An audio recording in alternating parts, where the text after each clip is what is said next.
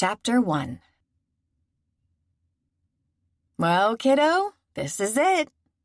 Samantha Reynolds closed the door of the bride's room after Laura Taylor's mother exited to take her walk down the aisle, then turned to face her best friend. Laura's face was glowing. I never thought this would happen. It feels almost too good to be true. I hear you, but trust me, it's true, and you deserve this happy ending. Sam gave Laura's peach-colored tea-length dress a sweep. So perfect for a second wedding, and for ultra-feminine Laura, as was her bouquet of ivory and peach roses intertwined with ivy and wispy fern. You look gorgeous. Wait till Nick gets an eyeful. Laura reached for her purse and fished out a tissue. I'm so happy it's almost scary. Hey, no tears. Your mascara will run and you'll look like a raccoon. Not a pretty picture, let me tell you. She grinned and gave Laura a shoulder nudge. A knock sounded on the door and Laura's brother stuck his head inside. Ladies, it's your cue. Sam gave Laura's hand a squeeze, then slipped out of the bride's room and took her place behind the double doors that led to the church. When the organ music paused, then changed melodies, two ushers pulled back the heavy doors. She was on. As Sam made her way past the sea of smiling faces, she took a deep breath of the fragrant rubrum lilies. Late afternoon light illuminated the stained-glass windows, which in turn cast a mosaic of warm, muted colors on the rich wood floor. It was a beautiful and appropriate setting for Laura's wedding. But the icing on the cake was her handsome, charming groom. Nick Sinclair was a patient, caring, decent man. In other words, exactly what Laura deserved. She smiled and gave him a subtle thumbs up as she took her place near the altar, and he grinned in return. Once Laura entered, however, his attention remained riveted on her. And at the tenderness and love in his eyes, Sam's throat constricted. How amazing it must be to be loved like that. And she couldn't be happier for her best friend. Also a touch jealous, because much as she longed for her own happy ending, that wasn't in the cards. Her vision misted and she fumbled for the tissue she'd tucked into the tiny pocket of her pencil skirt, tried to discreetly dab at her eyes. But her subtle move caught the eye of the minister, a childhood friend of Laura's. He arched an eyebrow as if to ask, "Are you okay?" Forcing up the corners of her lips, she nodded. The ceremony continued, and when he launched into his remarks, she forced herself to focus on his mellow, soothing voice. Maybe that would keep the blues at bay until the ceremony was over. While his praise for Laura and Nick was well-deserved, what he said at the end resonated deeply. The road of life wasn't always easy or straight. People made wrong turns, took detours, hit roadblocks, had flat tires. But according to him, if you kept your focus on the ultimate destination, you'd always find your way home. It was a beautiful talk, filled with hope and promise, two things that had long been lacking in her life. And it was a far cry from the fire and brimstone sermons of her youth. As Laura and Nick prepared to exchange their vows, she dug out Nick's ring from her other pocket and moved closer to the couple. But her focus wasn't on them. It was on the minister, Brad Matthews. The man radiated character and kindness and integrity. And he was handsome. Late 30s or early 40s, with silver-touched sandy brown hair and a toned physique. He also wore a wedding ring, naturally. Not that a man like him would ever have a remote interest in someone like her anyway. Especially a man of the cloth. Quashing that depressing thought, she shifted her attention to the radiant bride for the remainder of the ceremony. Smiled for the staged wedding pictures. Gave an entertaining toast at the reception. Danced with the best man. But once all the rituals were over, her spirits flagged again. What she needed to do was find a quiet spot for a moment and try to stem the tsunami of emotions threatening to swamp her. She eyed the door to the terrace. It might be cool out there on this first day of spring, but enduring a slight chill was better than watching Laura and Nick gaze into each other's eyes as they danced to the romantic strains of Our Love Is Here to Stay. Because if she hung around, the wisecracking Sam the world knew just might break down in tears. He didn't have the terrace to himself after all. Heaving a sigh, Brad Matthews hesitated as he stepped outside. So much for a break from the festive celebration that reminded him too much of his own wedding day 12 years ago. The very reason why he rarely attended the receptions for marriages at which he officiated. It wasn't that he begrudged brides and grooms their happy ending. It was just too hard to be reminded time and again that the after in his own happily ever had been short-lived. Nor was he up to exchanging pleasantries with yet another wedding guest out here in the chilly evening air. He started to turn away, but when the woman in the shadows at the edge of the terrace sniffed and angled sideways, he froze. It was Sam Reynolds, the maid of honor. It seemed the tears he detected in the sanctuary earlier were back.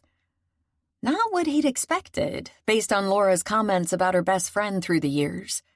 Sam had sounded more like the upbeat, irreverent type who always had a firm grip on her emotions. Maybe that's why she'd come out here, to hide an uncharacteristic display of weepiness.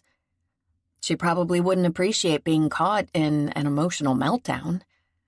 But when she sniffed again and a choked sob broke the stillness, his ministerial instincts kicked in and words spilled out before he could stop them. "I don't mean to intrude, but is everything all right?" Sam gasped and spun around, her hand flying to her chest.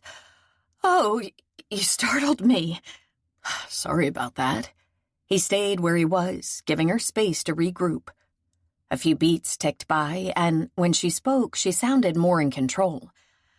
No worries. I just didn't expect anyone else to brave the cold. It's pretty chilly out here, especially in a short-sleeved lace jacket. Without stopping to think, he slid his own jacket off, crossed to her, and draped it around her shoulders. "This may help." I shouldn't take your jacket. You'll get cold." Her objection was half-hearted at best as she drew it around herself. "I'll be fine. It was getting warm in there." He tipped his head toward the banquet room. In the silence, Brad studied her. Laura often talked of Sam, and physically he'd had her pegged. Sophisticated makeup, svelte figure, striking sleek red hair. Shorter stature than he'd expected, though. He'd pictured her as statuesque to go with her larger-than-life cheeky image. Instead, she was 5 or 6 inches shorter than his 6-foot frame, even in her high heels. But he'd been way off base on her demeanor and personality. Laura always talked about Sam's composure and self-confidence, described her as the strong, invincible type who was never thrown by anything and never at a loss for words. Yet the woman who teared up during the ceremony and who now stood silent and subdued an arm's length away didn't fit that image at all. "It was a beautiful wedding, wasn't it?" A bit inane, but it was the topic of the day, and safe in case she thought he was being pushy. "Yes, very," she sniffed again, dabbing at her nose with a tissue as she gave him a shaky smile. "Sorry, I'm a sucker for happy endings." Somehow that didn't ring true. The Sam that Laura had described might be moved by her best friend's wedding, but she'd hide it behind a flippant remark. She wouldn't cry. There was something else going on here. But he was a stranger to her, and the best he could do was empathize. "I hear you, and this one was special. I wasn't sure Laura would ever risk that kind of commitment again. You and me both. But I had a feeling the right man might change her mind, so I did my best to get her into circulation." He hitched up one side of his mouth. "So I heard. She told me about a few of the singles events you convinced her to attend. I can't imagine she went willingly." "She didn't. I had to drag her to most of them." A ghost of a smile flickered across her face. But in the end, she found her own guy. Go figure. Sam tucked the tissue back into her pocket. You gave a great talk today at the wedding, by the way. I've never been much of a churchgoer, but if there were more ministers like you, I might have been. Thank you for that. You're welcome. And I meant every word. She slipped off his jacket, held it out. Thank you for this, too, but I've monopolized you long enough. I imagine your wife is looking for you by now. No. He took the jacket as a familiar jolt of sadness ricocheted through him. She passed away 6 years ago. Sam's eyes rounded. I'm so sorry. I noticed your ring during the ceremony and assumed you were still married. I am, in my heart. Rachel's still part of my life, even though she's gone. But the ring does confuse people. At some point, I suppose I'll take it off. You must have had a wonderful marriage. There was a trace of wistfulness in her voice before it turned bitter and her features hardened. I couldn't get my ring off fast enough. Brad slid his arms back into his jacket, choosing his words with care. Laura mentioned once that you'd been married. I'm sorry it didn't work out. Me too. She folded her arms tight against her chest. But Randy was a rat. Ugh, sorry to be so blunt, but it's the truth. He walked out on me after only 5 months and never came back, even though... She sucked in a breath, mashed her lips together.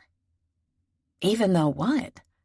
He waited a moment, but when it became clear she wasn't going to satisfy his curiosity, he spoke again, keeping his tone conversational. Weddings can be emotional for the guests as well as the bride and groom. They stir up a host of memories, good and bad. But whatever our experience, Laura is a great example of someone who found the courage to stop letting the past control her future. And look at the happiness she found. Not everyone is that lucky, Reverend. Sam sounded like she was on the verge of tears again. Whatever was troubling her was a deeper issue than could be dealt with at a wedding reception. The best he could do was try to momentarily lift her spirits. I have a deal for you.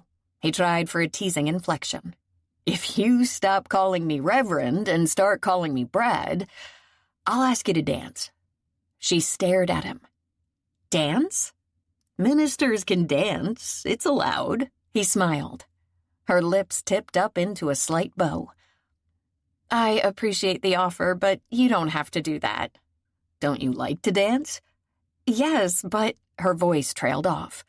But not with ministers. To tell you the truth, I've never danced with a minister. Well, if I promise not to preach while we polka, will you give it a try? I haven't danced in years, so I'm a bit rusty, but I'll do my best not to step on your toes. For a moment, she seemed flummoxed, but in the end, she capitulated. Sure, if you really want to. Let's catch the next number. Maybe it'll be a foxtrot. He motioned toward the door. He followed her in, and when they reached the dance floor, the band launched into In the Mood. Sam turned to him with a rueful lift of her shoulders. So much for your foxtrot, but I appreciate the offer. She started to turn away, but he grabbed her hand. Wait a sec. You promised me a dance. Is this number too much for you? He grinned as he issued the challenge. No, of course not. But this is a swing. I'm game if you are. Sam's eyes began to twinkle. I'm in. He took her hand and guided her through all the swing moves he could remember. Though he fumbled a few steps, she was an adept follower and never missed a beat. By the time the number ended, she was grinning ear to ear. That was amazing. Where on earth did you learn to dance like that? I haven't always been a minister, you know. He looked around and dropped his voice. Can I tell you a secret? She leaned closer. Sure. Ministers are just regular people. For example, you may think I dance divinely, no pun intended, but I can't carry a tune in a bucket. However, I love to sing, and it drives our choir director crazy. Susie hasn't yet figured out a way to diplomatically tell me to shut up. She thinks she'll incur the wrath of heaven if she insults me. So I keep singing. Sam snickered, then shook her head. I've never met a minister like you. I'll take that as a compliment. When the band struck up the opening notes of As Time Goes By, he motioned toward the musicians. There's our foxtrot. Can I tempt you with one more dance before I call it a night? Are you leaving already? There was a tinge of disappointment in her voice. Yes, I have an early service tomorrow. Shall we? In silence, she moved into his arms. And as he held her, guiding her through the steps in time with the romantic melody, his heart skipped a beat, because it felt good to hold a woman in his arms again on a dance floor. Yet also different. Rachel had been an excellent dancer too, but she'd been tall, so they were almost eye level when they danced. By contrast, the top of Sam's head barely brushed his nose, and the scent of her hair infiltrated his senses, sending a little tingle through his nerve endings. One he hadn't felt in a long time. And she was soft and feminine and appealing at a level he hadn't experienced since Rachel died. Too appealing, and too much of a reminder of how lonely his days and nights had been for 6 long years. Maybe he should have left the reception after the swing. That fast-moving dance had been far safer than this up-close foxtrot. But as long as he was in for the duration, he might as well enjoy it. Because who knew when he'd have the opportunity to dance with a beautiful woman again? When had she last danced with a man who hadn't hoped a few circuits around the floor would be a prelude to a romp in the sack? Sam exhaled. Too long to remember. Sidestepping those kinds of advances was like running a zigzag pattern to dodge a bullet. That's why she rarely dated anyone more than a couple of times. Not because she liked playing the field, as she'd led Laura to believe. This kind of dancing, however, was heaven. No pun intended on her part either. And not just because Brad was an excellent dancer. It was more because of how he made her feel. Safe, protected, respected, cared for. His lead was firm, yet there was a warmth and tenderness in his touch that made her relax in his arms, to feel as if this was where she belonged. Unlike their first dance, which had been exhilarating and loud and fast, this one was slow and quiet and more intimate. The subtle, spicy scent of his aftershave teased her nose, and the slight friction of the late-day stubble on his jaw against her temple added an innocently sensuous touch to their dance. She gave a small, contented sigh. It was wonderful to be with a nice man, if only for a little while. And she might as well enjoy it because it wasn't likely to happen again anytime soon. When the music ended, Brad stepped back and smiled. Thank you, Sam. I enjoyed that. Did his voice sound a tad husky, or was that her imagination? Likely the latter. His invitation for a turn on the dance floor had been nothing more than a polite gesture to cheer up a woman he'd found on the verge of tears. So did I. And you've given me a whole new perspective on ministers. Then our time together was doubly well. Sam, I've been looking for you. Laura came up beside them, then glanced at Brad. I thought you left half an hour ago. I got pleasantly sidetracked by the maid of honor. When he sent her a warm glance, Sam almost blushed. A rare occurrence indeed. Well, don't sleep through your own sermon tomorrow. Laura gave him an elbow nudge, then angled toward her and took her hand. I wanted to say goodbye, and I was afraid I'd miss you. Nick's getting anxious to leave. Anxious isn't quite the word I'd use, but it'll do. Nick came up behind Laura and wrapped his arms around her waist. Sam's lips twitched. Laura, your groom has been patient beyond belief. Why don't you put him out of his misery? Laura's face pinkened. Will you two stop? There's a minister present. Nick sent Brad a glance. I have a feeling he understands. But just so I don't look too anxious, why don't we end our evening here with one more dance? I'd like that, but I have a bit of girlfriend business to attend to first." Laura pulled her into a tight hug and spoke into her ear. "Thank you for everything." At the fervent whispered words, pressure built behind Sam's eyes. Gritting her teeth, she squeezed Laura back. She was not going to cry in front of an audience. It wouldn't fit the cool, composed, wisecracking image she'd created.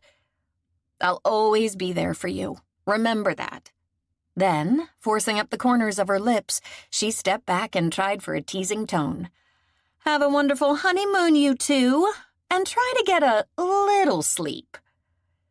"Now that I can't guarantee." Nick winked, took Laura's hand, and tugged her toward the dance floor. "Come on, Mrs. Sinclair. Let's have that dance so we can get started on the honeymoon."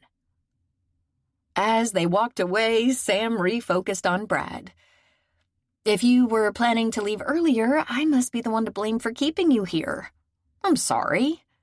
"Don't be. As a rule, I do try to get home at a reasonable hour on Saturday nights, so I'm coherent for the early service, but after hearing about you all these years, I'm glad we finally had the chance to get acquainted." "Likewise. But if I may be honest, you're not what I expected. I mean, Laura always spoke about you in glowing terms, but my only experience with preachers is the fire and brimstone variety. The intimidating, holier-than-thou type, if you know what I mean." "Sad to say, I do. I met a few of those myself, but I'd like to think they're a vanishing breed. And as long as we're playing true confessions, I'll admit that you're not what I expected either. So we're even." Though his expression remained friendly and non-judgmental, Sam's stomach clenched. It wasn't hard to imagine what he'd expected after the flirty image she'd cultivated. Most people, including Laura, no doubt assumed she shared more than her time with the many men she dated. So while her BFF may have talked to her minister in a positive light about their friendship, somewhere along the way, a loose woman image had no doubt emerged. For reasons she couldn't pinpoint, that bothered her. And for the first time in a long while, she was at a loss for words. When the silence lengthened, Brad held out his hand. "Good night, Sam. Take care of yourself." She swallowed, quashing the host of emotions that were deactivating her usual aplomb. "I'll try." When she placed her fingers in his, he gave them a gentle squeeze. And then he was gone. The music and revelry continued around her, but Sam's spirits wilted. Why hadn't she met someone like Brad Matthews 17 years ago? What a difference that could have made in her life. But lamenting the past was foolish. With her 35th birthday on the horizon, 17 years was almost a lifetime ago. And she couldn't change her history, however much she might wish she could. It was too late for amends, for regrets, for a lot of things. As Nick and Laura twirled into view on the dance floor, another twinge of envy nipped at her, which was wrong. Laura deserved a happy ending. She didn't. It was as simple and as final as that. Chapter 2. Sam set 2 bags of groceries on the kitchen table, pushed her damp hair out of her eyes, and eased off her dripping raincoat.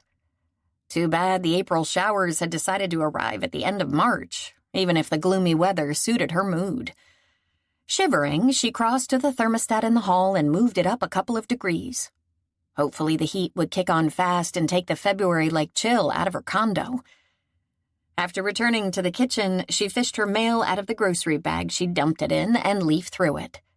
Bill, add, another bill. But she paused at a postcard of a white sand beach and blue skies, framed by brilliant tropical flowers. Mouth curving up, she flipped it over, scanned the note, and came to the obvious conclusion. Nick and Laura's Hawaiian honeymoon was a resounding success. As she propped the card on the windowsill and gazed out at the gray, sodden landscape, her lips flattened. She could use a little tropical sun herself about now. and with a little judicious budgeting, a trip to Hawaii was within her reach. But sharing it with a new husband who'd pledged to love her for the rest of her life wasn't. There would be no happy ending in her future. A fact she'd known for 17 years and long ago made her peace with. Yet all at once, the loneliness she usually managed to mask with a busy work schedule and a frenetic social life that was all surface and no depth came roaring back. Because of the wedding, of course.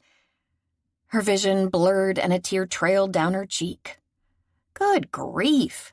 She was crying again, as she'd been doing with alarming frequency since the wedding.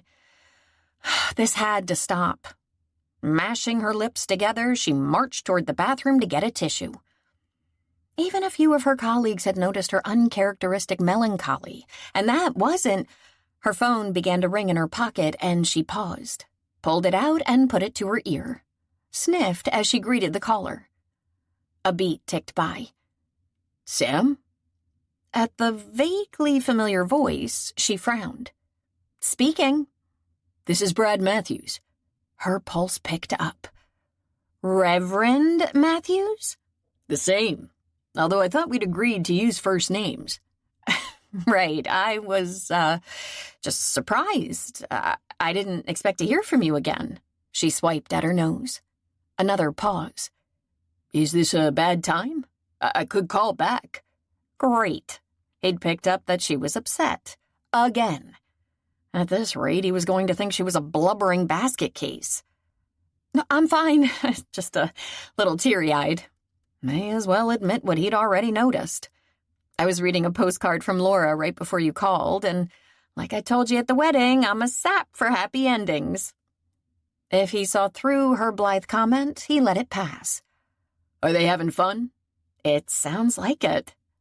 "I guess we'll know for sure after they get back. If they look sleep-deprived, we can assume they enjoyed themselves." At his amused tone, Sam arched her eyebrows. "Isn't that kind of a racy remark for a minister?" "Just stating the truth. After all, the physical expression of love is a natural and good part of marriage. No reason not to hope they're enjoying it." Sam propped a shoulder against the wall.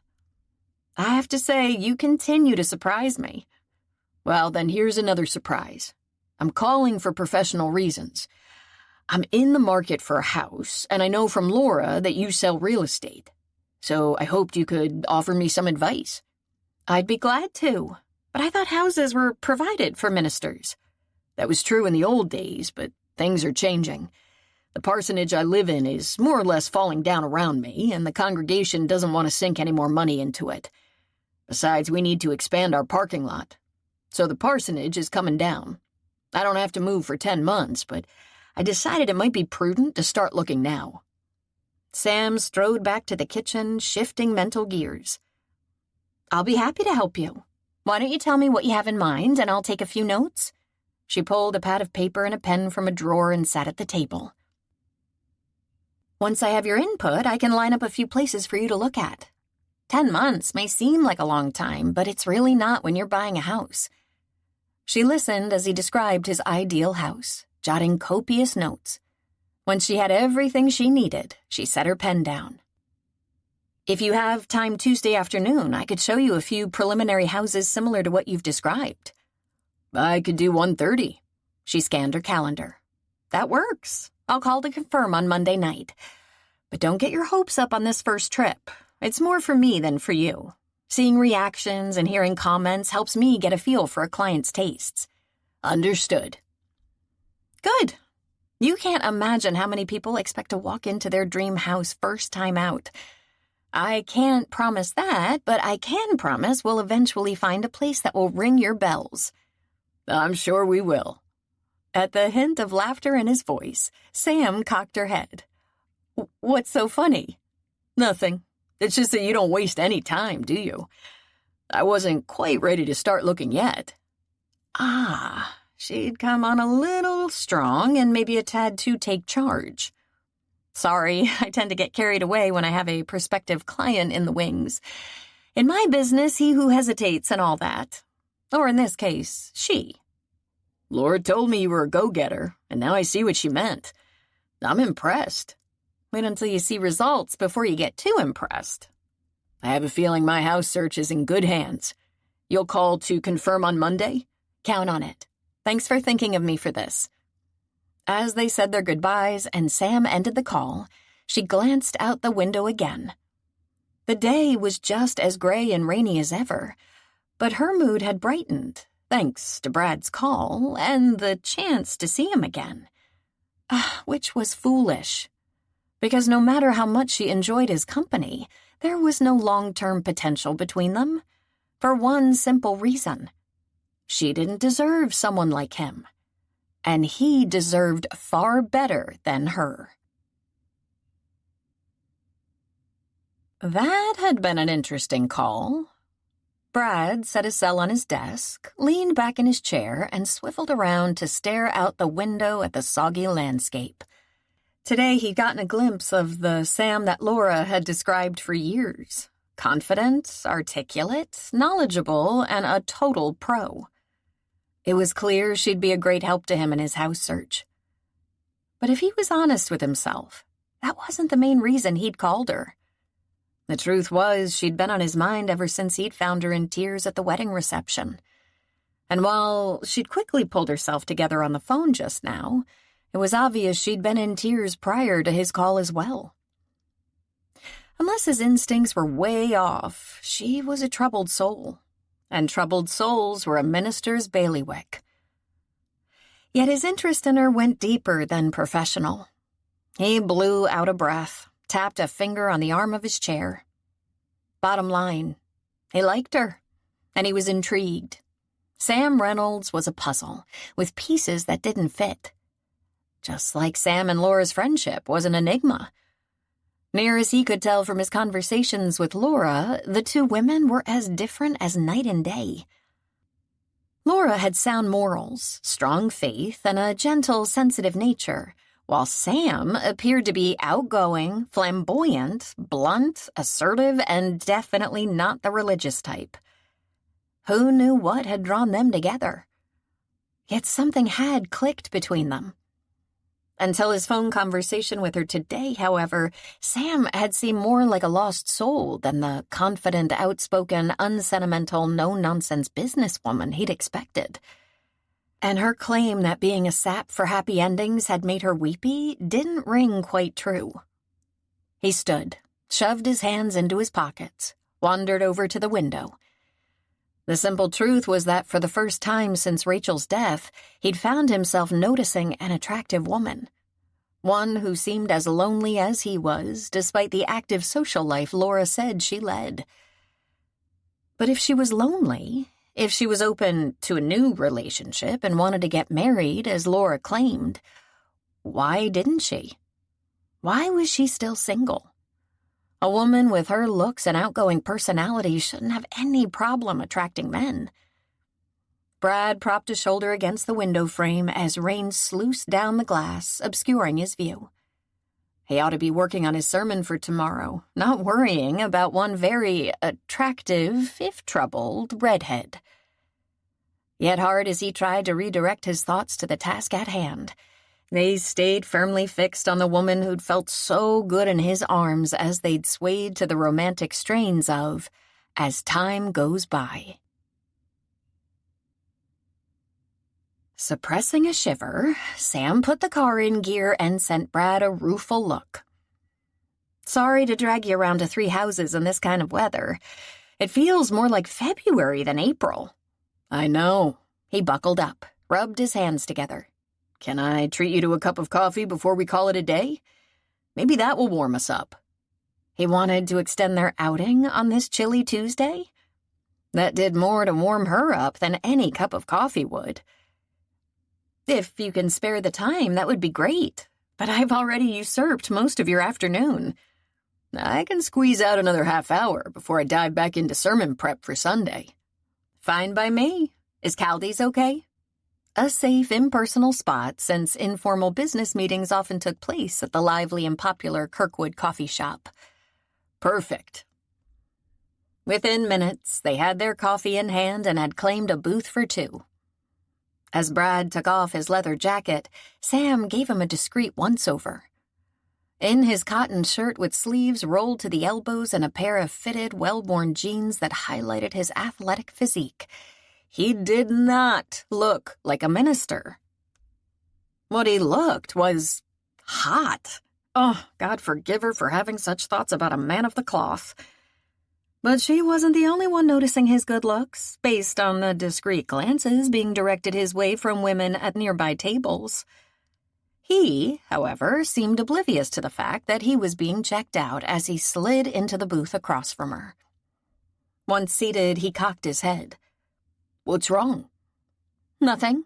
She took a careful sip of her coffee. "You, just look different out of uniform." He grinned. "When I'm off duty, I can dress like a regular person, but I think I underdressed. Next to you, I feel like a poor relation." "You look fine." "Oh, better than fine in truth. More like spectacular. Unlike you, I'm on duty, and this is my uniform." She waved a hand over her slim slacks and tailored jacket. Dressing like a professional helps build confidence with clients. "No worries on that score with me. After that 3rd degree you gave me on the phone, I had no doubt you knew your stuff." He leaned back and sipped his brew. "How long have you been in the real estate business?" "About 15 years.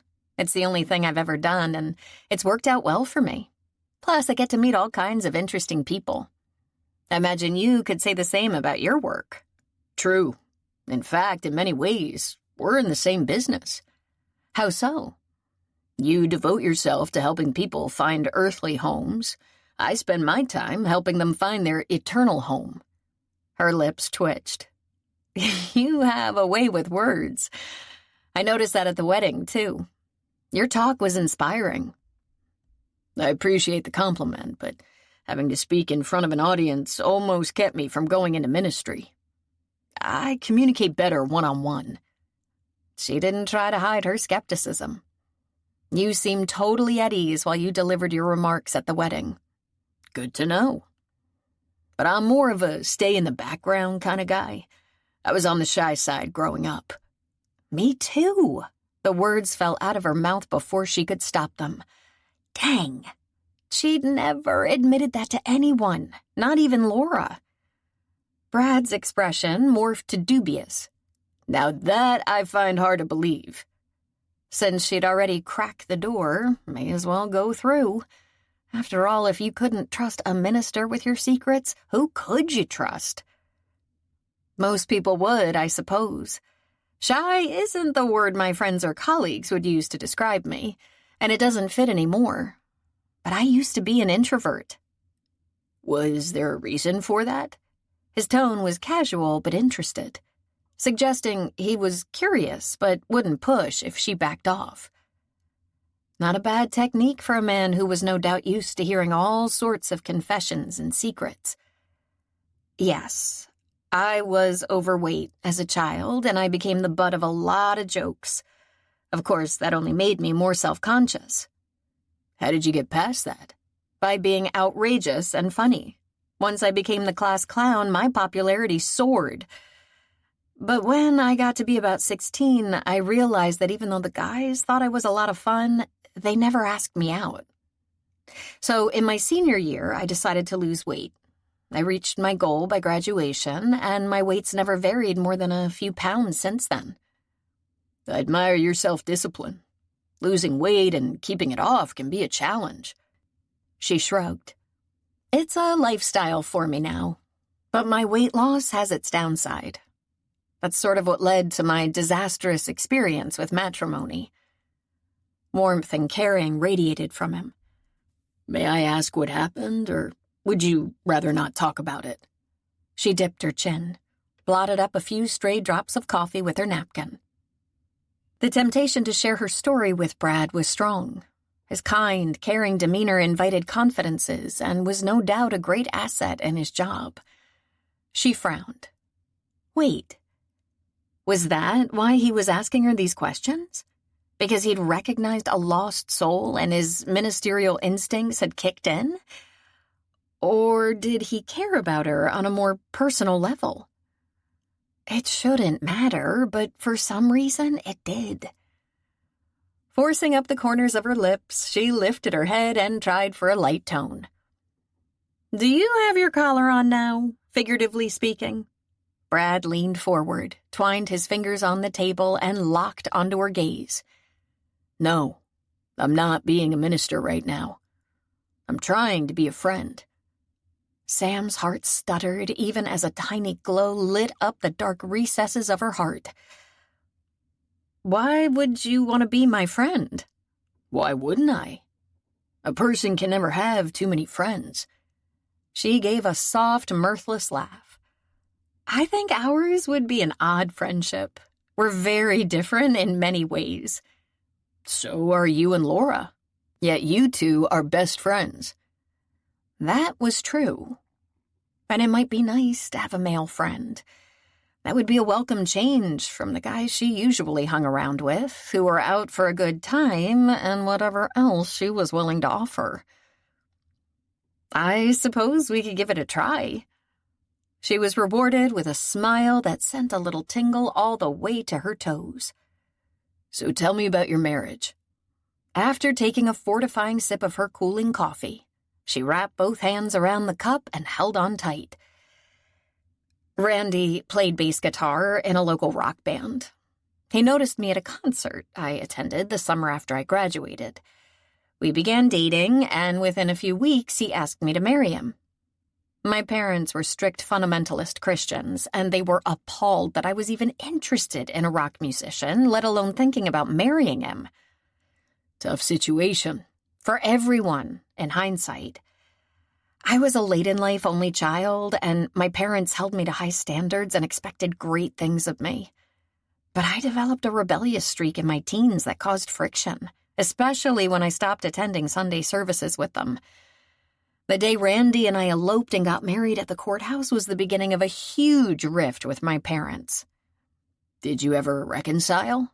No, and we never will. They're both dead now. She drew a shaky breath. Who would have guessed it would be so painful to resurrect old hurts? Anyway, to make a long story short, after 5 months of marriage, Randy walked out, leaving me $500 and a note saying he wasn't ready to settle down and that getting married had been a mistake. Did you consider going home? No. I had too much pride in those days to crawl back and admit my parents had been right. So I got on a bus and came to St. Louis, which I had visited once, and started over. Now you have my life story, and you can see what a mess I made of my earlier life. That's not what I see. Brad took a slow breath, his eyes soft with compassion. I see a woman who's endured far more than her share of pain and disillusionment. I see a woman with spunk and fortitude and courage. I see a woman worthy of admiration and respect. Her throat clogged, making it difficult to swallow. Even if she never saw this man again, she'd carry a memory of him in her heart to measure all other men against. You're being kind, honest. I've made a lot of mistakes. Everyone has.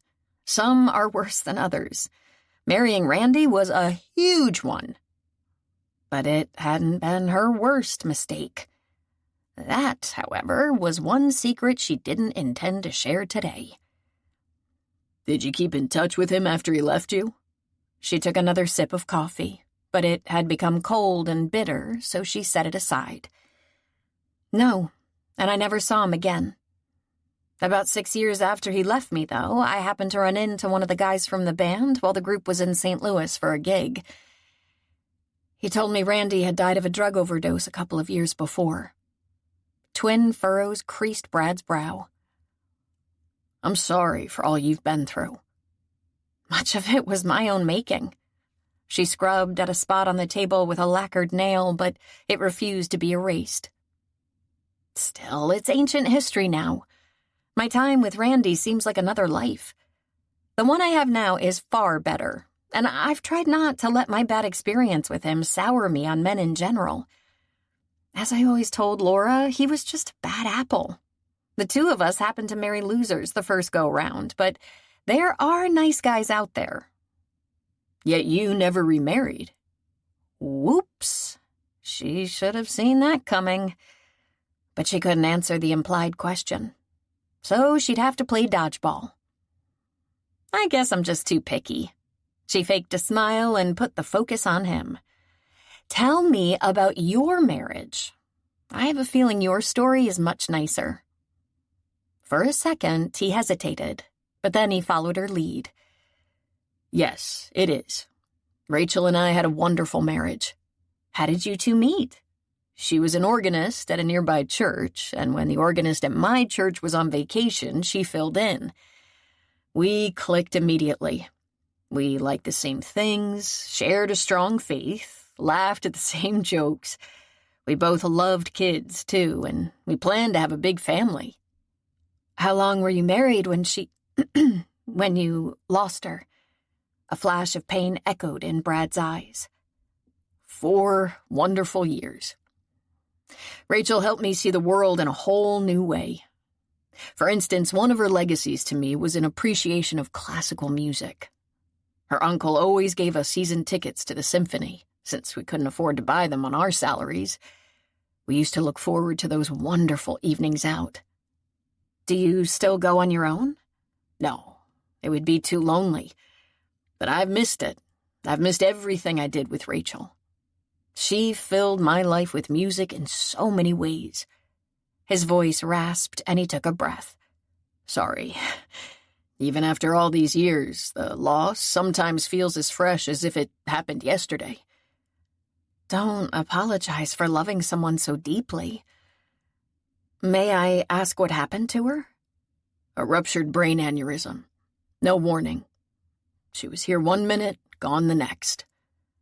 Oh, Brad. On impulse, she reached over and laid her hand over his clenched fingers. I'm so sorry. Inadequate, but no words would offer sufficient consolation for a loss of that magnitude. His gaze dropped to her hand. It was a hard period for me. For a long time, I was bitter, and I was angry at God. I even took a leave from the ministry for 6 months. But ultimately, I had to learn to live what I'd always preached, that sometimes we have to accept God's will even if we don't understand it. Sam shook her head. You're a better person than me. I don't know if I could ever accept something like that. Faith helps. Mine obviously isn't as strong as yours. So you do still believe? She retracted her hand. Deep inside, I still believe the basics. I'm just not into the external trappings. No offense intended. None taken. Everyone is at a different place on the faith journey. Her lips twisted. My journey looks more like a navigation app gone awry. Except for Laura's wedding, I haven't been inside a church in 18 years. I don't think I'm church material. Why not? Let's just say I've taken a few too many detours. Churches aren't for saints, Sam. They're for sinners. If everyone in my congregation was perfect, I'd be out of a job. I like to think of a church as a kind of spiritual app that provides people with the directions they need to stay on course. Clever analogy. But not a subject she wanted to discuss today. Like I said, you have a way with words. But I think we got sidetracked. You were telling me about your marriage. There isn't much more to tell. Rachel's been gone for 6 years now, and I still think of her every day. It's hard to let go of someone who's so much a part of you. Dealing with the loneliness has to be hard. More so lately. He locked onto her gaze. Her heart missed a beat. Was he implying what she thought he was? That meeting her had triggered a new surge of loneliness? Because meeting him had certainly done that for her. Except in her case, loneliness was a life sentence. There was still hope for him to find someone new to share the rest of his life with. I hear you. She didn't break eye contact. After a moment, he cleared his throat and adjusted the lid on his cup. I have to admit, I assumed loneliness wasn't a problem for you. A discreet way of saying he thought she had plenty of male friends who were more than willing to warm her lonely bed on a cold night. And she had no one to blame for his assumption but herself. It was consistent with the play-the-field image she'd cultivated with Laura. But she didn't want this principled man to think that about her. She moistened her lips and chose her words with care. I imagine Laura mentioned that I date a lot. But just to set the record straight, reports of my promiscuity have, to borrow a phrase from Mark Twain, been greatly exaggerated. When I date a guy, we have a few drinks, maybe go dancing or have dinner or go to a show, but I call a halt long before we get to the bedroom door. A faint hint of pink crept across Brad's cheeks. I think I should apologize for my inference and my preconceptions. Don't. She waved that aside. You came to the logical conclusion. I am a serial dater after all. And you've never met anyone who could convince you to give up that lifestyle and take another chance on marriage? No. And she didn't want to. That's why she had a rotating cast of dates. Because another marriage wasn't in the cards for her. Before she could figure out how to evade the truth, her phone began to vibrate.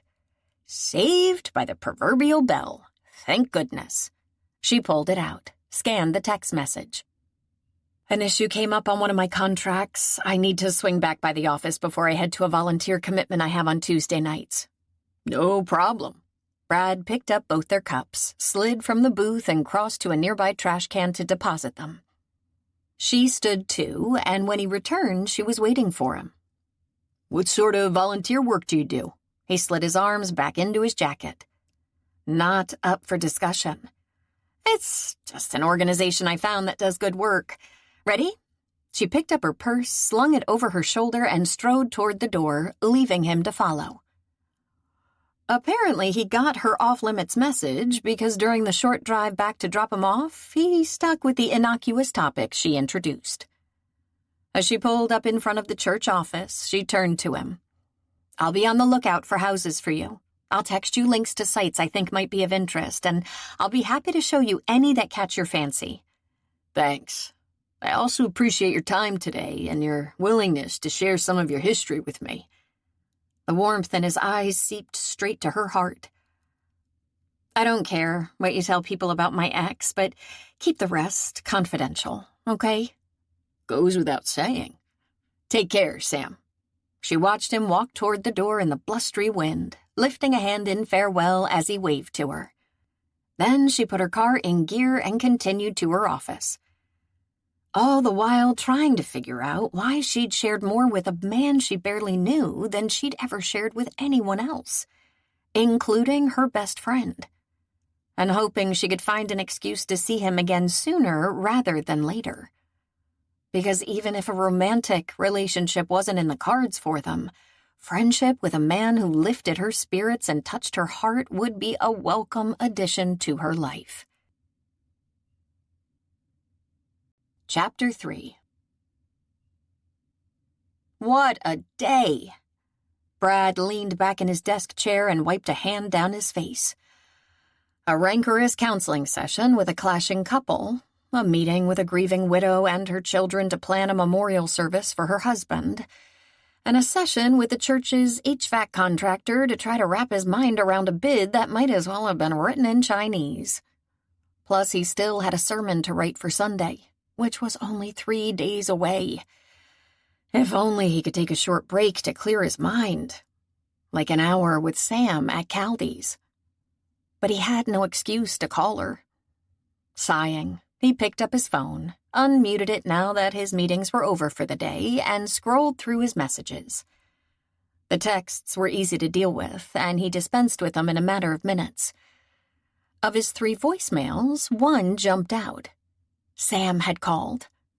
As his pulse accelerated, he shook his head at the foolish reaction. This was no doubt a business call. But just hearing her voice would be a welcome pick-me-up. He put the phone on speaker and played back the message. Hi, Brad. Sorry to bother you in the middle of a workday. I'm sure you're super busy. But a corporate client just offered me 2 tickets to the symphony for tomorrow night, and I thought of you. I know it's short notice, and I realize you may not want to go back there without Rachel. But if you're interested, let me know. Hope all is well. As warmth effervesced through him, his gaze fell on the picture of Rachel that had graced his bookcase for almost a decade. A sudden niggle of guilt made the effervescence go slightly flat. Somehow it felt disloyal to look forward to spending time in the company of another woman.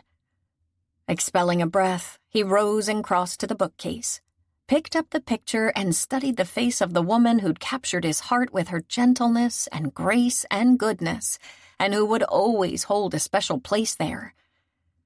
They'd been too young and had felt too invincible ever to discuss the kind of tragedy that had befallen them. But if the situation were reversed, he would have wanted her to find someone else to share her life with.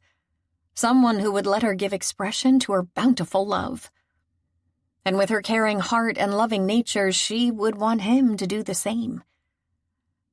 Not that Sam was a candidate for that role, of course.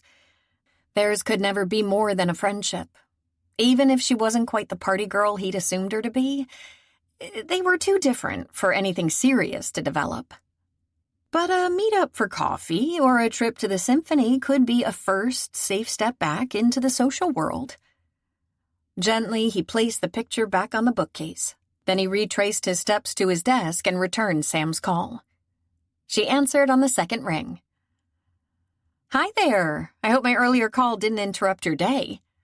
Only in the best possible way. I appreciate the invitation.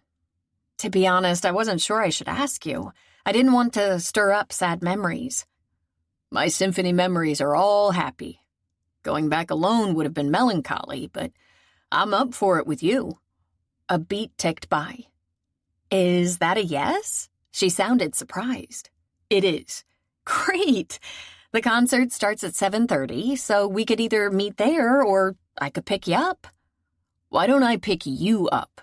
Since you supplied the tickets, the least I can do is provide the transportation. Well, if you're sure, that would be fine. I've got a 4:30 appointment tomorrow, so would 6 be okay? That works. Let me give you the access code to the lobby of my condo. She recited the numbers. Got it. Now all I need is an address and unit number. He jotted down the information she provided. Okay. I'll see you at 6 tomorrow. Thank you again for thinking of me. To be honest, you were the first person who came to mind. Most of the men in my acquaintance are more into sports than Schubert.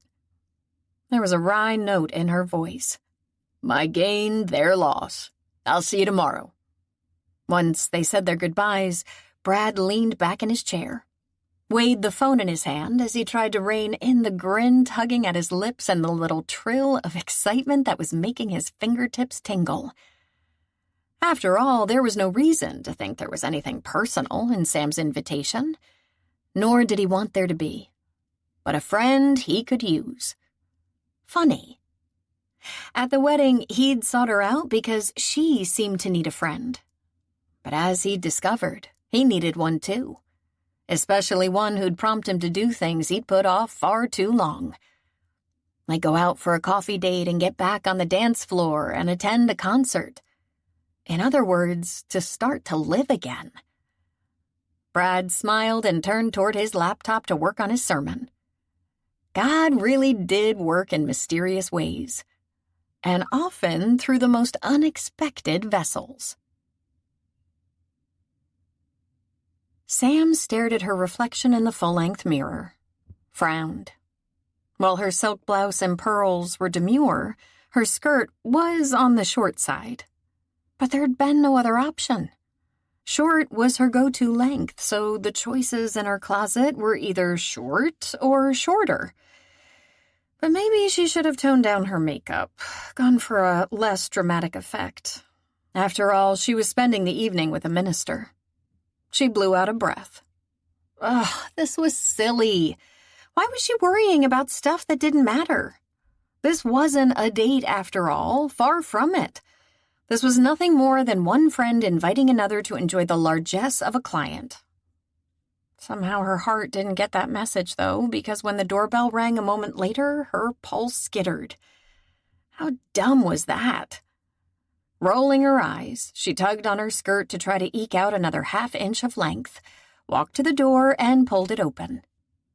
Brad gave her a quick head to toe, and if she didn't know better, she'd have sworn the warmth in his eyes was more than friendly when his gaze met hers.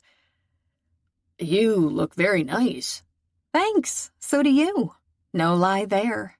His dove-gray suit, white shirt, and silk tie were more suited to a man of the world than a man of the cloth, and the faint brush of silver at his temples added a distinguished and appealing touch.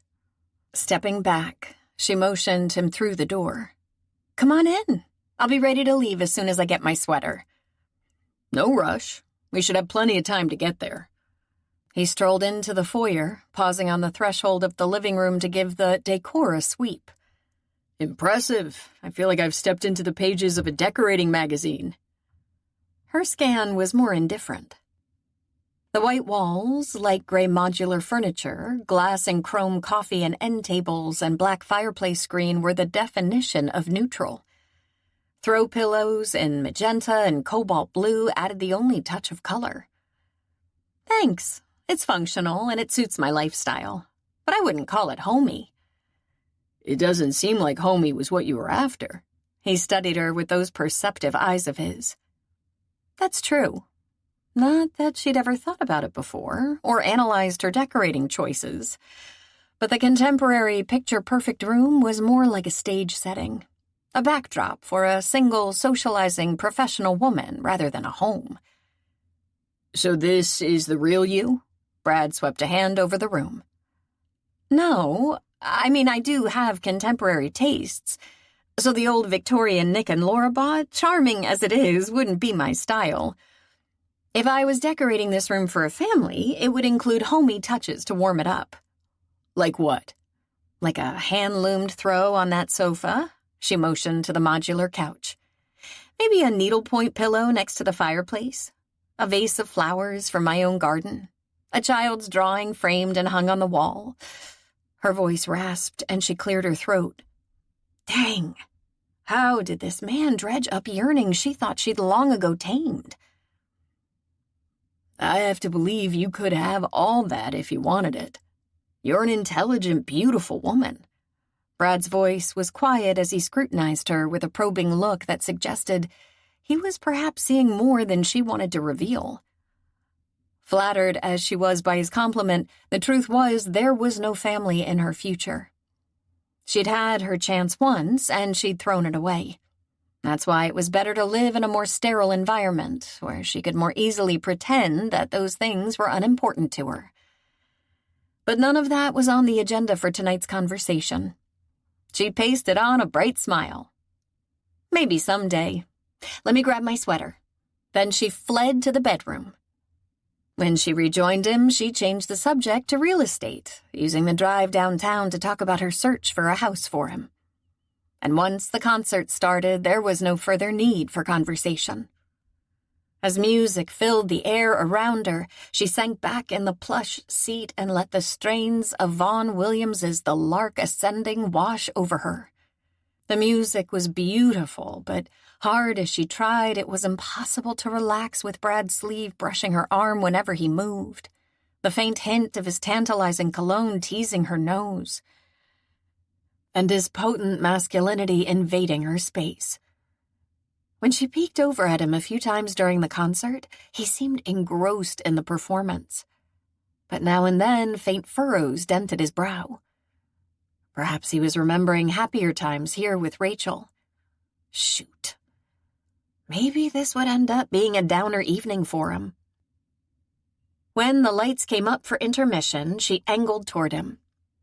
The music is great, but I hope being here again isn't making you too sad. It's a little bittersweet, but Rachel wouldn't have wanted me to stop doing something I love. I've thought about coming back here, but it took your invitation to make me pull the trigger. I owe you for that. She called up a smile. What are friends for, right? A beat ticked by as an odd expression flitted across his face. Right. So when was the last time you were here? I came once last year. Gratis tickets again, with Laura as my date.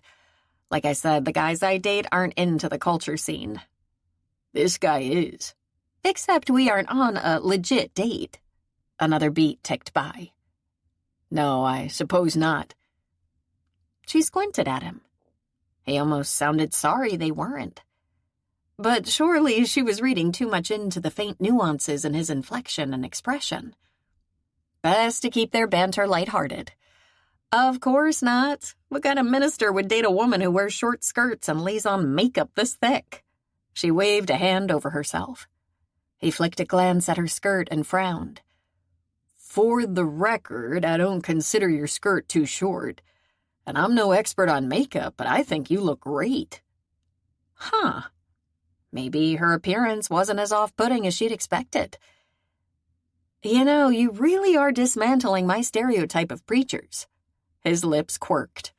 From what you've said about your image of my vocation, I consider that a good thing. Laura never told me you were so, I don't know, approachable and down to earth. Not to mention handsome and appealing. Would that have tempted you to come to my service at church and see me in action? A twinkle appeared in his eyes. Maybe. It's not too late. You'd be welcome any Sunday. I'll have to think about that. Because a person should go to church to commune with God, not to ogle the minister. But in truth, if all of Brad's sermons were as uplifting and thought-provoking as the talk he'd given at the wedding, that could be sufficient reason to attend. Plus, a bit of spirituality might help fill the empty places in her life. Speaking of Laura, when are they getting back from Hawaii? Brad adjusted his tie. This weekend. She and I are having lunch next week. The two of you seem to be very close. How did you meet? Sam wrinkled her nose. Believe it or not, in the ladies' room at the junior college where we were both taking classes. Not the most auspicious beginning, but she seemed in need of a friend, and I was available. I found out later that her life was pretty awful at that point. I'm sure if she hadn't been so desperate, she would have been a little more choosy about who she associated with. Brad's brow puckered. Don't sell yourself short. Laura's an excellent judge of character. She wouldn't hang out with someone who wasn't a good person. At the misplaced compliment, Sam's stomach twisted. Nevertheless, she managed to prop up the corners of her mouth. You're giving me too much credit. I don't think so, and I doubt Laura would either. Maybe not, but Laura didn't know her best friend's darkest secret either. Pressure built behind Sam's eyes, and she dipped her chin on the pretext of tucking her program under the purse on her lap. Time to change the subject. Speaking of good people, tell me how you decided to become a minister. The low buzz of conversation around them seemed to intensify as he regarded her with those discerning eyes of his. She'd have to continue to deflect if he pressed for more information about her last comment. Thankfully, he took her cue. I think I always knew this was what I was meant to do. I grew up in a house where Christian values weren't only taught, but lived. And unlike you, I knew a couple of ministers who were down to earth and humble, and who seemed to find great satisfaction in their work. I also like helping people, and being a minister allows me to spend my life doing that. It's hard getting involved in people's problems, though, isn't it? As she knew from her weekly stint at the counseling center. I mean, you can't help everyone who comes to you. True, and that's tough. Rachel always said I needed to learn how to compartmentalize for my own mental health, but I've never quite gotten the hang of it. Taking time for fun once in a while could help. I was better at that when Rachel was here. Before she came into my life, I was a pretty serious guy. Past tense? Sam arched an eyebrow at him. His lips twisted into a rueful grin. Touché. But I think being serious goes with the job. However, I used to give myself a break from work now and then. Not much in the past few years, but maybe I'm making a new start tonight. Sam tapped her finger on the arm of her chair. It was obvious the man sitting beside her had enjoyed being married, and that having a wife had added much-needed balance to his life. Plus, after having a such wonderful marriage, he had to be lonely. A new relationship could do wonders for him. Not with her, of course. That would be absurd. But he was kind, considerate, empathetic, attractive, a great conversationalist. In other words, the kind of man any woman would be drawn to, if he could meet a few who were eligible. She knew some nice single women. Setting up an introduction or two would be the unselfish thing to do. Even if the thought of him seeing other women left an unpleasant feeling in the pit of her stomach. "What are you thinking?" He gave her a quizzical look. She took a deep breath and plunged in before she got cold feet. "Speaking of new starts, I think you should dip your toes back into the dating scene. There's nothing like romance to perk up your life. Just ask Laura. And if you found another woman to love, it would be easier to curb your workaholic tendencies and add more fun to your life." Brad stared at her. "You don't beat around the bush, do you?" She hiked up one shoulder. "I call 'em like I see 'em, as I'm sure Laura told you." His lips flexed. "Yes. I believe the word blunt has come up in conversations about you.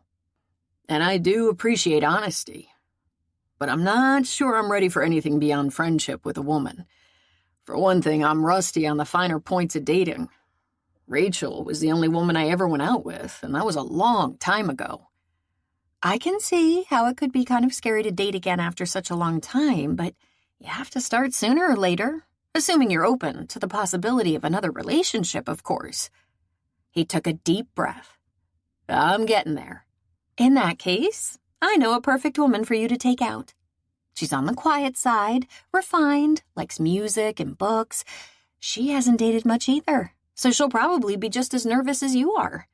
That'll level the playing field. Why don't you let me give her a call and see if she's interested? You don't have anything to lose by going on one date." He played with the edge of his program, faint furrows creasing his brow.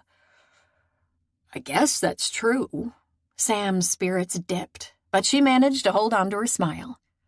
"I'll touch base with her tomorrow. Her name's Stephanie Morris, and she's a librarian." A hint of humor flared in his irises. "I can see that no grass grows under your feet. First you kept me out house hunting before I'd planned to pull the trigger, and now you're lining up dates for me. I'm beginning to wonder what's next." "You never know with Sam Reynolds. Just ask Laura." "I might, but you have to promise me one thing. No singles bars." Sam snuffled. "Don't worry. I wouldn't even think about it. I can't picture you in one of those places." "I can't picture Laura in one either, and you managed to get her to a few." "Kicking and screaming."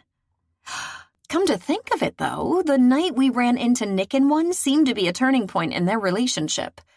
"Sam," he gave her a warning look, "don't get any ideas." At the hint of panic in his eyes, she forced another smile. "Don't worry, you're safe with me." The orchestra began tuning up, signaling the end of the intermission, and she angled back toward the stage, fought back a surge of melancholy. Setting Brad up was a considerate thing to do. It was obvious he was lonely, and Stephanie was a nice woman. The two of them were well suited to each other, as far as she could see.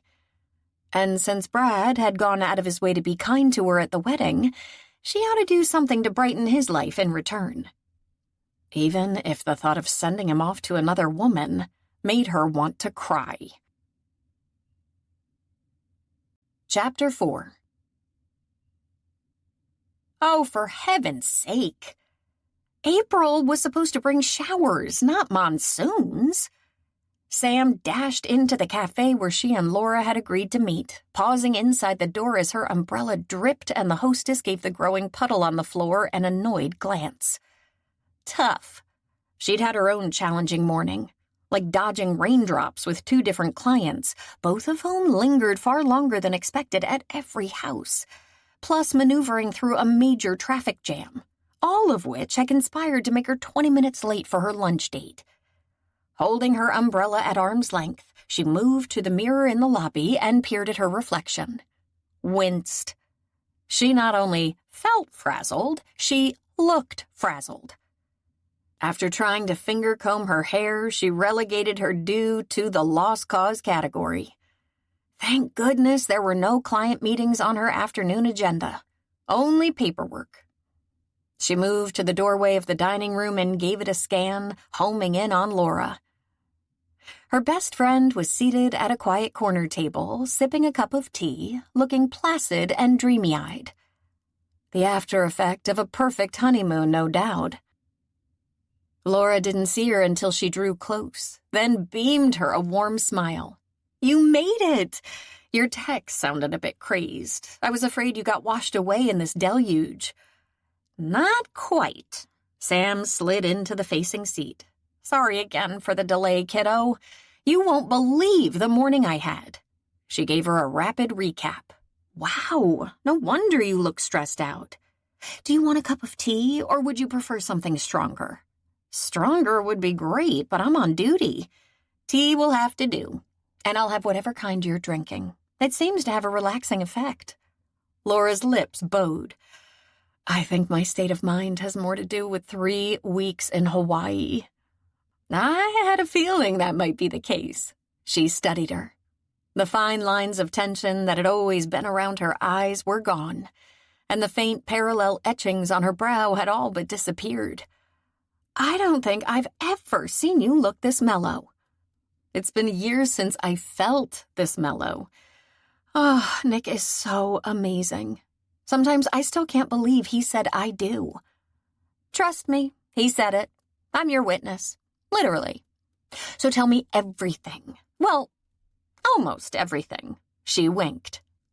Laura was happy to comply. Face animated, eyes filled with the awe of new love as they ate their lunch.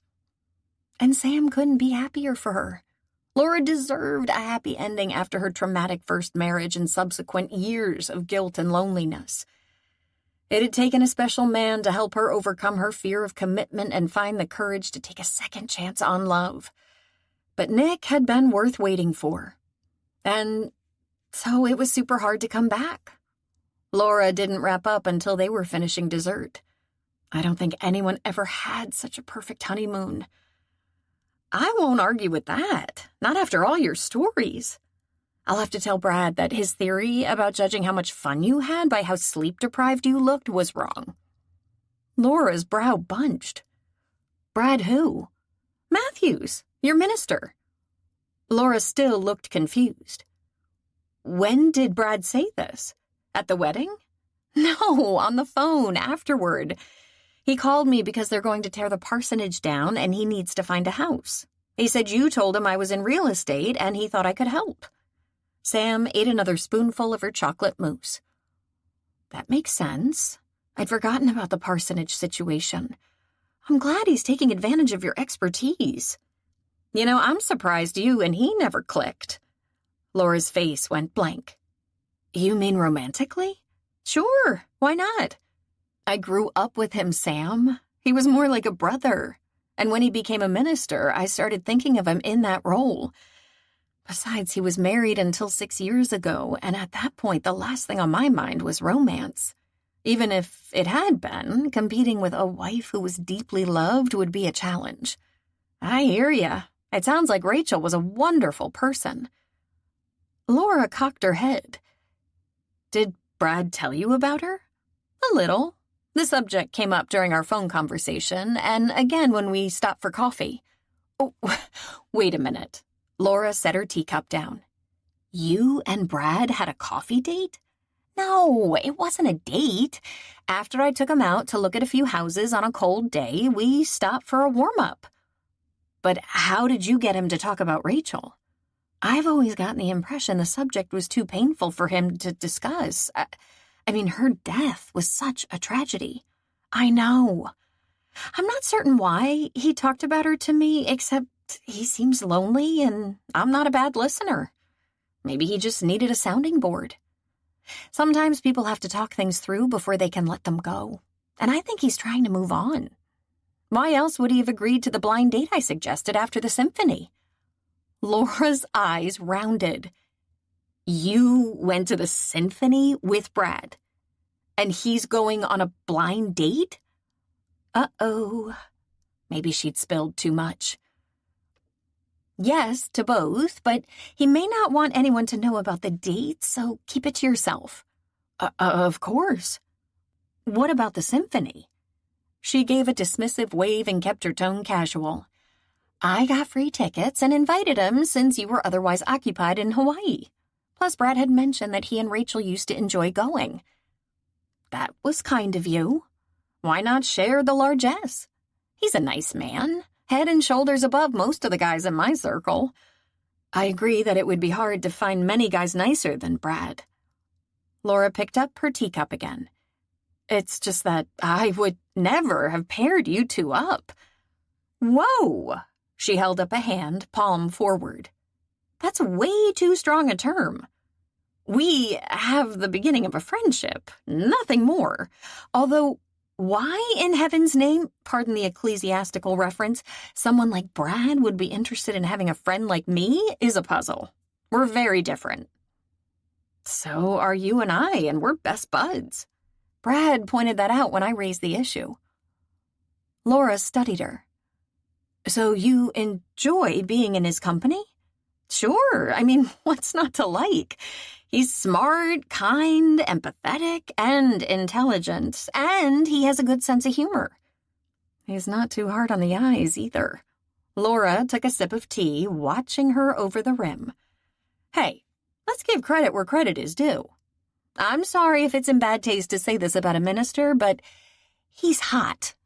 Not that I'm interested in him in that way, of course. Can you imagine? Swinging single Sam and straight arrow Minister Brad? Not a good fit. Besides, I'm not in the market for romance at the moment. Since when? Laura's eyebrows peaked. I thought you were always looking for Mr. Right. Not anymore, kiddo. I've called a moratorium on the search. I'm just glad you found your Prince Charming. But why did you stop looking? For as long as I've known you, you've been on the hunt for a husband. Things change. And that was all she was going to say about that. There was no way she'd ever tell Laura that her husband hunt had been a ploy to try to convince her best friend to give marriage a second go. It was time to move on to a new topic. Before I forget, I have a favor to ask. Name it. Don't fall off your chair, but I was wondering if I could go with you sometime to one of your Bible study classes. Laura's jaw dropped. No surprise there. Truth be told, she'd felt sort of the same way when the idea occurred to her out of the blue right after she and Brad had gone out for coffee. But if a man like him had chosen to make ministry his life's work, and if someone like Laura had found enough strength in her faith to carry her through the traumatic years of her marriage and the hardships that followed, maybe it was worth checking out. Assuming Laura ever got over her shock. Sam leaned over and waved her hand in front of her lunch partner's face. Hello? Is anybody home? Laura inhaled. I'm here. Just surprised. Of course you can come with me. We meet on Thursday from 7:30 to 9. And this is a group of people from all over the area, right? Not just Brad's congregation? Right. And it's not at Brad's church? No. Okay, I'll give it a shot. But don't say anything about this to anyone. Until I know if it's going to work out, I'd rather keep it quiet. You're going to tell Brad, aren't you? No. Not yet, anyway. Heck, I might only last one session. Sam grinned, then glanced at her watch. You may be a lady of leisure for a few more days, but some of us aren't so lucky. She slung her purse over her shoulder and reached across the table to squeeze Laura's hand. I'm glad you had such a wonderful time. You deserve it. Give Nick my best, and let's talk soon. Count on it. The speculative gleam in her friend's eyes was impossible to miss. This will cover my lunch.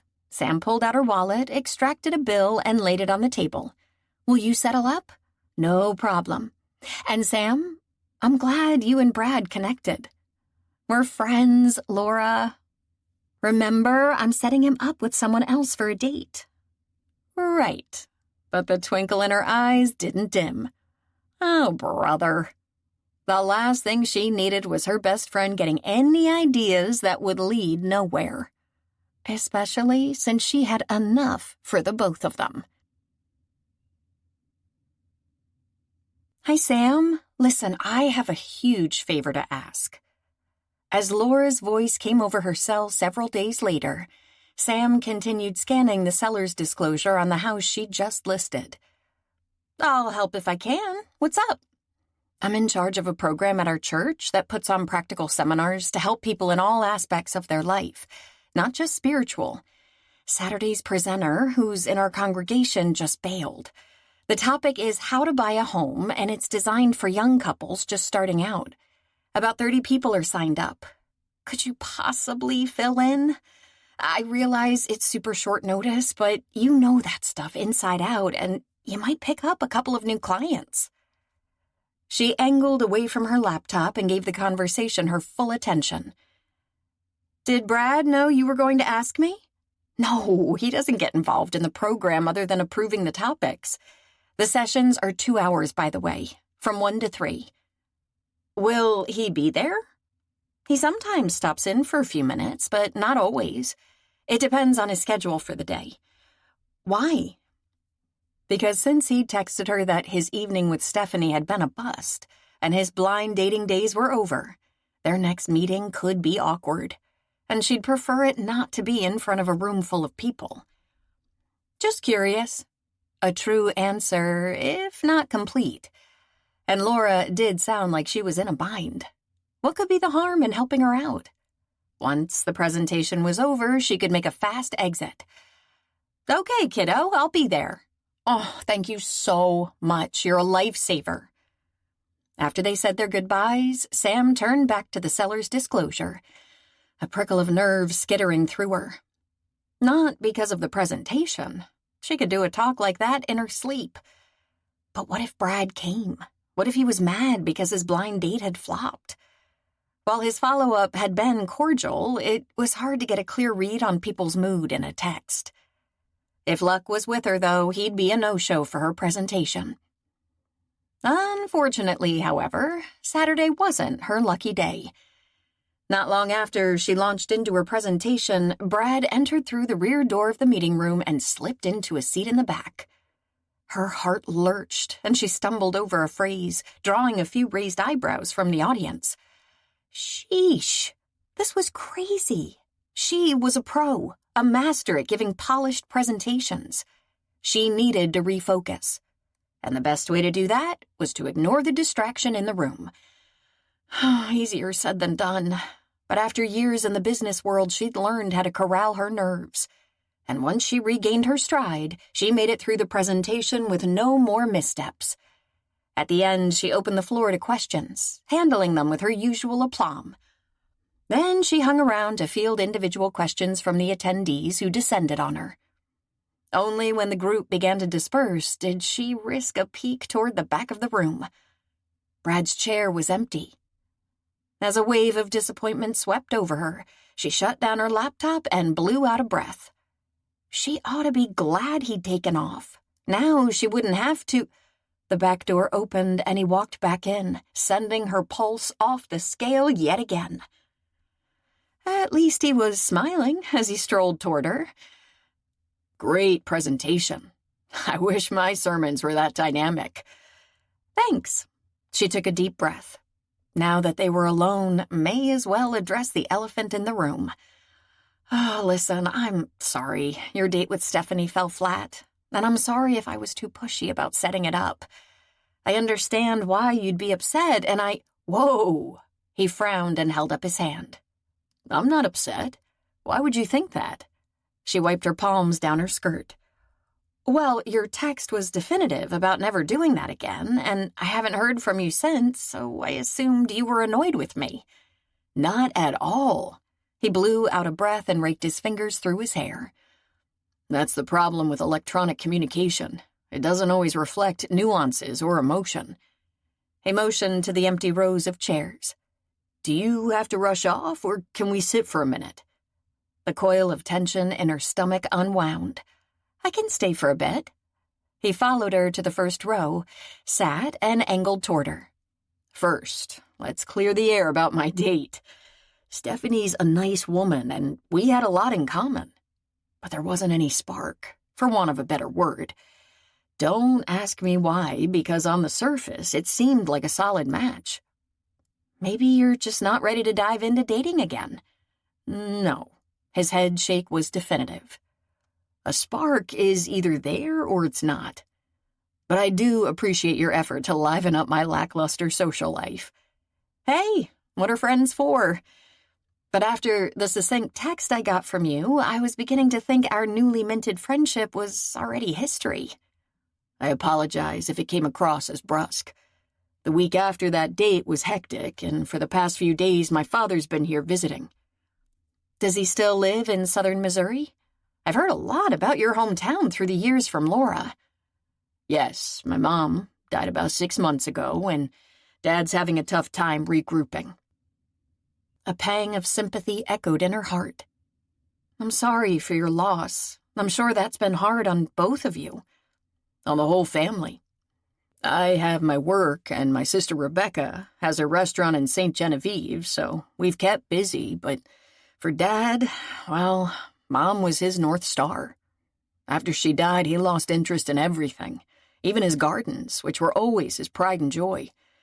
He hasn't even touched them this year. She nodded. It's hard when people you love are hurting. Harder still if you're physically in a different place. The importance of presence is underrated. Yes, it is.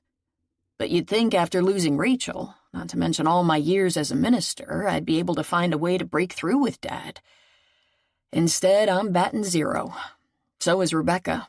She gets down there as often as she can, but since she opened the restaurant, she hardly has a minute to call her own. Have you made any headway with him during his visit here? No. His spirits are still in a major slump. I wish I could find something that would perk him up. He squinted at her, cocked his head.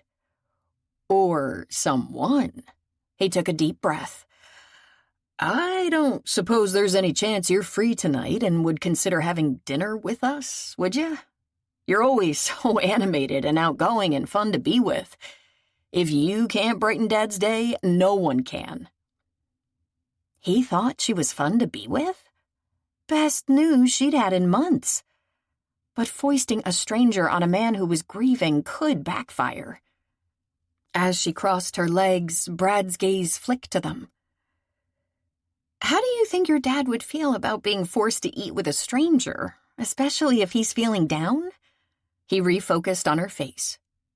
I'll lay the groundwork. I can tell him I wanted to thank you for filling in for us today. That wouldn't be a lie. But I also don't want to put you on the spot. I'm sure you already have plans. And even if you don't, there are more exciting things you could do than have dinner with us. Like clean out your closets or vacuum the furniture. He grinned as he gave her an out, but his eyes were still hopeful. As a matter of fact, I don't have plans for tonight. I'd love to join you. Are you sure? He scrutinized her. Yes, just tell me when and where. Why don't we pick you up at 6? I could meet you at the restaurant if that's easier.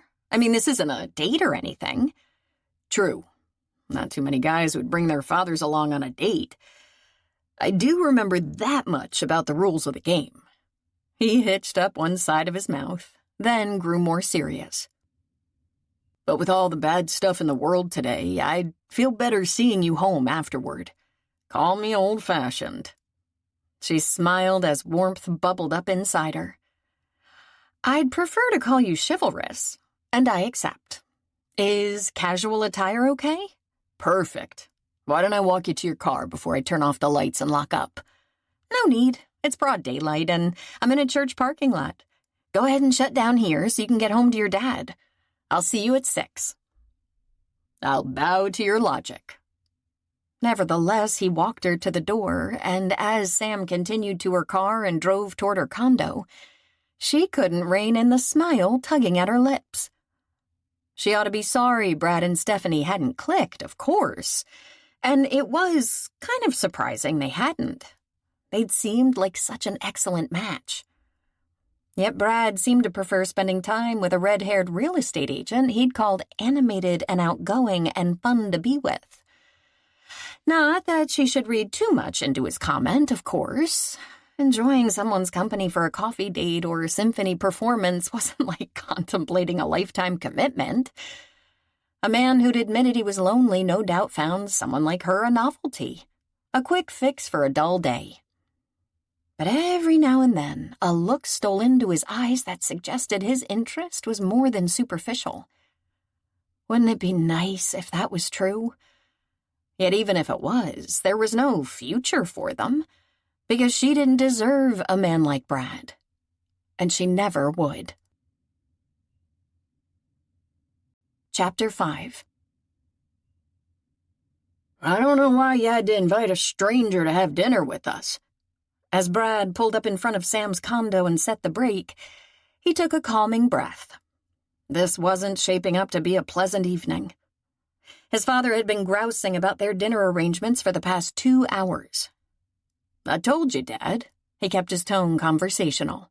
She did the church a favor today by stepping in at the last minute to do a presentation for us. She's a nice woman. You'll like her. As his father folded his arms, Brad clenched his fingers around the wheel. So much for this great idea. Even worse, railroading Sam into an awkward situation might derail their budding friendship. If he could back out, he'd do it in a heartbeat. But she pushed through the door of her condo, taking that option off the table. He was stuck. There she is, Dad. He motioned toward her as he opened his door. I'll be right back. He left the car behind, lengthening his stride to meet her halfway down the walk. Hi, she smiled as he approached. I saw you pull up from my window and thought I'd save you a few steps. She tipped her head. What's wrong? Honestly, I was just wondering if there was a gracious way to cancel. Her lips flatlined and some of the brightness faded from her eyes. If you've changed your mind, I won't hold you to your invitation. I wouldn't want to embarrass you in front of your father. What? He furrowed his brow as he tried to make sense of her comment. I'm not sure what you mean. Her mouth twisted. I toned down my makeup and I chose my most modest attire, but this was the best I could do. I'm not exactly the demure type. She fiddled with the V neckline of the top she wore over skinny black pants. A shock ricocheted through him as her meaning sank in.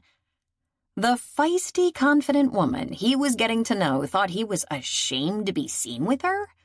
That she was too flashy for a minister? That she somehow wasn't good enough to be his friend? Pressure built in his throat and he reached over, touched her arm. That isn't what I meant, Sam. I would never be embarrassed to be seen with you. I meant that my dad has been complaining nonstop since I told him I'd invited someone he doesn't know to eat with us. I'm afraid this could be very uncomfortable, and you might resent me pushing you to join us. She caught her lower lip between her teeth as she scrutinized him. Seriously? As God is my witness. After a moment, the tension evaporated from her features, and she smiled. In that case, let's get this show on the road. I like a challenge, and I have a feeling our dinner will turn out fine. I like your optimism. He pivoted and crooked his arm. Okay, let's give this a go. As she slipped her arm through his and they started back to the car, his father slid out of the passenger seat, posture stiff, as if he was bracing for an ordeal. Brad forced up the corners of his lips as they approached. Dad, this is Sam Reynolds. Sam, meet my father, Henry. Sam extracted her arm from his, held out her hand, and offered his dad one of her megawatt smiles. It's nice to meet you, Mr. Matthews. Thanks for letting me join you tonight. It's not often that a woman gets a chance to go out with two handsome men. His father's expression remained stoic as he took her hand and parroted back the, nice to meet you, line. I'll sit in the back. Before anyone could protest, he opened the rear door and slid in, closing it behind him. Brad gave Sam an I-told-you-so eye roll as she moved toward the front passenger seat, but she just winked and grinned. His father was quiet during the drive to the restaurant, answering Sam's questions politely, but in as few words as possible. Once seated at their table, she tried again to draw him out as they perused the menu, with little success. But she was making a yeoman effort, God bless her. After they ordered, she linked her fingers on the table and focused on his dad. "Brad tells me you're a gardener." "Used to be." He fiddled with his napkin. "What do you grow?" "Roses and perennials." "What's your favorite rose variety?" "Tea roses." "Same here. Do you have any double delights?" His eyebrows rose as he made eye contact with her. "A couple." "That's the best-smelling rose I've ever grown." His father tilted his head. "You grow roses?" "Yes, perennials, too. I have a little garden around the edge of my patio at the back of my condo. But I have a feeling yours is a lot bigger." "It's a fair size, I guess. 32 tea roses and a couple of nice-sized perennial beds." "Wow! I only have 8 roses and a few perennials. Oh, I wish I had room for more." "How long have you been at this, Mr. Matthews?" "All my life. And you can call me Henry." He helped himself to a roll from the basket, a positive sign for a man who had to be coaxed to eat these days. "I've always liked flowers. Lots of people don't bother with roses, though. They claim they're too much trouble." "That's crazy." Sam waved that notion aside. "Spray them once a week, feed them once a month, cover the roots for the winter. How hard is that?" "Exactly." His dad's eyes lit up. "They're no trouble at all, considering they bloom all summer. What kind of spray do you use?" As Sam and his father launched into a lively discussion about the merits of various fungicides for black spot, Brad sat back and watched. Who would ever have guessed that Sam, with her sophisticated clothes and polished nails, was a gardener? Apparently, with Laura's best friend, it was smart to expect the unexpected and to never underestimate her. Like tonight. Despite her outgoing nature and optimism, he'd have laid odds that this dinner would be a disaster. Instead, she'd done what no one else had been able to. Drawn his father into an animated conversation and put a sparkle back in his eyes. She even got him to laugh. Brad shook his head. As far as he was concerned, that was a miracle. By the time they arrived back at her condo after an extended meal, Sam and his father were chatting as if they'd known each other for years. "You aren't going to neglect those poor roses anymore, are you, Henry?" Sam angled around in her seat as Brad stopped in front of her condo. "Nope. I plan to tackle them first thing when I get home. And you won't forget to send me some of those perennial hollyhock seeds, will you? They sound mighty pretty." "I promise to put them in the mail next week." Sam held out her hand and his dad gave it a vigorous shake. "It's been a pleasure, and you're welcome any time to come see my gardens after I get them back in shape. Maybe Brad'll bring you down some weekend." Sam sent a sidelong look toward the driver's seat. "He's a busy man, Henry, but I'll be sure to stop by if I ever find myself in your neighborhood.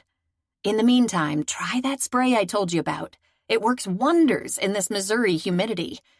I haven't had a touch of black spot since I started using it."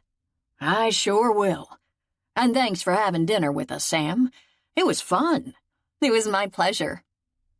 "I'll walk Sam to her condo, Dad." Brad opened his door. "No hurry. You two take your time." Before he could circle the hood, Sam was already out of the car. "Why don't we say goodbye here?" She tipped her head toward the back seat. "I hate to keep your dad waiting." "No way. I'd never hear the end of it if I didn't walk a lady to her door." She shook her head. "You're a rare breed, Brad Matthews, at least in my world." He fell in beside her as they strolled toward her condo. "The men in your acquaintance don't have good manners?" "Maybe they would with a lady. I don't think they consider me in those terms." She gave him a flippant smile as she scanned her access card for the lobby, but a shadow of hurt hovered at the edges. He pushed the door open and followed her in. "I hope you won't think I'm being too opinionated, but if the men you hang around with don't treat you like a lady, they aren't worth your time." She shrugged. It's the image I've cultivated. And you reap what you sow, as the good book says. I'm sure you could quote me chapter and verse on reference. Galatians, chapter 6, verse 7. See? He continued to follow her, trying without success to fit together pieces that didn't dovetail. I'm struggling with a disconnect, Sam. You've told me your party girl reputation is exaggerated, yet you continue to foster it. I'm trying to connect the dots and... Sam, is that you? An older woman in the condo next to Sam's opened her door halfway and peered down the hall. Hello, Mrs. Johnson. Yes, it is. Sam continued toward her, stopping a few feet away. I thought I spotted you out my window, but I've misplaced my glasses again. I'm sorry to bother you, dear, especially since you have a gentleman friend with you, but did you have a chance to pick up those items for me? Yes, I did. I'll bring them over in a few minutes. Thank you so much. You go ahead and say goodnight to your young man first. The woman aimed a smile his direction and shut the door. When Sam looked at him, there was a faint hint of pink on her cheeks. Sorry about that, your young man business, and I'm afraid your father has the wrong impression about our relationship, too. She wasn't going to respond to his disconnect comment, and for now, it might be best to let it go. But at some point, he intended to circle back to that unsolved puzzle. No worries. People often jump to conclusions based on circumstantial evidence. Too true. She continued to her door. So what was the exchange with your neighbor all about? It's kind of a sad story. Sam fitted the key in her lock and turned to him, brow puckered. She's 85, and her kids want to put her in an assisted living facility, but she's doing her best to hang on to her independence. As far as I can see, she's perfectly able to look after herself with a bit of help, like someone to do her grocery shopping every week and pick up a prescription now and then. And that someone is you? She lifted one shoulder. Why not? I'm out and about all the time. Adding an errand here or there is no big deal to me, but it makes a big difference to her. Yet another appealing facet of this woman who had far more depth and dimension than a casual observer might notice. Not to mention a caring heart. That's still a very thoughtful thing to do. Many people wouldn't bother. The corners of her mouth flexed. Who knows? Maybe someone will do the same for me when I'm old and alone. Despite her light tone, there was sadness deep in her eyes as she angled away and twisted the key in the lock. Only after she turned back to him did he speak. What makes you think you'll be alone? She swallowed.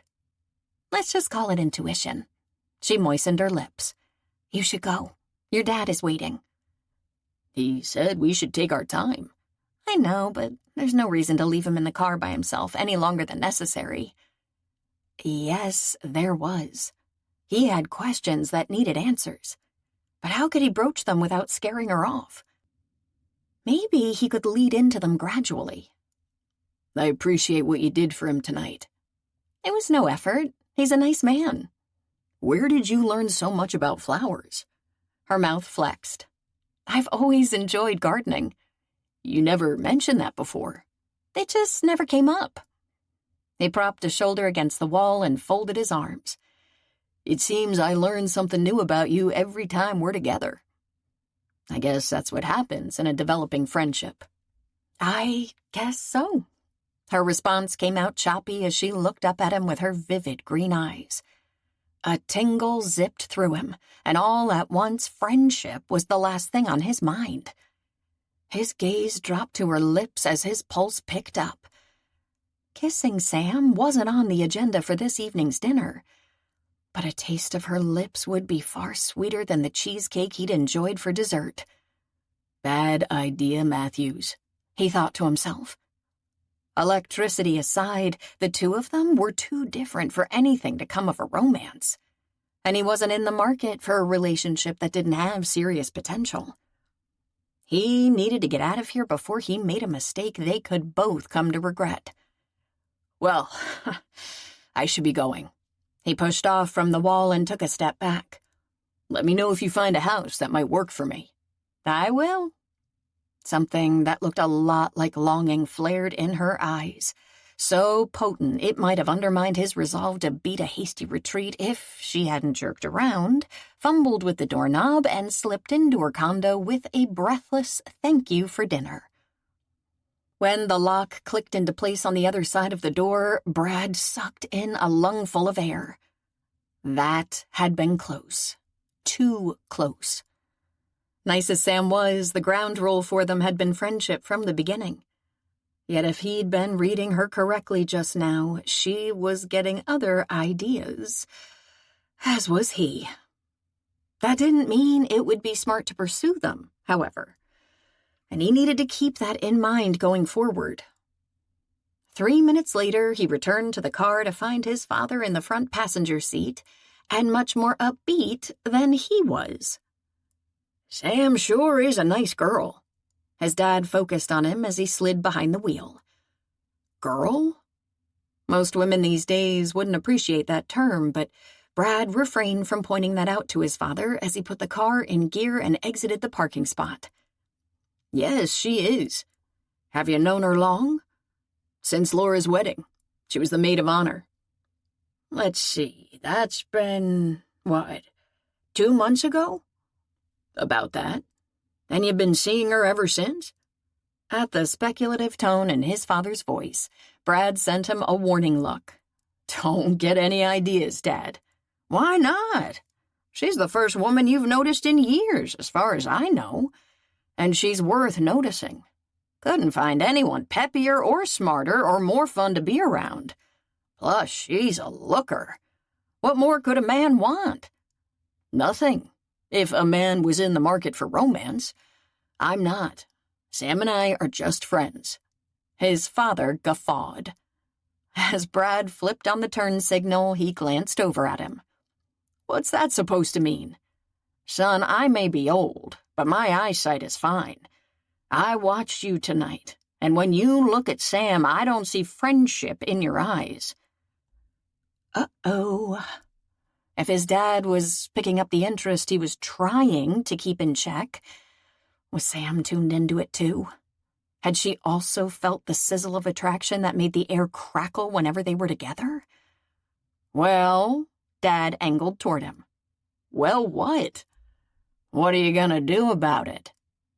This was not a discussion he wanted to have. "Nothing. You're jumping to too many conclusions way too soon." "Baloney." He waved that off. "I knew your mother was the one for me 2 weeks after we met. Took her a little bit longer, but we got married 6 months later. So 2 months isn't too soon to get interested. And in case you haven't noticed, the interest is mutual."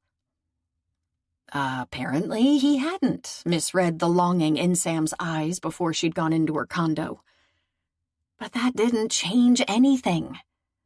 "I'm not ready for a serious relationship, Dad." A few beats ticked by, and when his father spoke again, his voice was gentle. "It's been 6 years, son, and you're still a young man. It's not too late to have that family you always wanted. Rachel was a wonderful woman, but she's gone, and she wouldn't want you to be alone. You know that." Yeah, he did. "I hear what you're saying." He tightened his grip on the wheel, swallowed. "But it's hard to let go." His dad's protracted sigh spoke louder than words, as did the sudden melancholy in his voice. "That's for sure." Brad glanced over at him. Some of the life had left his eyes, dampening the spark Sam had fanned back to life. Maybe if he refocused Dad on her, he could perk him back up. "I take it you like Sam." "What's not to like? She's got spirit. And did you see how her eyes shine when she talks about gardening? I can't believe somebody hasn't grabbed her up by now." "As a matter of fact, she was married once, years ago." "Is that right? What happened?" He hesitated. But perhaps sharing the basics would be okay. Sam had been upfront about her failed marriage. "She was only 18. He was a musician. He walked out on her after a few months. His dad gave a snort of disgust. Guy must have been a real loser to leave someone like Sam behind. She still in touch with him? No. He died years ago. A few seconds passed as the distant wail of a siren pierced the night air. An experience like that could make a body gun-shy of taking the plunge again. But I expect the right man could convince her to give marriage another go. Maybe. He passed a slower-moving car. But even if I was ready to think about finding someone new, Sam and I are too different to get seriously involved. Doesn't seem that way to me. Far as I can tell, you two get along fine. Maybe you have a lot more in common than you think. He let that pass. And for the remainder of the drive, he switched the conversation to Rebecca and the success she was enjoying with her restaurant. Yet as he prepared for bed later, the exchange with his father replayed through his mind. Interesting that Dad had picked up on the sparks between him and Sam. Because much as he might want to deny they existed, he'd only be fooling himself. And they intensified with every encounter as new aspects of her personality and character kept surfacing. Like her ability to connect with a man who was grieving and put a glint of life back in his eyes, or the kindness toward her older neighbor, or the volunteer work she did on Tuesday nights. She'd played the latter low-key and offered no details, but that seemed to be how Sam operated. She did good things, but never called attention to them. Whether she attended church or not, she was living the principles he preached every week from the pulpit.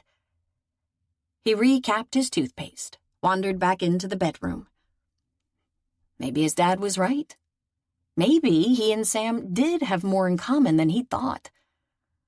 Dating a non-church-going woman wasn't the best move for a minister, but Sam had said she was a believer. So maybe that hurdle could be overcome. With exposure to church as it was meant to be, she might consider restarting her lapsed faith practices. That wasn't out of the realm of possibility. And considering the magnetism between them, their compatibility on other levels also seemed worth exploring. Slowly, and with great caution, of course. He flipped on the bedside lamp, sat on the edge of the mattress. A safe place to start might be the annual church picnic. A simple, unpretentious event with no hint of romance that would allow him to introduce her to his church family while continuing to get to know her better. He swung his legs into bed, pulled up the sheet, flipped off the light. No need to make any rash decisions. He'd sleep on that idea, ponder it for a few days, and then, if he could work up the courage to start down a path that could be rife with unknowns, he'd give her a call and extend the invitation. Brad was calling her. As his name flashed on her cell, Sam's pulse stumbled. No surprise there, since it had been doing the same thing whenever that moment in the hallway outside her condo 4 days ago replayed through her mind. The moment she could have sworn he'd had kissing on his mind. The moment when an overpowering longing had swept over her and she'd almost initiated a kiss. She closed her eyes, took a deep breath. Thank goodness she'd had the fortitude to turn away and escape into her condo. Otherwise, she could have ruined their friendship. And that's all it was to Brad. All it would ever be, even if loneliness might awaken a fleeting yearning when he was in her presence. As for her, friendship was all it could ever be, no matter how much she wished it might be more, no matter what she thought she'd seen in his eyes. Quashing an uncharacteristic wave of self-pity, she checked on the clients doing a walkthrough of the house they were interested in and tucked herself into a quiet corner of the dining room. "Morning, Brad." She put as much cheer into her voice as she could muster into her greeting. "Good morning. Do you have a minute?" "Yes, I'm waiting for a couple to finish viewing a house." "I won't keep you long. Thanks again for going to dinner with me and my dad the other night. You really perked him up. He went home early because he was anxious to get his gardens back in shape. She smiled. That's great news. Tell him I mailed those hollyhock seeds to him yesterday, by the way. I will. But I could have saved you the postage. I'm going down there over Memorial Day weekend with Rebecca. Our plan was to try to cheer him up, but thanks to a certain redhead, that goal has already been accomplished. I'd cancel except that Rebecca needs a vacation, and if I don't go, I doubt she will either. I'm sure your dad will enjoy having you both home. It'll be nice for us, too. I don't see either of them often enough anymore. But since you're in the middle of a showing, let me get to the main reason for my call. Our church picnic is the first Sunday in June, and I thought you might enjoy it. One of the couples in our congregation has a farm about 45 minutes from St. Louis, and they let us use it every year. The picnic's nothing fancy, but it's always fun. As Sam digested his invitation, she stared at a water stain on the hardwood floor that she'd have to point out to her clients. Was Brad asking her out on a date, or was this just a casual invite, one friend to another? No clue. She could ask, but what if he said it was a date? That would be dicey. Because if he showed a deeper interest in her beyond friendship, she'd have to stop seeing him immediately. Otherwise, she'd build up false expectations that could end up hurting him when she pulled back. And the last thing she wanted to do was hurt Brad. When the silence lengthened, he spoke again, a hint of amusement in his voice. Just to clarify, this isn't a revival meeting in disguise. There will be no sermon and no hymn singing. It's purely social. But I can't promise to be super attentive while we're there. I tend to get pulled in a dozen directions at church events. In other words, this wasn't a real date. Perfect. No worries. I know how to take care of myself in social settings. And yes, I'd like to go. A beat ticked by, as if he was surprised she accepted, but he recovered fast. Great. I'll call you with details after I get back. And I hope you make a sale today. She glanced at the couple huddled in the adjacent kitchen, talking in low tones. I'm getting positive vibes. Fingers crossed. Thanks. Safe travels. Once they severed the connection, Sam tucked her cell back into her purse and tried to tamp down the sudden uptick in her spirits. This wasn't a date, nor did she want it to be. But how could she not look forward to spending an afternoon in the company of a man who had all the stellar qualities that would make him a superlative catch for some lucky woman? Even if that lucky woman wasn't her.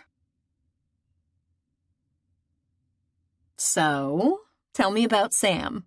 Rebecca licked her ice cream cone and angled sideways in her seat on the back porch of their childhood home. Brad took a bite of his own ice cream. His sister's question wasn't unexpected.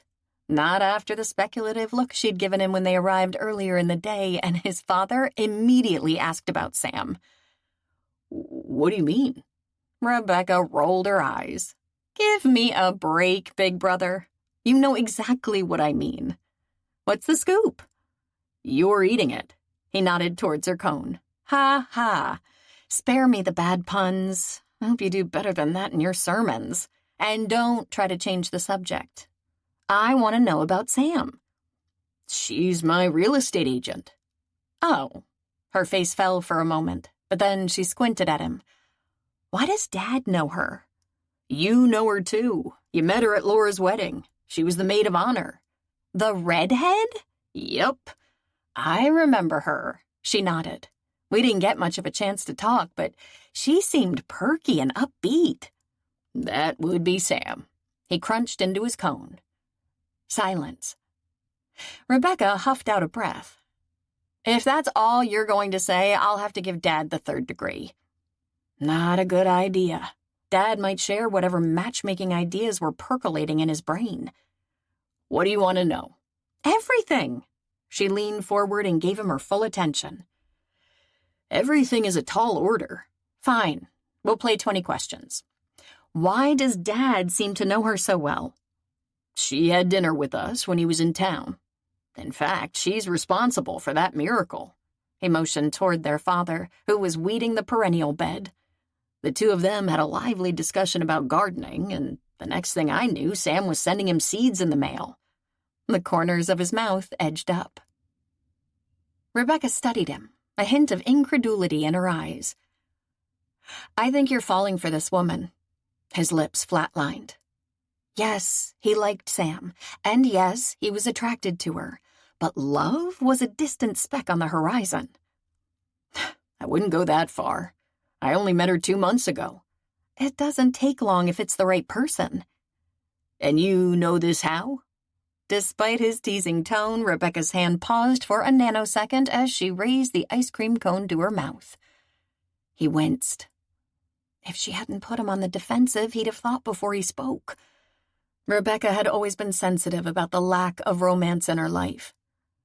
"Becca, I'm sorry." He reached over and touched her shoulder. She gave a stiff shrug. "It's okay. You're right. I'm no authority on the subject." But why wasn't she? The same question that had looped through his mind over the years echoed again. Since her childhood, she'd loved romantic stories, had dreamed of having her own home someday and filling it with children. But at some point, she'd stopped mentioning all that. And as far as he knew, she rarely dated. Instead, she poured all her energy and passion into her business. It didn't make sense. He licked off a wayward drip from his cone and approached the subject with caution. "You could be. You have so much love to give. You should have a husband and a house full of kids to share it with. I'm guessing there's a reason you don't. Would you like to talk about it?" Several seconds passed, the silence broken only by the chirp of the cicadas. When she at last turned to him with a smile that seemed forced, there was a slight sheen in her eyes. "Thanks for the offer, big brother. I know your listening skills are a huge asset in your ministry, but I'm fine. Please don't worry about me. I have a good life." He could push, but Rebecca wouldn't talk unless she was in the mood to unburden her soul, and it was clear she wasn't tonight. "I'm here if you ever want a sympathetic ear." "I know, and I appreciate that. But we were talking about your love life, remember?" She crumbled her paper napkin in her fist. Rachel was a wonderful woman, but maybe it's time to let her go. To find someone new to love and to have that family you always wanted. You'd be a fabulous father. "I have to admit I've been thinking along those lines lately." "Because of Sam?" It was an assumption, not a question, and protesting too much would only solidify the conclusion she'd already come to. "There were a number of factors at play." "Well, whatever the impetus, I'm happy for you." She tossed the bottom of her cone into the yard for the birds to fight over and waved a hand toward the garden. "Do you think we should drag Dad in before the mosquitoes finish him off?" "Yes, I don't know how he can see in the dark anyway." The conversation took a different turn when it became a threesome, so it wasn't until much later that Brad had a chance to mull over his conversation with Rebecca. Her instincts seemed spot on.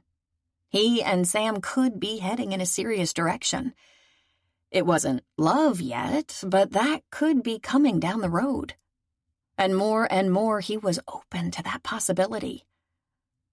He fingered the wedding ring that had never left his finger since he'd said, "I do." One of these days, if he was serious about moving on, it would have to come off. Perhaps sooner rather than later. Sam eyed herself in the full-length mirror in her bedroom, frowned. Even though she'd run her attire past Laura, a wave of second thought swept over her. Her khaki shorts were a modest length, and her sleeveless cotton blouse was far less revealing than the tank top she favored for summer attire. But still, this was a church picnic. Maybe a skirt would have been more appropriate. Except that would have been just as short as her shorts. She sighed. At least her sedate tucked-in French braid and toned-down makeup should pass muster. Very respectable and Her doorbell chimed, and she took a deep breath. Too late now to make any changes. Wiping her palms down her shorts, she hurried to the door, twisted the knob, and tried to keep breathing as she took in Brad's nice-fitting jeans and a blue golf shirt that hugged his broad chest and called attention to his impressive biceps. He hiked up an eyebrow, amusement sparking in his blue irises. "Do I pass?" Warmth bloomed on her cheeks. Dang. So much for the skills she'd developed through the years to tame the blush that was the bane of most redheads. You look fine. I've just, never seen you dressed that casual. Did you think I'd wear my clerical attire to a picnic? Well, it is a church event. I thought you might have to keep up a certain image with your congregation. He offered her a full-out grin. You've seen me in civvies before. Unless I'm performing official duties, I try to dispense with anything that might be a barrier between me and the flock I'm supposed to tend. Nice. That's also out of my realm of experience. The ministers of my acquaintance were on the stuffy side. I always felt like they looked down on everyone from a higher plane. Brad's lips contorted into a rueful twist. That can turn a person off religion. You're looking at a case in point.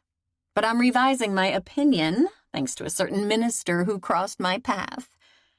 Then I consider our time together well spent. As his words registered, her stomach bottomed out. Was that why he was seeking her out? Why he wanted to befriend her? Because he saw her as a lost soul in need of saving? His smile faded and faint creases appeared on his brow. What's wrong? She did her best to regroup. Nothing.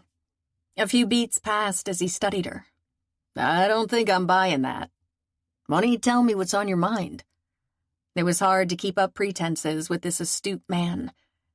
And maybe she ought to be honest, then ask for honesty in return.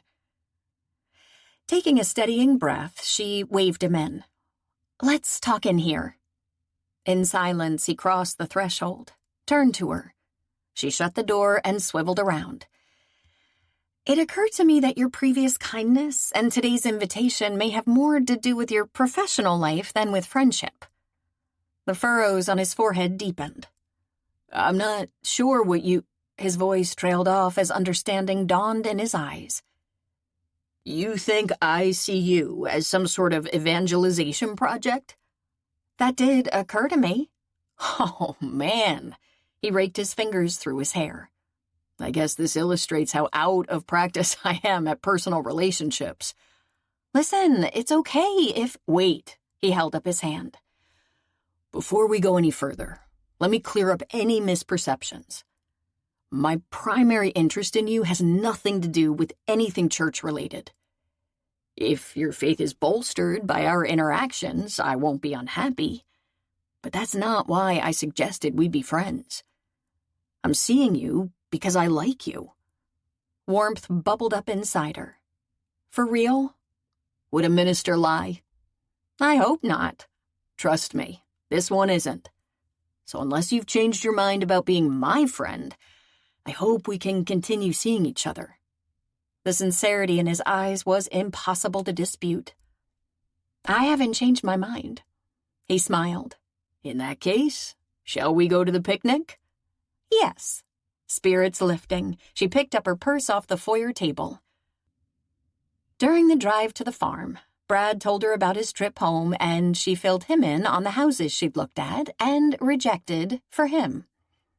She was much more relaxed when they arrived, until they rounded the barn on the property, and a momentary hush fell over the crowd as they came into sight. Her step faltered. She could schmooze and make small talk with the best of them, but this was a different kind of crowd. These were religious people, and many of them had probably known Rachel. Of course, they'd be curious when their grieving minister brought a woman to a church event and would assume there was more to his interest than friendship. Had Brad thought about that? She peeked over at him. His eyes had narrowed almost imperceptibly as he gave the assemblage a sweep. If he hadn't thought about it before, he was thinking about it now. I have a feeling I'm about to run the gauntlet. She lowered her voice, leaned closer to him, and tried for a teasing tone. No sense ignoring the obvious. He looked down at her, his expression contrite. Sorry, I guess I didn't stop to think how much interest your appearance would generate. You having second thoughts? Too late for that. I've already been spotted. The damage is done. For the record, I don't consider it damage. He locked gazes with her for a moment, but before she could analyze the look in his eyes, he crooked his elbow. I'll make a circuit with you. Do some introductions. Let's hope I pass muster. She slipped her arm through his. The only one you have to pass muster with is me, and that hurdle has already been cleared. His smile helped a tad to mitigate her sudden case of nerves. They made the rounds of the small groups clustered near the barn, and though it was impossible to fault anyone's manners, there was a subtle reserve in their greetings, as if they weren't yet sure whether to accept the intruder who had caught their minister's eye. And really, how could she blame them? She was nothing like Brad's first wife, who had no doubt been beloved by his congregation.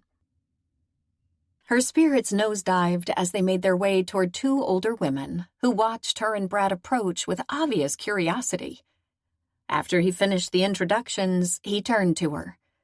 Susie is our wonderful organist. Her playing always inspires me to sing. His lips twitched at Susie's pained expression. It's nice to meet you both. Sam shook their hands. Do you by any chance sing? We're always looking for good voices for the choir. Susie emphasized the word good, and Sam tried not to grin as Brad's comment from the wedding about his lack of singing ability echoed in her mind. I'm afraid I'm not much in the voice department. I'm more the I like to sing in the shower, but you'd need earplugs if I sang in public type. Well, I'm sure you have many other talents. Susie patted her arm. And I think it's important to recognize our limitations. For example, if you can't sing, it's better not to try. Don't you agree, Reverend? Absolutely. At Brad's solemn nod and the look of defeat on Susie's face, Sam conjured up a cough to disguise the chuckle she couldn't contain.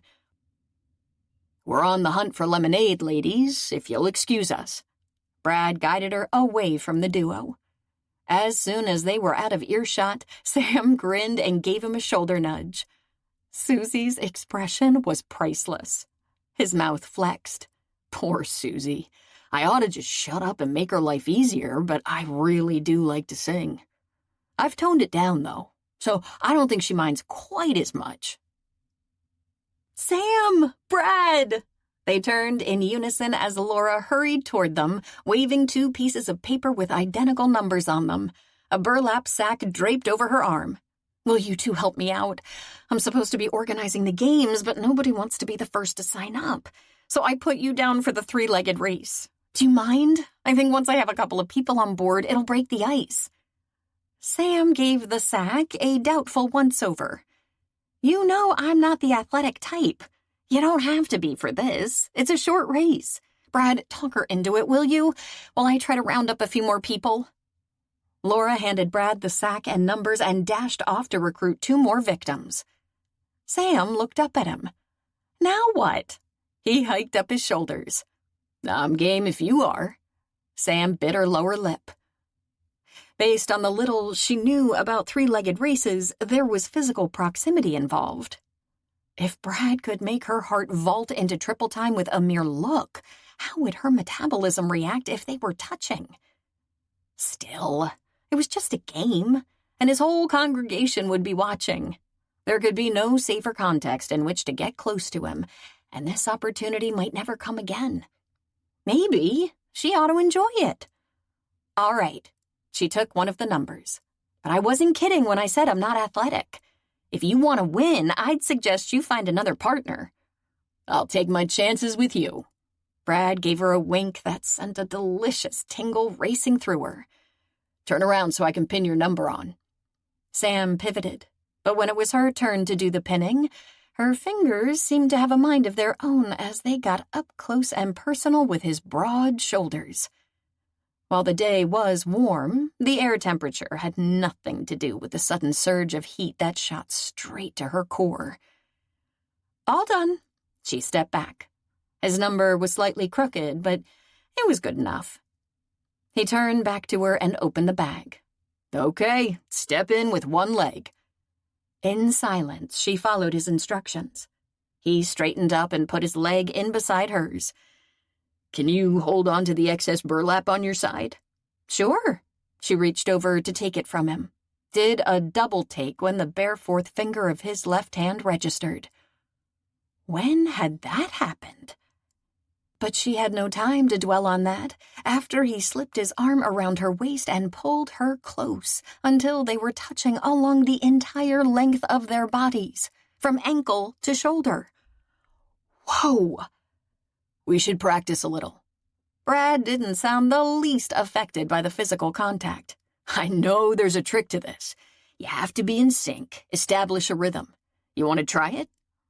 She was still trying to comprehend the significance of his bare left hand and deal with the sensory overload of their proximity to manage more than a shaky nod. Let's give it a whirl on 3. As he counted down, she tried to refocus. A chore that turned out to be easier than expected when it quickly became apparent that staying upright demanded her full and undivided attention. In fact, at their lame attempts to find a gait that would accommodate their disparate heights, hormones gave way to hilarity and she found herself giggling like a teenager. Hey, you two, no fair! Laura paused as she passed by. If you practice, you'll have an advantage. I don't think you have to worry about that. Brad grinned at her. This isn't a game you can master in one easy lesson. I see a lesson in humility in our future.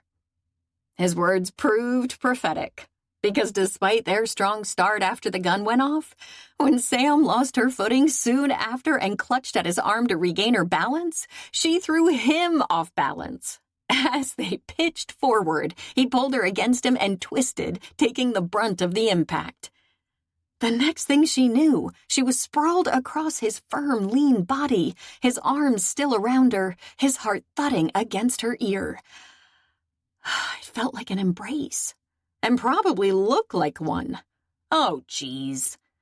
As wonderful as it felt in his arms, and as much as she wouldn't mind extending this interlude, they needed to get up before his congregation suffered a collective heart attack at their shocking position. Taking a deep breath, she backed off, bracing her hands on either side of him. Are you hurt? No. Are you? She shook her head, her breath catching as he reached up to frame her face with his hands, his thumbs caressing her cheeks, the look in his eyes impossible to misinterpret. And it had nothing to do with friendship. It seemed the ground rules for their relationship were shifting, meaning she was going to have to make a hard call very soon, no matter what her heart might wish for. Chapter 6. Hey, are you two okay? At Laura's concerned question, Sam rolled sideways, untangled her leg from the burlap sack, and scrambled to her feet. Brad stood as well and brushed himself off. I'm fine. She patted her French braid. Just a little shaken up. Brad? As Laura turned to him, Sam ventured a glance his direction. He flexed his shoulder. A few minor bruises, I think. Nothing serious. Likely more than that, since he'd taken the brunt of the fall by twisting to cushion her impact as they nosedived. Thank goodness. Laura smoothed back some stray wisps that had escaped from her ponytail. You guys have been good sports, but why don't you find a cool spot and be spectators for a while? I think you've had enough games for today. Yes, I think our games are over. Sam swallowed as Brad directed that comment to her. He wasn't talking about three-legged races. Laura looked from one to the other, her expression speculative. Well, chill out for a while. I'll talk to you both later. She tossed the comment over her shoulder as she made a hasty exit. Now what? A wave of panic washed over Sam. This picnic was supposed to be a simple, friendly get-together, not the start of a romance. She had to calm down, get the left side of her brain into gear. And that wasn't going to happen with Brad standing inches away. I think I'll find the ladies' room. Will you excuse me for a couple of minutes? Before Brad could respond, she fled in the direction of the house, grabbing her purse from a folding chair en route. Once in the privacy of one of the porta-potties the church had brought in for the event, Sam closed the door and fisted her hands. Things were moving way too fast. Or maybe she'd just ignored his signals. Like the night he took her home after dinner with his father. She'd suspected then that he wanted to kiss her as much as she wanted to kiss him. Apparently her intuition had been spot on. But she'd turned a blind eye to his interest, because she'd known that if his feelings ever deepened beyond friendship, she'd have to end their relationship. Brad was a fine man who deserved a woman equally fine, and she didn't qualify. Friendship was all she could offer him. Sam gritted her teeth as her vision blurred. She had no one but herself to blame for the mess she was in now, and she'd already waited too long to get out. It would only get worse if she let more time pass. Straightening up, she tucked a few loose strands of hair back into her French braid in the claustrophobic confines of the portable stall. She'd have to suck it up and get through the rest of this. So surprised when they walked in. She's nothing like Rachel, is she? Sam stilled as two women passed by. That's putting it mildly. The first woman gave a humorless laugh. Whatever do you think he saw? The voices faded away. Decision confirmed. She didn't belong here. Didn't fit the mold of a minister's friend, let alone girlfriend. So when they got back to her condo later, she'd find a way to tell him she couldn't see him anymore, even if it killed her. In the meantime, the easiest way to survive the day was to make sure she and Brad were never alone. He'd revealed too much about his feelings. That had to be why Sam was avoiding him. Brad folded his arms and leaned against a convenient tree, watching from a distance while she laughed and chatted with members of his congregation, her demeanor light-hearted. Her carefree manner was a facade, however. Her eyes were a tad too bright, her smile forced. But why was she spooked by the amorous vibe she was picking up from him? It wasn't because they were one-sided. He may have been out of the dating game for a while, but he hadn't misread the longing in her eyes. Yet she was running scared. Or could she just be surprised? After all, he'd only recently come to grips with the fact himself that, despite their differences, a relationship was worth exploring. Maybe she hadn't made that leap yet. She might still be hung up on apparent disparities between them. Whatever the reason for her sudden skittishness, he wasn't going to have an opportunity to talk with her about it at the picnic. He waved off a persistent fly as she disappeared into the barn with Laura and a few other women to retrieve the food. At least he'd have her all to himself on the drive home. They could talk then. "Reverend, could we intrude with some business for a minute?" Brad swiveled toward the voice. 3 members of the finance committee stood behind him. Oh, joy. This must be about the HVAC bill that had just come in. He called up a smile. Of course.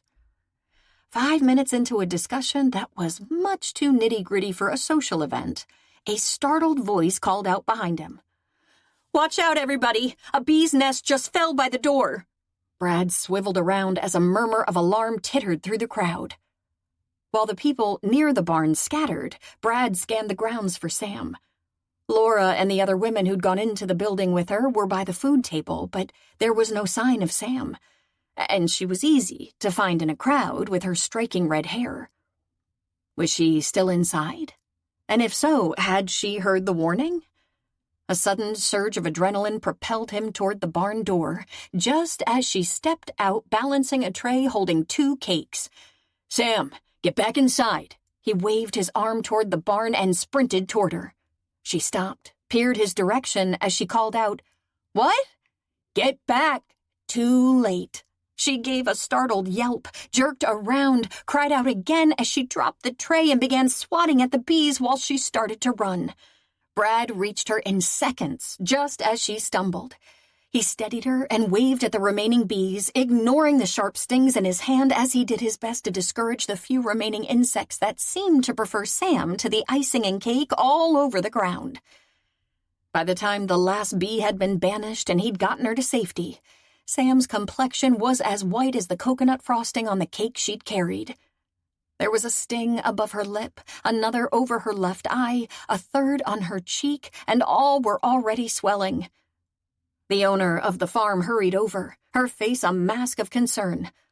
"Let's get her inside. Sandy's here and she can help." Thank heaven the physician's schedule had allowed her to attend today's picnic. "I sent John for my bag in the car." Sandy stepped forward, scrutinizing Sam. "Are you allergic to bee stings?" Sam shook her head, the movement jerky and punctuated by soft moans and erratic respiration. Sandy gave her a quick but thorough once-over. "Brad, could you carry her inside? She has multiple stings on her ankle and she seems too shaky to walk." Without a word, he put one arm around her shoulders, the other under her knees, and lifted her, cradling her in his arms. As she whimpered softly against his chest and tremors coursed through her, his gut clenched. The owner led them to the guest room, and Brad set Sam on the bed. "She may need to undress so I can assess the damage." When he didn't move, Sandy motioned to the door. "You'd better wait outside." "Right." With a nod, he moved toward the door. Laura slipped in as he exited. "I'll stay with her until you can come back in." "Thanks." For the next 10 minutes he paced, trying to rein in his impatience. Just when he was about to knock on the door and demand an update, Laura came out. "Well?" He strode over to her. "She's got about a dozen stings, enough to cause major discomfort, but not enough to be dangerous." Brad expelled a long breath and wiped a hand down his face. "Thank God." It looks like Sam wasn't the only victim. Laura tapped the back of his hand. He glanced down. 2 welts marred his skin, though the throbbing only now registered. But his pain was mild compared to what Sam must be experiencing. "I'm fine. Would you and Nick try to keep the party going? I know Sam would feel terrible if this incident disrupted the picnic any more than it already has. I'd do it myself, but I'd rather stick close to her." "No problem.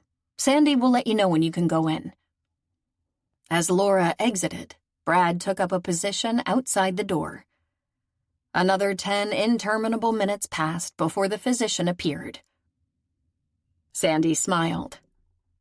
"Relax, Brad. She's okay. Uncomfortable, but okay." "Can I take her home now?" "Yes, I've already told her what she needs to do, but I'm not sure she took it all in." "Are you planning to stay with her for a while?" "Yes."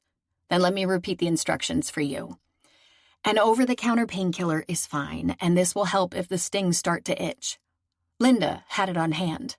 She passed over a bottle of calamine lotion.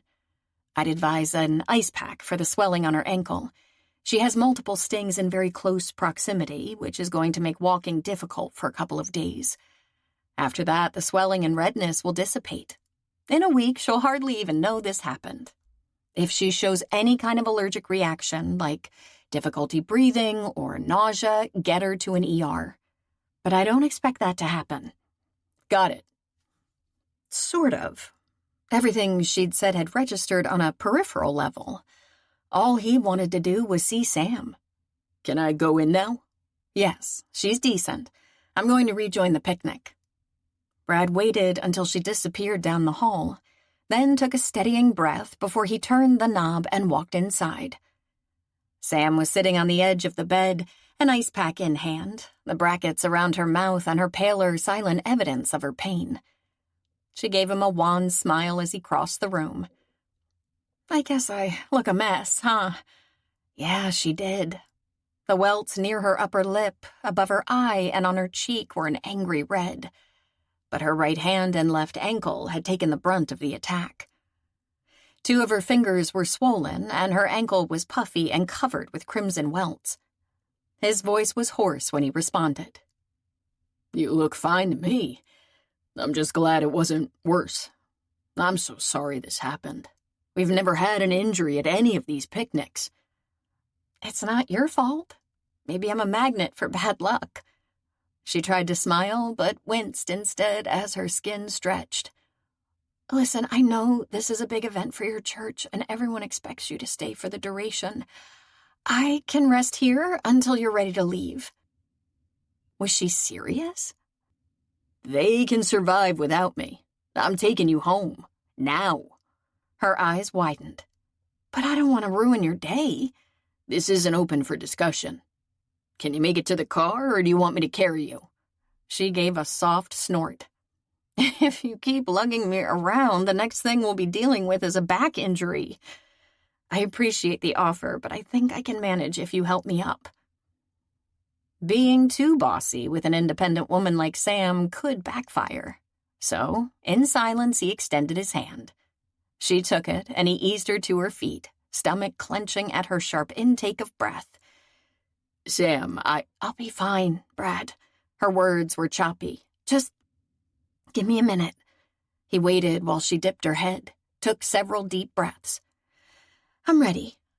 "We'll go out the back. It's closest to the parking area, and we can avoid the crowd." He took her arm. "Lean on me if you need to favor your ankle." She didn't respond, but she did lean on him. Another indication of how much she was hurting. Because Sam wasn't a leaner. And when they reached the car and she eased herself into the front seat, her irises were shimmering. Best plan? Get her home as fast as possible. She didn't speak at all during the drive back into the city, just tucked herself into the corner of his car and closed her eyes. Fine by him. He needed a little time to regroup and come to grips with the fierce surge of protectiveness that had swept over him when the bees had descended on her. If he'd had any doubts about how strong his feelings were for her, that had put them to rest. The thought of anyone, or anything, hurting Sam squeezed his heart in a vice. He glanced over at her, the strong, sassy woman who suddenly seemed so fragile and defenseless and in need of nurturing. And he wanted to provide that nurturing. So as soon as she was feeling more like herself, he intended to find out why she was so wary about the idea of getting involved with him. And then he intended to put her concerns to rest. Because their days of being just friends were over. "Sam, you're home." At the gentle touch on her shoulder, she opened her eyes to find Brad leaning toward her from the driver's seat, worry etched into his features. "Okay." But it wasn't. Pain was radiating through her ankle, and the prospect of walking to her door was as intimidating as the thought of taking the Missouri real estate licensing exam had been. Nevertheless, she couldn't stay in the car for the rest of the day. "All right, let's do this." She fumbled for the door handle. "Stay put until I come around." Brad angled toward his door and slid from behind the wheel. She didn't argue. The longer she could put off the looming walk, the better. Unfortunately, he pulled her door open far too soon and leaned down. "How do you feel?" Like she'd been attacked by a horde of kamikaze bees. But she toned that back. "The stinging isn't quite as bad." His forehead puckered. "I think I can read between the lines on that answer. The offer of a lift literally is still open." She managed a shaky smile. "Thanks, but what would the neighbors say?" "I have a feeling Mrs. Johnson would approve. After all, she thinks I'm your young man." His lips quirked. "Come to think of it, maybe she needs her vision checked. Young is hardly an accurate description of me." "It is when you're 85. "I'll concede to that point. Ready?" No, but what choice did she have? "Yes, And I apologize again about today. Not necessary. We'll have other picnics. No, they wouldn't. But this wasn't the time to share that news. If you could hold the ice pack and let me lean on you when I get out, I should be good. Somehow, with an assist from him, she got to her feet. After he closed the door, he slipped his arm around her waist for the trek up the walkway.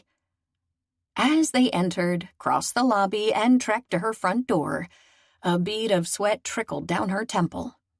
But she was almost home, and once inside, she was heading straight for bed. When she fumbled the key in the lock, Brad reached over, tugged it from her shaky fingers, and took care of the task. Once the lock clicked, he twisted the knob and pushed the door open. She angled toward him. I guess it's too late for you to go back to the picnic, isn't it? The picnic is the last thing on my mind. He weighed the ice pack in his hand. This needs a refill. I'd like to know you're settled in for the night before I leave. He wanted to come in?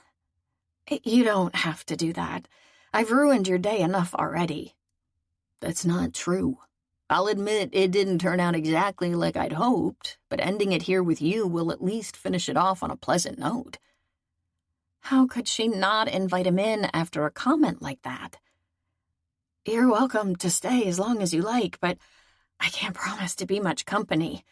Sleep is high on my agenda. I won't keep you up, I promise. He pushed the door open and led her over to the couch. I'll refill the ice pack. He disappeared toward the kitchen, but returned a couple of minutes later, easing onto the couch beside her and handing over the ice pack. You should put this on your ankle. Doctor's orders. He bent down, slipped off her shoe, and lifted her leg to the coffee table. I'll let you position it, though. The cold may not feel great at first, and I don't want to hurt you. At his tender touch and tone, pressure built in Sam's throat. No man had ever treated her with such care and respect. Before she could stop it, a tear slipped past her lower lashes and trailed down her cheek. She leaned forward, averting her face as she positioned the ice pack. But she couldn't seem to stop the sudden waterworks. Of course, Brad noticed. I'm sorry you're hurting so much. He took her uninjured hand, his clasp solid and comforting. She was hurting, but the bee stings weren't the reason for her tears. Her hurt went much deeper than that. However, it was safer to let him think her tears were due to her injuries. Sorry, I never cry. You deserve a cry after the day you've had. Maybe. But crying never solved anything or made a hurt go away. After a minute or two, she managed to get the tears under control. And as soon as she could muster the strength, she gently retracted her fingers. Thanks for the loan of your hand. Anytime. There was no misreading the serious intent in his eyes. Yet after a moment, he motioned toward the kitchen. I'm not much of a cook, but if you have any microwave food in the freezer, I'd be happy to heat it up for you. You missed dinner. So did you. Why don't you make something for yourself? I'm well stocked with quick-to-fix meals. Will you eat if I do? Much as she'd like to accommodate him, she needed to lie down desperately. To tell you the truth, I just want to go to bed. Then that's what you should do. He stood, then drew her to her feet. Let's get you to the bedroom. At any other time, that comment would have set her heart aflutter with all sorts of romantic fantasies. But with the stings beginning to throb with renewed intensity, all she could think about was the oblivion of sleep that would bring relief from her misery. Brad slipped his arm around her waist as she limped toward the bedroom. Once they reached the bed, he eased her onto the edge, then scrutinized her face. If you'll tell me where to find your aspirin, I'll get them and some water. I'll also bring in the lotion Linda sent. After she complied and he left to retrieve everything, she reached around and tried, without success, to unbraid her hair, thanks to the two swollen fingers that rendered her right hand almost useless. Huffing out a breath, she continued to struggle until Brad returned and deposited the items he collected on the nightstand. What's wrong? I should be able to unbraid my hair myself, but my fingers aren't cooperating. And if I don't do it before I go to sleep, it will be too tangled to get a comb through tomorrow. A few beats of silence ticked by, and she glanced up to find him frowning. Oh. Maybe he thought she was angling for a hand with her hair, and for the minister, even one who had romantic inclinations, touching a woman's hair might push the boundaries of propriety. But man, it would be wonderful to feel his hands in her hair. Just once. So instead of giving him an out, she dipped her head and continued to work on her braid. Maybe guilt would compel him to offer a hand and create a memory she could tuck in her heart and pull out in the future whenever loneliness overwhelmed her. He ought to offer to help Sam with her hair. After all, if he hadn't invited her to the picnic, she wouldn't be covered in painful, incapacitating stings. But a major red alert was beeping in his mind. As she fumbled with the braid, however, he sucked it up and stepped in. Why don't you let me do that? Her fingers stilled. If you wouldn't mind, I'd appreciate it. She angled sideways on the bed. Lowering himself beside her, he took a deep breath and eyed the elaborate do. Or at least it looked elaborate to him compared to the short, simple cut Rachel had favored. You'll have to tell me where to start. There are bobby pins up and down the sides of the braid. I think I managed to get one partly out at the bottom. Sam bent her head, exposing an expanse of creamy skin at her nape. He flexed his fingers and tried not to fixate on the wispy strands of soft-looking hair that had escaped and lay on her neck. Doing this without getting all hot and bothered was going to be a challenge. He scanned her hair and spotted the pin in question.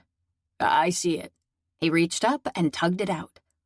Let me see if I can find the rest. Pulse accelerating. He probed until he found all the elusive pins, pulling them out one by one with unsteady fingers until the braid hung free. And unless he was imagining it, Sam's respiration was as uneven as his when he finished. I think that's it. He set the last pin on the bed beside him and exhaled. Thanks. She reached around with her good hand and attempted to loosen the braid, but her shaky fingers fumbled the job. He clenched his teeth. Since he'd started this job, he may as well finish it. Let me do that for you. She hesitated, but then slowly retracted her hand. A muscle in his jaw twitched as he began to methodically unbraid her hair, trying as hard as he could to keep his imagination and hormones in check. It was a losing battle. When, at last, her hair was loose, he reached for the brush on her nightstand. She could probably manage that herself, but he wasn't ready for this to end. I'll get some of the tangles out for you. She didn't protest. As he gently ran the brush through her sleek hair, nerve endings he didn't even know existed sprang to life in his fingertips. Sweet mercy! He'd better hurry up and finish before he did something she might not be ready for and shot himself in the... The brush dislodged a small object from Sam's hair, and he paused as it fell onto the bed beside her. She glanced at it, and with a sudden shriek shot to her feet and backed away, staring at it in horror. It was a harmless, dead bee. But Sam had reacted as if another swarm was after her. Following his instincts, he stood and pulled her into his arms. Hey, it's okay. The bee's dead. The rigid lines of her body went limp, and she sagged against him. I think I'm going to have a bee phobia for life. Understandable after what happened today. He stroked her back, and she nestled against him as she battled another case of the shakes. Take a few deep breaths. Advice he'd be wise to follow as well. When her trembling at last subsided, he forced himself to ease away and guide her to the bed. Then he handed her the water and pain pills. Thanks. She downed the tablets. Sorry, I'm such a mess. No apologies necessary. I'd suggest you put on the calamine lotion, apply the ice bag, and rest. She could probably use some help with the lotion, but his self-control was already stretched to the breaking point. I will. Thank you for everything. No problem. He slid his fingers into his pockets. He wasn't leaving until he confirmed she was sleeping comfortably, but if he told her he intended to hang around until then, she'd protest. He'd have to try a different departure delay tactic. While you drift off, do you mind if I nuke some food from your freezer? I'm getting hungry. Of course not. Help yourself. I'll let myself out when I'm done. Call me later if you need anything, no matter how late it is. I'm not going to disturb your sleep. I won't sleep at all if you don't promise. She cocked her head. You can be stubborn. Determined. Semantics. But after a moment, she capitulated with a slight twitch of lips. You win, but I'll be fine. I hope so, but I'll be available if you're not. If I don't hear from you, I'll call you tomorrow. Okay. Go have some dinner. She waved him toward the door. He took the cue. And once he ate a fettuccine dinner, cleaned up his dishes, and took a quick peek at her small but well-tended garden, he was ready to call it a night. His shoulder was aching, his own stings were throbbing, and exhaustion was settling over him like a coat of chainmail. He tiptoed down the hallway, pausing to peek in the door of Sam's bare-bones utilitarian bedroom. Not the kind of space he'd expected, based on the artsy designer decor in the rest of the condo. It was almost as if she didn't care about this room because no one ever saw it except her. Something she'd more or less implied in previous conversations, but a definite disconnect with the image he'd formed of her. An image that had been disintegrating bit by bit since they'd met. She appeared to be sleeping quietly, her breathing even. No sign of restlessness that could indicate pain. Her glorious hair splayed across the pillow. His heart skipped a beat, and he fisted his hands. It was time for him to go, even if he didn't want to. In truth, if he had his druthers, he'd rack out on the couch, stay within calling distance. But ministers didn't spend a night in a woman's home, no matter how innocent or charitable the motivation. It stretched the bonds of propriety. Fighting the temptation to ignore decorum, he retraced his steps down the hall toward the foyer, set the lock, and pulled the door shut behind him. Hopefully, Sam would sleep through the night. But he had a feeling he wasn't going to be so lucky. Chapter 7. Someone was calling her in the middle of the night? Fighting off a major case of grogginess, Sam forced her eyelids open as her phone trilled on the nightstand beside her. Glanced at the window. Oh! Beams of sunlight were trying to infiltrate the blinds. It must not be the middle of the night. She twisted her head back toward the nightstand, picked up her phone, and peered at the screen. It was 8:30 in the morning, and Brad's name was flashing in the display. She came instantly awake. After accepting the call, she put the cell to her ear. Good morning. She pushed back the covers, sat up, and swung her legs to the floor. Morning. Did I wake you? It was past time for me to get up anyway. That means yes. A sigh came over the line. I'm sorry, Sam. I'm going into a meeting in a few minutes that could last most of the morning, and I knew I wouldn't be able to concentrate until I talked to you. Her heart melted. A guy who wouldn't be able to concentrate because he cared about her? When had that ever happened in her world? Like, never. Unfortunately, the wonderful feeling of being cherished had no future. Tamping down a surge of dejection, she tried to call up a bright tone. No apology necessary. She stood, squinting at the angry red welts and swelling on her ankle. At least the stinging sensation had dissipated. How are you feeling? Better than yesterday. She limped toward the bathroom. That wouldn't take much. Can you give me a few more details? Let's just say I won't be entering any races for a few days.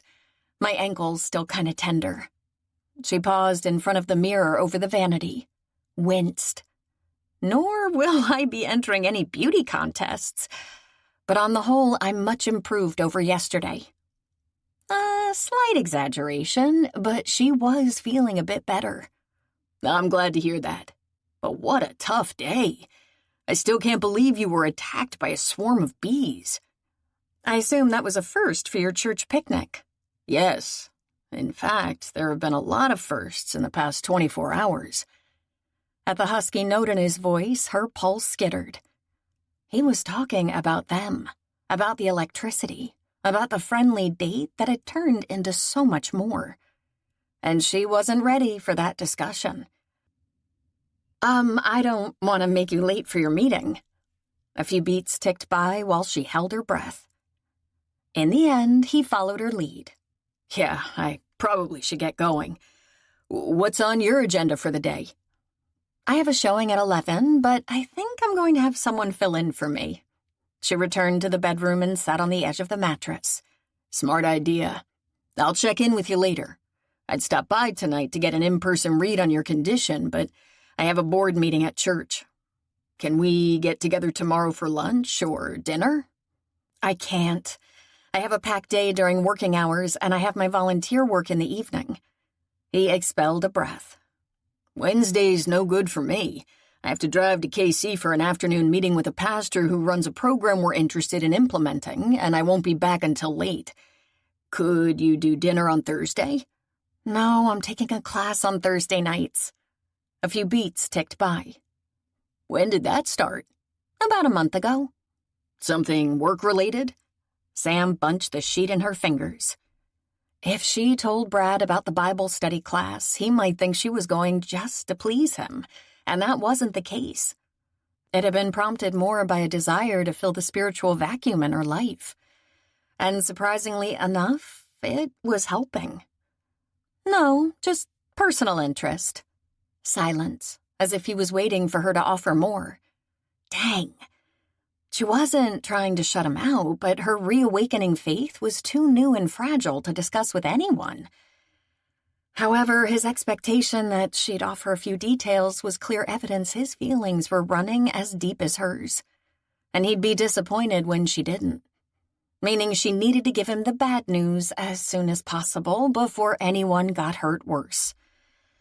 She swallowed, ignoring his implied question. It sounds like we're both crazy busy this week. Are you available Friday for dinner? Yes. No hesitation. Why don't you come here? Because eating in would be more private.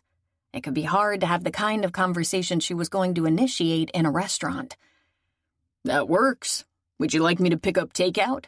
No, I'll cook. Really? I didn't think you were into that. There are exceptions to every rule. Besides, after everything he'd done for her in the past 24 hours, he deserved a home-cooked meal. It also might help take the sting out of what she had to say. And how hard could it be to follow a recipe? Cooking wasn't rocket science, after all. Well, if you're sure, that'd be great. I haven't had a home-cooked meal in a while. I'll call you before then, but what time sounds good? Let's say 7. 2 hours ought to be plenty of time to put together a nice meal. I'll be there. Talk to you soon. As they said their goodbyes, another call beeped on her phone. Laura. Sam accepted that one, too. Hi, kiddo. You sound more like yourself today. How are you feeling? Improving. Thank heaven. We were all so worried. Brad was beside himself. She swung her legs back up onto the bed and plumped her pillow against the headboard. Leaned back. Of course he was. I ruined his church picnic. That's not why he was upset, and you know it. Don't get any ideas. I'm not the one with ideas. Sam frowned at the ceiling. Better nip this in the bud. You're imagining things. No, I'm not. I saw how you two looked at each other yesterday. Everyone in the congregation did. There was enough electricity sparking between you to run the farm generator. Sam closed her eyes. No wonder she'd gotten so many appraising looks. But admitting she was attracted to Brad would only spur Laura on. I intend to take all your observations with a grain of salt. As a new bride, you have a bad case of honeymoon-itis and are wearing rose-colored glasses. True, but I know what I saw. Nick saw it too. We had a long discussion about it last night. Laura, get real. I am not minister-girlfriend material. Best lay the groundwork for what was going to happen on Friday right now, before her BFF got too carried away. Why not? You know why not. If you're thinking about any past indiscretions, Christianity is all about forgiveness. Sam gave a mirthless laugh as she studied the welts marring the skin on her hand. There's too much to forgive in my history.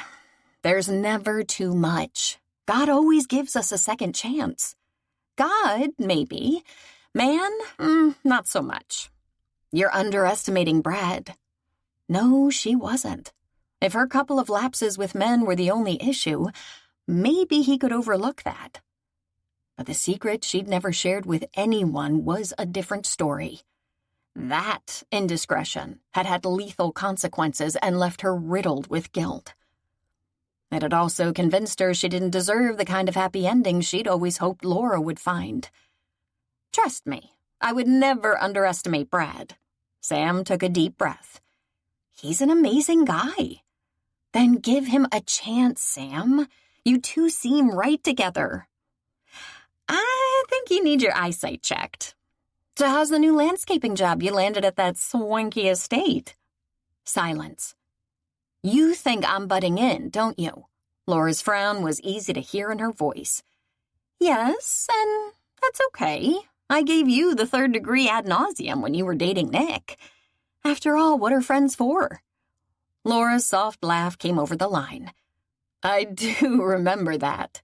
Believe me, if there's anything to report on the romance front, I'll loop you in. But don't get your hopes up about me and Brad. A girl can dream, can't she? Will I see you Thursday night? I'll be there. In the meantime, take care of yourself and let me know if you need anything. I will. Thanks for checking in. Once they ended the call, Sam set her cell back on the nightstand and examined her swollen ankle. Bad as it looked, it would heal. But the same couldn't be said about her heart. In fact, after she said goodbye to Brad on Friday, it might need CPR. Some nights at the counseling center were easy. Some were hard. This was a hard one. Throat tightening, Sam leaned toward the distraught 18-year-old seated at a right angle to her and took her icy hand. This girl, who was barely a woman, was so in need of love and understanding. You've told me what everyone else thinks, Jamie. She gentled her voice. But what do you want to do? The teen chewed on her bottom lip as a tear trailed down her cheek. I don't know. My mom and dad and John and all my friends say it will ruin my life if I have the baby. But it feels so wrong to just get rid of it. I hear you. You'd like to believe there's not really a life at stake, because then your decision would be easy. But your heart is telling you there is, right? Yeah, exactly. Jamie sniffed. Sam picked up the box of tissues from the table beside her and held it out to the young woman, choosing her words with care. Has anyone suggested that it might ruin your life if you don't have the baby? If you get rid of it, as you said. Her brow crinkled and she took a tissue. No. You may want to ask yourself how you'll feel in a few years when you see a little child that would be the same age as your baby. But I'm not ready to be a mother, especially a single mother. Jamie's tone grew more agitated and desperation flared in her eyes. John doesn't want any part of the baby. Neither do Mom and Dad. I'd be totally on my own. That's not true. The counseling center can offer you a lot of support. We can help with medical expenses, and I'm available to talk anytime you need me. As for being a single mother, that's your choice. We'll assist in every way we can if you decide to take on that responsibility. But we have a list of dozens of couples who, for whatever reason, can't have their own children. They'd welcome your baby with open arms. We've given them a thorough vetting, and they're all fine people. So you can be confident your baby would have a wonderful home. Jamie dabbed at her eyes. I just feel so confused. That's understandable. It's a big decision, and it's hard to make a rational choice when you don't have support from family and friends. But remember, Jamie, you do have a choice. After a moment, the young woman sighed. I guess I'll think about it some more before I do anything. That wasn't a win, but it was something.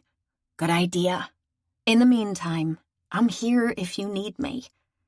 Sam reached for a notepad from the table and scrawled 2 numbers. The top number is the counseling center. She tore off the sheet and handed it to her. The bottom one is my cell. You can call me anytime, day or night, if you want to talk. The teen took the piece of paper and tucked it into the pocket of her jeans. Okay, and thanks for listening tonight. It helped a lot. I'm glad. In fact, why don't we set up another appointment for next week? I can give you more details on our program and answer any questions you might think of between now and then. I guess I could do that. After they chose an agreeable time, Sam walked her to the door. Take care, Jamie. She touched her arm. And call me in a couple of days just to chat. Will you do that? Yeah, thanks. Sam watched the rail-thin young woman disappear down the hall and closed the door. Wandered back through the counseling center to the director's office. Abigail looked up when she paused on the threshold. How did it go? I don't know. Sam massaged the bridge of her nose and sighed. It's obvious she's trying to do the right thing, but it's also obvious she's not getting any support at home. I tried, but I'm not sure I got through to her. Abigail folded her hands on her desk, compassion filling her eyes. You did everything you could, Sam. That's all we can ask. She stuck her hands into the pockets of her slacks, fisted them. I don't think it was enough. I have bad vibes about this one. A couple of beats ticked by as Abigail studied her. You know, sometimes I worry as much about you as the young women who come in here. You take this so much to heart, and I know it tears you up inside whenever you fail. Yet you keep coming back. I admire your dedication. Sam waved aside the undeserved praise. Don't admire me, Abigail. You know better. The director of the counseling center was the only person who knew even a piece of the tragic incident and her most dedicated volunteer's past. The main thing I know is that coming here week after week puts you through an emotional ringer. Whatever your motivation, it doesn't negate the good work you do. Thanks to you, a lot of children are here today, happy, healthy, and enjoying the gift of life. Pressure built behind Sam's eyes. But a lot of them aren't. And those are the ones who haunt me. My advice? Think about the ones who are. Otherwise, this work will beat you down. Abigail took a deep breath, glanced at her watch. Why don't you call it a night? You've already had a long session, and Pam is here. I don't expect we'll be inundated with walk-ins at this hour. Not a bad idea. She wouldn't be of much use to another client tonight anyway, after the emotionally draining exchange with Jamie. If you don't mind, I'll take you up on that. Go. Abigail waved her off.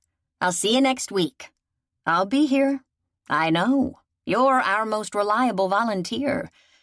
Try to do something fun this weekend. I'll think about it. But before Saturday morning dawned, she had something very unfun to do. Namely, tell the man who was stealing her heart that there was no future for the two of them. And that was going to be even harder than her session with Jamie. Chapter 8. The home-cooked dinner she'd promised Brad was a disaster. In fact, her whole Friday had been a disaster. Sam shoved her hair back and rooted around for a knife in the kitchen drawer. First, a flat tire. Next, a difficult client who'd insisted on seeing a house at precisely 1 o'clock and then arrived half an hour late. That had been followed by a quicker-than-expected contract response, requiring an unscheduled stop at the office to do some paperwork. And it didn't help that she'd tossed and turned last night after her unsettling session with Jamie at the counseling center. Now she had a gourmet meal to prepare. She dashed back to the recipe for chicken cordon bleu that she'd bookmarked a couple of days ago, now displayed front and center on her laptop screen in the kitchen. As she reread it, her stomach clenched. Maybe she'd been a tad too ambitious in her menu choices. And maybe she should have familiarized herself with the recipes beyond checking the ingredient list before Friday at 5 o'clock. No doubt Rachel could have whipped up the chicken, twice baked potatoes, green beans, almondine, and homemade biscuits in the window suggested in the recipes, but those times must be for people who knew what they were doing, not novices. And she was definitely a novice. At this rate, it was going to take her half a day to prepare the meal she'd planned. At least she'd made the dessert last night after her stint at the counseling center when she'd been too wired to sleep. Sam frowned as she read the recipe for the entree again. How in the world did you flatten chicken breasts? She tried pressing on them with the heel of her hand. Zip. Would a hammer work? She dug one out of her tool drawer and gave the meat a whack. Yes! But the next step, layering the breasts with ham and cheese and then rolling them up, wasn't so easy. She managed to get one of the uncooperative bundles into a semi-cylindrical shape, but it didn't look anything like the step-by-step pictures. And if she tried to dust it in flour, dip it in a beaten egg, and roll it in breadcrumbs, it was going to fall apart. Oh, mercy! What had she gotten herself into? She plowed ahead anyway, then moved on to the potatoes. At least she'd put them in the oven the minute she'd gotten home. But when she removed them and tried to slice off a long end so she could scoop out the interior, the skin was hard as a rock. She double-checked the recipe. Bake for 1 hour and 15 minutes at 400 degrees. That's what she'd done, wasn't it? She zipped back to the oven and squinted at the temperature gauge. It read 500, not 400. Groaning, she closed her eyes. This was not how she'd planned her meal prep to go, and she was running out of time. She sucked in a breath, picked up the pen next to her menu list, and crossed off the biscuits. They were so not happening. Mashing her lips together, she tackled the potatoes again and eventually managed to cut through the crusty skin. But in the process, much of the shell shattered. Nevertheless, she scooped out the shriveled insides, added the other ingredients, and put the mixture in what was left of the skins. On to the beans. She scanned that recipe. The sauce sounded easy enough, just onion and slivered almonds sautéed in butter. After chopping the onion, she dumped everything into a small frying pan and set the heat on low. Maybe now she could change out of the t-shirt and leggings she'd thrown on when she'd arrived home and into something nicer and flour-free. She also needed to touch up her makeup and comb her hair. 5 minutes later, when the harsh shriek of the smoke detector blasted through the condo, her hand jerked as she was repairing her eyeliner. What in the world? Dropping the tube of makeup into the sink, she dashed toward the kitchen, heart pounding. Paused for a brief second on the threshold to scan the room. It took her only a moment to spot the source of the problem. Smoke was seeping out of the oven. She raced that direction, yanked open the door, and reared back as a billowing gray cloud engulfed her. Coughing, she tried to wave the smoke away as she peered inside. Near as she could determine, the cheese had leaked out of the chicken breasts and was now burning. She grabbed the pan and removed it, turned on the exhaust fan, opened a window, and began waving a towel at the smoke detector to clear the air. When the piercing alarm finally fell silent, Sam wilted against the counter, surveying the sad-looking chicken. How could she salvage that unappetizing mess? maybe if she scooped the cheese back in and... She froze, sniffed, glanced toward the stove. The almonds and onions in her butter sauce were turning black. Oh, jeez. What else could go wrong? She flew across the room and removed the pan from the heat before the smoke alarm went off again. Gazed at the potatoes waiting to go into the oven. They looked pathetic, too. The skins were on the verge of disintegrating and the filling was already spilling out. Now what? Was it too late to call the nearby gourmet shop and order dinner for... Ding dong! Her stomach bottomed out. It couldn't be 7 already, could it? She peeked at her watch. Yes, it was. And Brad was punctual as usual. She eyed the door to her patio, fighting the temptation to sneak out and disappear. But that was the coward's way out. There was nothing to do but face him and admit defeat. Her shoulders sagged. So much for her plan to soften the news she had to share with a memorable meal.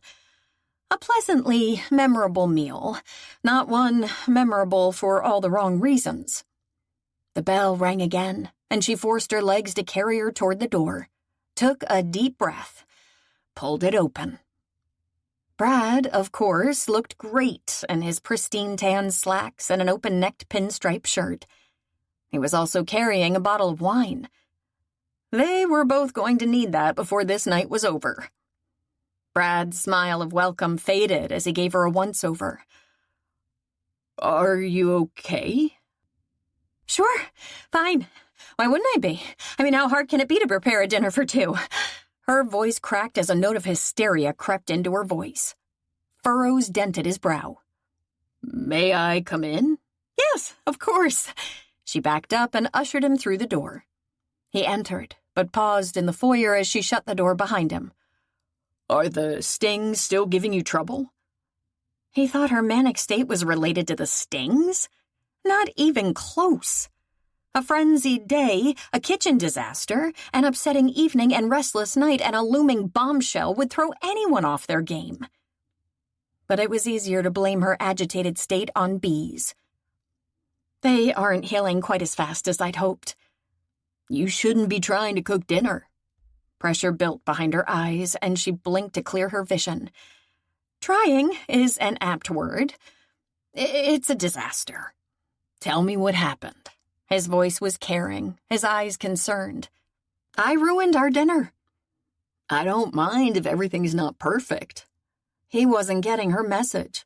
It's not just not perfect. Brad, it's inedible. It can't be that bad. Yes, it can. Trust me. It's not a pretty picture in my kitchen. She took a deep breath. I wanted to treat you to a home-cooked meal, but I don't spend much time in the kitchen. I didn't realize the recipes I chose would be so time-consuming or involved. I'm sure it's something Rachel could have whipped up without breaking a sweat, but it was beyond me. I'm sorry. He took her hand, twined his fingers with hers in a firm, comforting grip. Relax. It's not the end of the world. We'll make do. What turned out the best? Dessert. And it's not just the best. It's the only thing that turned out. He studied her for a moment. Then let's go with plan B. While you clean up the kitchen, I'll run down to the Italian place a few blocks from here and get dinner for us.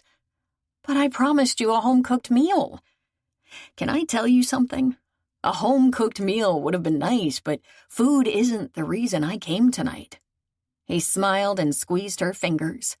Her heart flip-flopped. That was good news on the dinner front, but it only reminded her of the other problem she needed to tackle tonight. Brad released her fingers and moved back to the door. I shouldn't be gone long. Will you be all right? Yes. When his eyes narrowed, she forced up the corners of her mouth. I'll be fine. After a moment, he nodded. Okay. Is lasagna okay, or would you rather have something else? I like lasagna.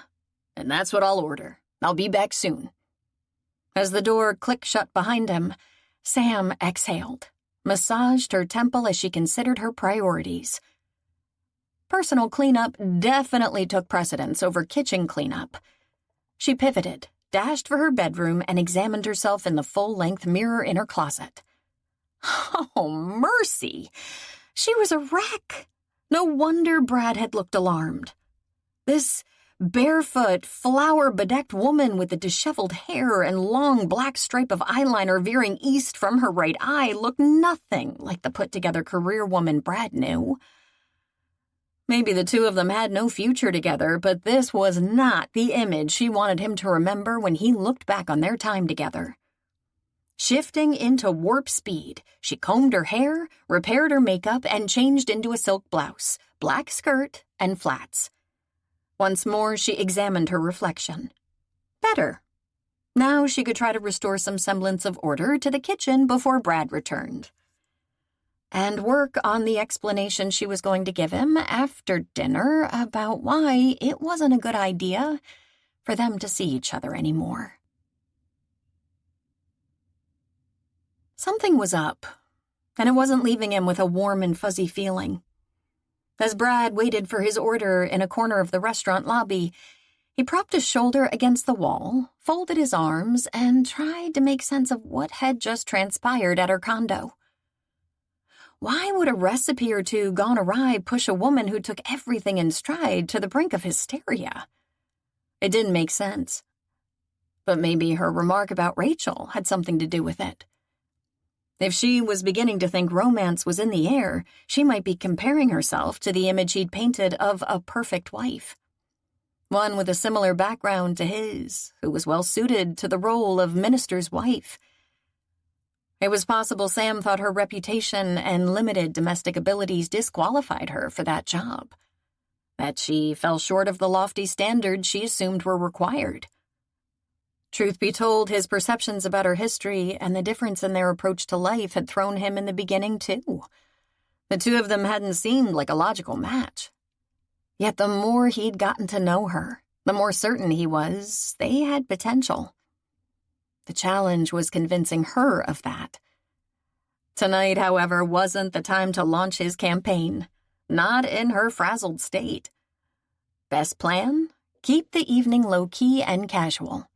Don't do anything to rush her. Give her breathing space to adjust to the idea of a pairing, because pressure of any kind could spook her. He needed to buy himself time to build his case until their compatibility became as obvious to her as it was to him. And he had the perfect tool at hand. It was almost providential. 20 minutes later, when he rang her bell again, he had a definitive strategy in place. The lock clicked, and as the door opened, he gave her a fast but thorough sweep. Makeup impeccable, hair perfect, clothes that bore no trace of flour or breadcrumbs. And the frenzy in her eyes had subsided. Better. Even if there was a lingering trace of trepidation in her irises. He smiled and held up the large bag. "Dinner is served." "Smells delicious." She motioned him in. "Let's divvy it up and dive in." She led him to her dining room where the table was set with a linen cloth, china dishes, and crystal glasses. His bottle of wine had been opened, and a bouquet of fresh flowers took the place of honor in the center. "Nice." "I may have failed in the kitchen, but I do know how to set a table." The two of them plated the entrees, the salad, and the bread, then took their places. "Do you mind if I say a blessing?" He draped his napkin over his lap. "I wouldn't expect any less from a man of the cloth." Instead of taking her hand as he was tempted to do, he linked his fingers, rested them on the edge of the table, and offered a simple prayer that focused on food, fellowship, and friendship. Emphasis on friendship, which earned him a side-eye that registered in his peripheral vision. Good, she'd noticed, because it was becoming clear that Sam wasn't ready to commit to anything more. Fine by him. He was a patient man. That was very nice. She set her own napkin in her lap and picked up her fork. "This smells far more appetizing than the charred food in my trash can." "Maybe it wasn't as bad as you thought. Blackened is all the rage, after all." "Blackened, yes. Burnt? No." She broke off a bite of lasagna with her fork, tasted it. I haven't had Italian for a while." "Me neither." So, tell me about your day, before the cooking catastrophe. She wrinkled her nose. It wasn't much better. As she proceeded to give him a blow-by-blow of her difficult client in her usual gregarious style, some of the tension in the air dissipated. For the remainder of the meal, he kept the conversation focused on impersonal topics. But when it was time for dessert, a bit of anxiety crept back into her demeanor. She was gearing up to tell him something he didn't want to hear. As she reached for his plate, he touched her hand. Could we sit for a few minutes before dessert? That was a heavy meal. Her gaze flicked to his hand, darted away. The dessert is light. I made a trifle. It looks good, but I make no guarantees about the taste. She offered him a smile that seemed forced. I have a feeling it's fine. And a dessert like that I can handle. But first, I wanted to pass some information on to you. She cocked her head, her expression curious but cautious. Okay. Dad's birthday is coming up. It's a big one, and Rebecca and I managed to convince him to let us throw a small party. We've been working on the guest list this week. He wants us to send you an invitation. Her features softened. That's so sweet of him. He tells me you two have become pen pals. Her lips bowed. I wouldn't go that far, but we do email, always about gardening. In case you haven't figured it out, he's become a fan. The feeling is mutual. I'm glad, but I hope he's not becoming a nuisance. She dismissed that with a flip of her hand. Not at all. He's a lovely man, and I enjoy talking flowers with him. So would you be willing to come to the party? I know you're busy, but it would mean a lot to him. Faint puckers appeared on her brow. When is it? In 3 weeks. He gave her the date. It won't be anything super fancy, just a luncheon at Rebecca's restaurant in St. Genevieve for about 40 people. She's closed on Mondays, which is why we chose that date. We'll also have a 3-piece combo. As Dad always says, it's not a party without music. I realize that's a work day for you, but if you could swing it, Dad would be thrilled. Her lips twisted into a wry grin. Every day is a work day for realtors. Let me check my schedule while I dish up our desserts. You ready to put your stomach at risk? I'm not worried. You would be if you'd seen my kitchen before I got rid of the evidence. She rose and picked up his plate. I bet Rachel was a wonderful cook. Another reference to his wife. Either Sam felt intimidated by her, or she was trying to squelch any burgeoning romantic interest he might have in a new woman by bringing up the woman he'd wed. Her discouragement tactic, if that's what it was, wasn't going to work. But he could try to dispel any feelings of inferiority. Rachel was talented in the kitchen. He kept his tone conversational. But I've found that everyone has their own unique talent. For example, you have a wonderful gift for drawing people out and lifting their spirits. I can speak from personal experience on that one. Sam repositioned her almost empty wine glass, keeping her gaze averted. Not a very practical skill, though. Depends on how you define practical. Joy and happiness are great buffers for the trials and tribulations of everyday life. That seems practical to me. Unless he was mistaken, a faint hint of pink appeared on her cheeks before she turned away, plates in hand, and headed for the kitchen. Give me a few minutes to make coffee and get our desserts ready. As she disappeared and silence descended, Brad leaned back, twirled the stem of his wine glass. Thank goodness he'd had Dad's party invitation in his back pocket to try to defer any Dear John speech she may have been planning for tonight. Assuming it worked, and she agreed to attend, sometime in the next 3 weeks, he needed to figure out why she was so gun-shy about the two of them. Because lack of interest wasn't the reason. He might have been out of the romance game for a while, but a man didn't lose his ability to read attraction in a woman's eyes. And it was front and center in Sam's. So between now and the party, he had to get some answers. which meant he needed to see her on a regular basis. He took the last sip of his wine, leaned back. If she intended to pull back on their relationship, she might find excuses to refuse dates, which could complicate things. His lips tipped up ever so slightly. Except he had a surefire way to convince her to spend time with him. This evening wasn't going anything like she'd planned, on so many levels. First, the food fiasco. Then, Brad's references to friendship. Then, the invitation to his dad's party. Sam started the coffee maker, blew out a breath. The food situation had been glossed over thanks to the empathetic man waiting for her in the dining room. His friendship comments, however, had thrown her. Had she misread his interest all along? Maybe. After all, the heat in his eyes when she'd sprawled all over him after they fell in the three-legged race could happen with any guy, minister or not, if a woman got that up close and personal with him. And his tender, kind manner and care after the bee incident could have been fueled more by guilt than anything. As his guest, she was his responsibility. She crossed to the fridge, pulled out the bowl of trifle, and spooned 2 servings into bowls. Bottom line, maybe she didn't have to give the speech she'd prepared. Maybe she could wait and see if any more signs of romance appeared. And if she didn't have to break things off with Brad tonight, if friendship really was all he had on his mind, what could be the harm in going to Henry's party? Or she was letting the 2 glasses of wine she'd downed muddle her thinking. Who knew at this point? So she'd just have to wing it for the rest of the evening.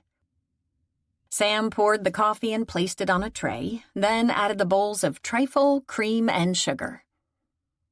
When she re-entered the dining room, Brad rose while she set the tray on the table. "The dessert looks good." "I guess we'll find out." She put a bowl in each place and retook her seat. Brad did likewise, adding a splash of cream to his coffee before dipping his spoon into the creamy dessert and taking a generous sample. "You're braver than I am." She scooped up a tiny bite. "I have ice cream in the freezer if this is an epic fail." He put the spoon in his mouth, and she watched as he chewed. But his expression told her nothing. "Well?" She leaned forward. "It's delicious." He smiled and took another spoonful. "Try it." She followed his lead. "Wow, this is actually tasty." "More than." He kept eating. "You can make this for me anytime. In fact, I'd forfeit dinner for a bowl of your trifle." "I'm glad at least one thing turned out." "I think the whole evening turned out fine. A perfect way to end a long week." "Even if you had to supply the dinner?" "Even if." He took a sip of his coffee. "How goes your search for a house for me? You haven't said anything about that tonight." "The market's tight at the moment. I'm not seeing much that meets the parameters you laid out." "Maybe I'll have to adjust those." "No." She shook her head and met his gaze. "Don't settle. You'll only regret it." Whether it was a house or a woman, just in case he still had any amorous inclinations toward her. "Sometimes it's smart to adjust expectations." His mild expression and tone didn't suggest there was any deeper meaning to his comment, nor did his follow-up. "I might be able to bend on some of the cosmetic features I want, but a fireplace is a must." "Noted." "I'll start keeping a closer eye on the listings, too. Maybe something will catch my eye." Did he think she wasn't being diligent enough? "I do look at them every day for you." As she finished her dessert, she brought him up to speed on the latest offerings she'd considered and rejected. "I appreciate your diligence, but 2 heads and all that." He glanced at his watch. "It sounds like we both had a busy week. I don't know about you, but I'm about ready to call it a night." "At 8:30? She tried to mask her surprise. Heck, in her bar-hopping days, she'd just been getting started at this hour. But an eat-and-run evening was another indication Brad had no romantic intentions for this get-together, and that was a good thing, even if a foolish pang of disappointment echoed in her heart. On the bright side, though, as long as things remained light and friendly between them, she could continue to see him. Besides, thanks to her restless sleep last night, exhaustion was beginning to nick away at her energy. I plan to make an early night of it myself. She set her cup on the table. May I help with the cleanup? He swept a hand over the table. No, you provided the food. That's enough of a contribution for the evening. She stood. He rose, too. After setting his napkin on the table, he strolled toward the door. I'll call you with details about Dad's party, but I guarantee he'll be over the moon that you're attending. Tell him I wouldn't miss it. She stopped a few feet away as he paused at the door and turned toward her. Thanks for being so understanding about tonight, and for bringing wine. Disasters happen. Remind me to tell you sometime about the sermon I gave at a funeral once early in my ministry when I used the wrong name for the deceased through the entire thing. She winced, even as warmth spread through her at his humility and lack of pretense. That must have been super embarrassing. It was. I didn't even realize what I'd done until I overheard two of the attendees talking at the reception afterward. I wanted to sink through the floor. But you lived to tell the tale. I did. And what I learned from my faux pas was that most of the things we think are a big deal don't turn out to be in hindsight. But some did. She managed to hold on to her smile. It was a painful lesson, though. True, and I never forgot it. To this day, I write the deceased's name in large block letters and put it on the pulpit before every funeral. He winked, which sent a wave of warmth coursing through her. I'll let you get to the cleanup. He glanced toward the kitchen. Or should we call in FEMA?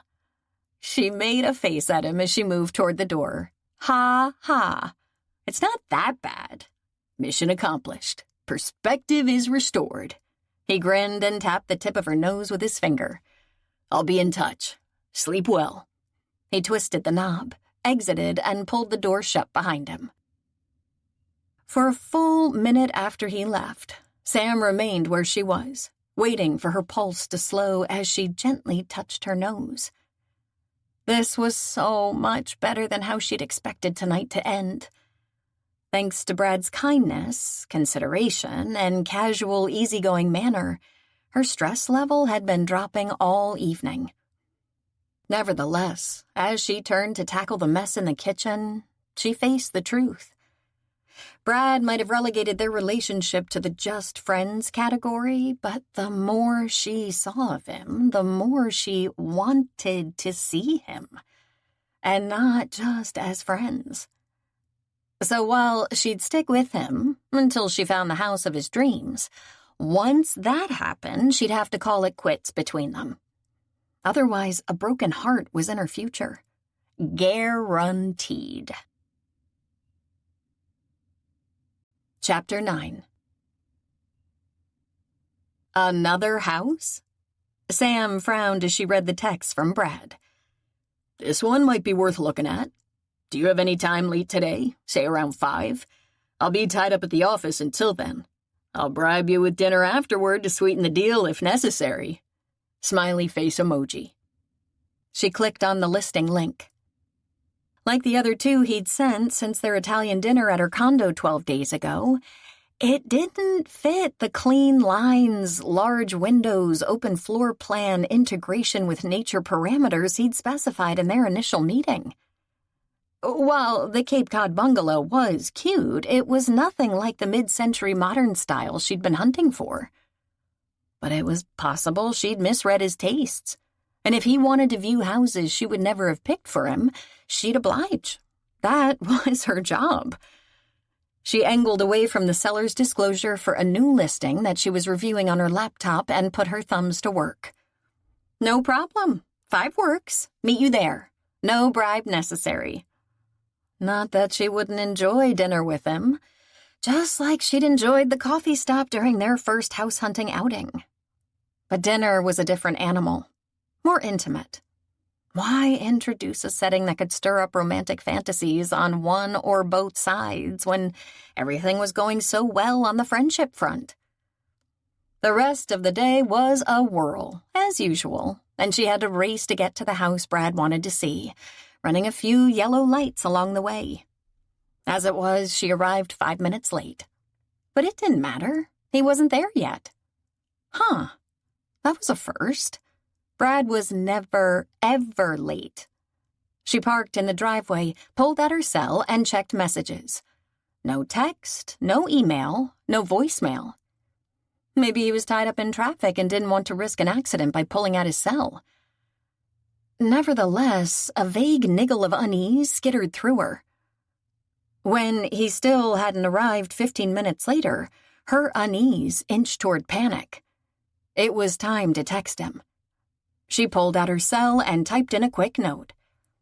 At the house. Everything okay? 5 minutes passed. 10. 15. Nada. Okay, this was weird and scary. She tapped a finger on the steering wheel. He'd said he'd be at the office until he left for the showing. Could he still be there? Should she drive over and check, just in case there was a problem? What if he'd fallen or something? Hit his head, broken a leg? After all, those things did happen, and his church was only 10 minutes from here. Without further debate, she twisted the key in the ignition, backed out of the driveway, and sped toward the church. Once she arrived, she swung into the lot and parked near the office, strode toward the door, and turned the knob. It was locked. She blew out of breath. Had he gone to the adjacent parsonage? She hurried over to that door, rang the bell, and struck out there, too. Propping her hands on her hips, she surveyed the grounds. Was he even on the premises? If there was a window in the garage, she might be able to see if his car was here. She circled the attached structure. Yes! There was a small window on one side. Clenching the strap of her shoulder bag, she picked up her pace, paused beside the window, and cupped her hands around the glass. His car was inside, meaning he was here. But where was he? She scanned the property, homing in on the church. There wouldn't be any services at this hour on a weekday, but her instincts told her that's where she'd find him. As she walked toward the church, a feeling of dread welled up inside her, clawing at her windpipe. Something felt off. When she reached the door, she hesitated. Whatever was inside wasn't going to be happy or easy to deal with. But if Brad was alone and needed the comforting presence of a friend, she wasn't gonna let bad vibes chase her away. She tugged on the door, and when it opened without protest, she stepped inside. The vestibule was empty, so she moved to the double doors that led to the church proper, gently eased one open, and slipped in. It took a few moments for her eyes to acclimate to the dimness, but once they did, she scanned the church. Frowned. It seemed to be empty. But it wasn't. Brad was here. She could feel his presence. She gave the church another, slower sweep. If he hadn't reached up to run a hand over his face just as her gaze moved past, she'd have missed him on her second pass, too. Gripping the back of the last pew, she studied him as her pulse tapped out a staccato beat. Head bowed, shoulders slumped, he sat near the front, off to one side, half hidden in the shadows. Defeat and sadness radiated from him, as did darkness and desolation, as palpable as the textured iron door handle had been beneath her fingers moments ago. A cold knot formed in her stomach. Something bad had happened, very bad, and Brad had sought solace here with God. She drew a shaky breath. Maybe 3 was a crowd in a situation like this. Maybe he needed to be alone and would consider her presence an intrusion. It might be best if she waited outside until he emerged. But just as she started to turn away, a choked, ragged sound echoed softly in the church. One she recognized all too well from personal experience. It was a sob. Decision made. He was hurting, and she wanted to help. It was as simple as that. Taking a deep breath, she groped through her purse for her cell. put it on silent mode to eliminate any interruptions so she could give him her total focus. Then she moved forward, pausing a few steps behind him. "Brad?" When he didn't respond to her soft summons, she tried again, raising her volume a few decibels. He lifted his head and looked toward her. A shock wave shuddered through her. Wretched wasn't a word she dusted off often, but it was the only one in her vocabulary that came anywhere close to describing his face. His dazed eyes were haunted and filled with despair. His skin was stretched taut across his cheekbones. The deep grooves etched in his brow were echoed in the brackets beside his mouth, and the hand he lifted to massage his temples was beyond shaky. Trying to quell her burgeoning panic, Sam moved closer and sank down on the pew beside him. "Brad, what's wrong?" He blinked, as if trying to focus. "Sam? Why are you here?" "We were supposed to tour a house. When you didn't show up, I got worried and came looking for you." "House?" His face went blank. She swallowed past the fear clogging her throat, keeping her voice as calm as she could. "Yes, you said it caught your eye, that it might be one you'd consider buying." He frowned, and his eyes cleared bit by bit as if he was mentally shifting gears. "I completely forgot. I'm sorry." "Don't worry about it. The house isn't going anywhere. Just tell me what happened." She took a steadying breath and braced. "Is it your dad? Is he all right?" "Yes, he's fine." When he didn't offer any more information, she twined her fingers with his. "Then what's wrong? Can you tell me?" His grip on her hand tightened to the point of pain, but she didn't wince. If he needed a lifeline to grasp, she was happy to provide it. "I don't want to burden you with my problems." "Brad, I care about you, and friends are there for each other. Please, let me help." His expression grew desolate. "It's too late to help." "But it's never too late for someone to listen. So talk to me. Tell me what happened." He glanced toward the sanctuary. After a few moments, he swallowed, exhaled. "Remember I told you once that I tend to get too involved in the lives of my congregation? Take things too personally? Well, today is an example of the downside of that." "What happened?" He wiped his free hand down his face. "There's a middle-aged couple in the congregation with a teenage son who has issues. I've been counseling them for the past few weeks. Based on everything they said, I came to the conclusion last week that he could be clinically depressed and that they needed to get him professional help. But I made that recommendation too late. He committed suicide this morning." His voice rasped, and he dipped his head. Her stomach knotted. No wonder he looked so bleak and broken. "Oh, Brad, I'm so sorry." She laid her cheek against his shoulder, searching for words of comfort. But what could you say in the face of such tragedy and sorrow? His whole body was shaking, and grief emanated from every pore as he spoke. "What kind of minister am I that I couldn't prevent a tragedy like this?" Anguish scored his voice. She frowned. He was questioning his ministry? Blaming himself for that boy's death? That was wrong in every possible way. She straightened up and angled toward him. "Brad, look at me." She waited until his despondent eyes focused on her. "You are a fine man and a fine minister." Her tone was fierce, and that was okay. She wanted her message to sink in. "Your only problem is that you care too much. Are the parents blaming you for their son's death?" "I don't know, but I blame me. I should have realized sooner that he needed help. And when they called today looking for comfort, I failed them then too.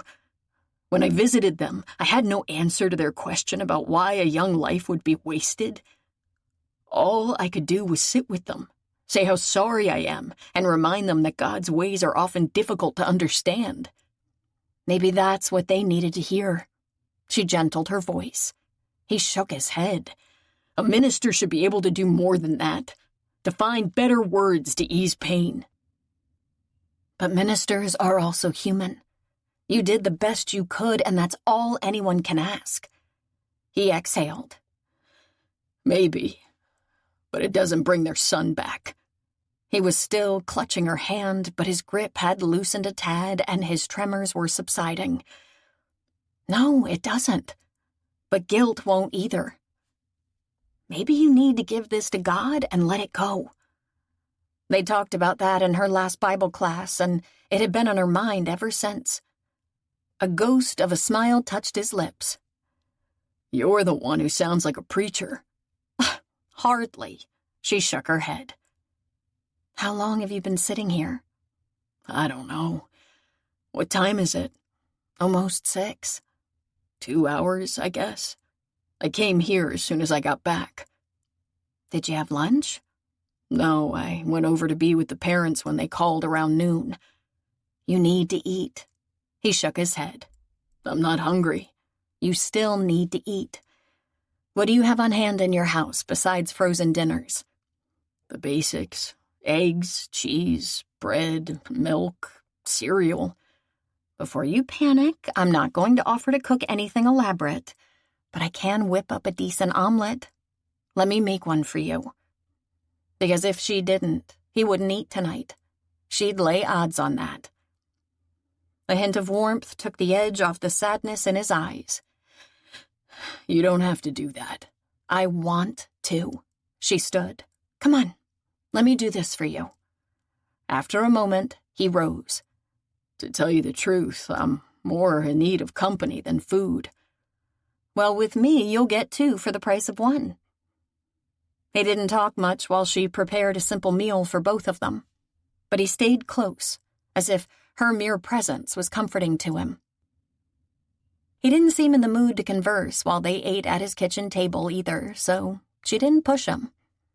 After they finished, he smiled at her across the table. I do feel a little better now that I've eaten. Thank you. For everything. I didn't do much. You were here when I needed you. That means a lot. I'm glad I could help. She rose and began clearing the table. I saw a gallon of ice cream in the freezer. Would you like some for dessert?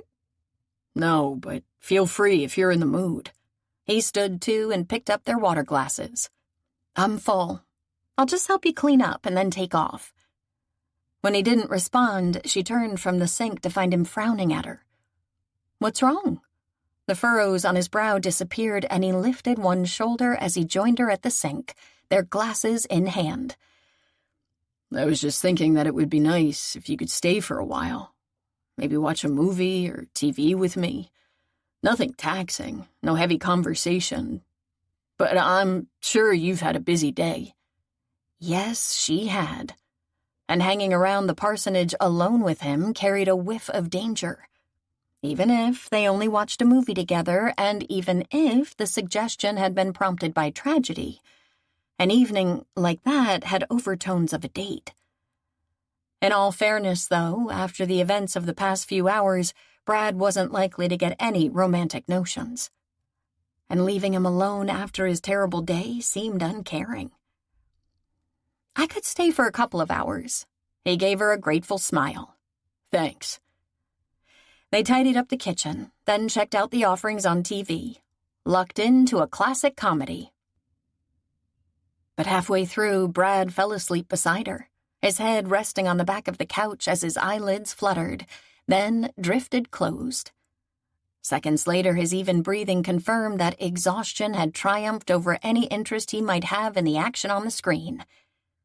No surprise after the emotional toll this day had taken on him. Sam reached for the remote, turned down the volume, and turned her attention to the man beside her. The harsh lines of anguish in his face now softened in sleep.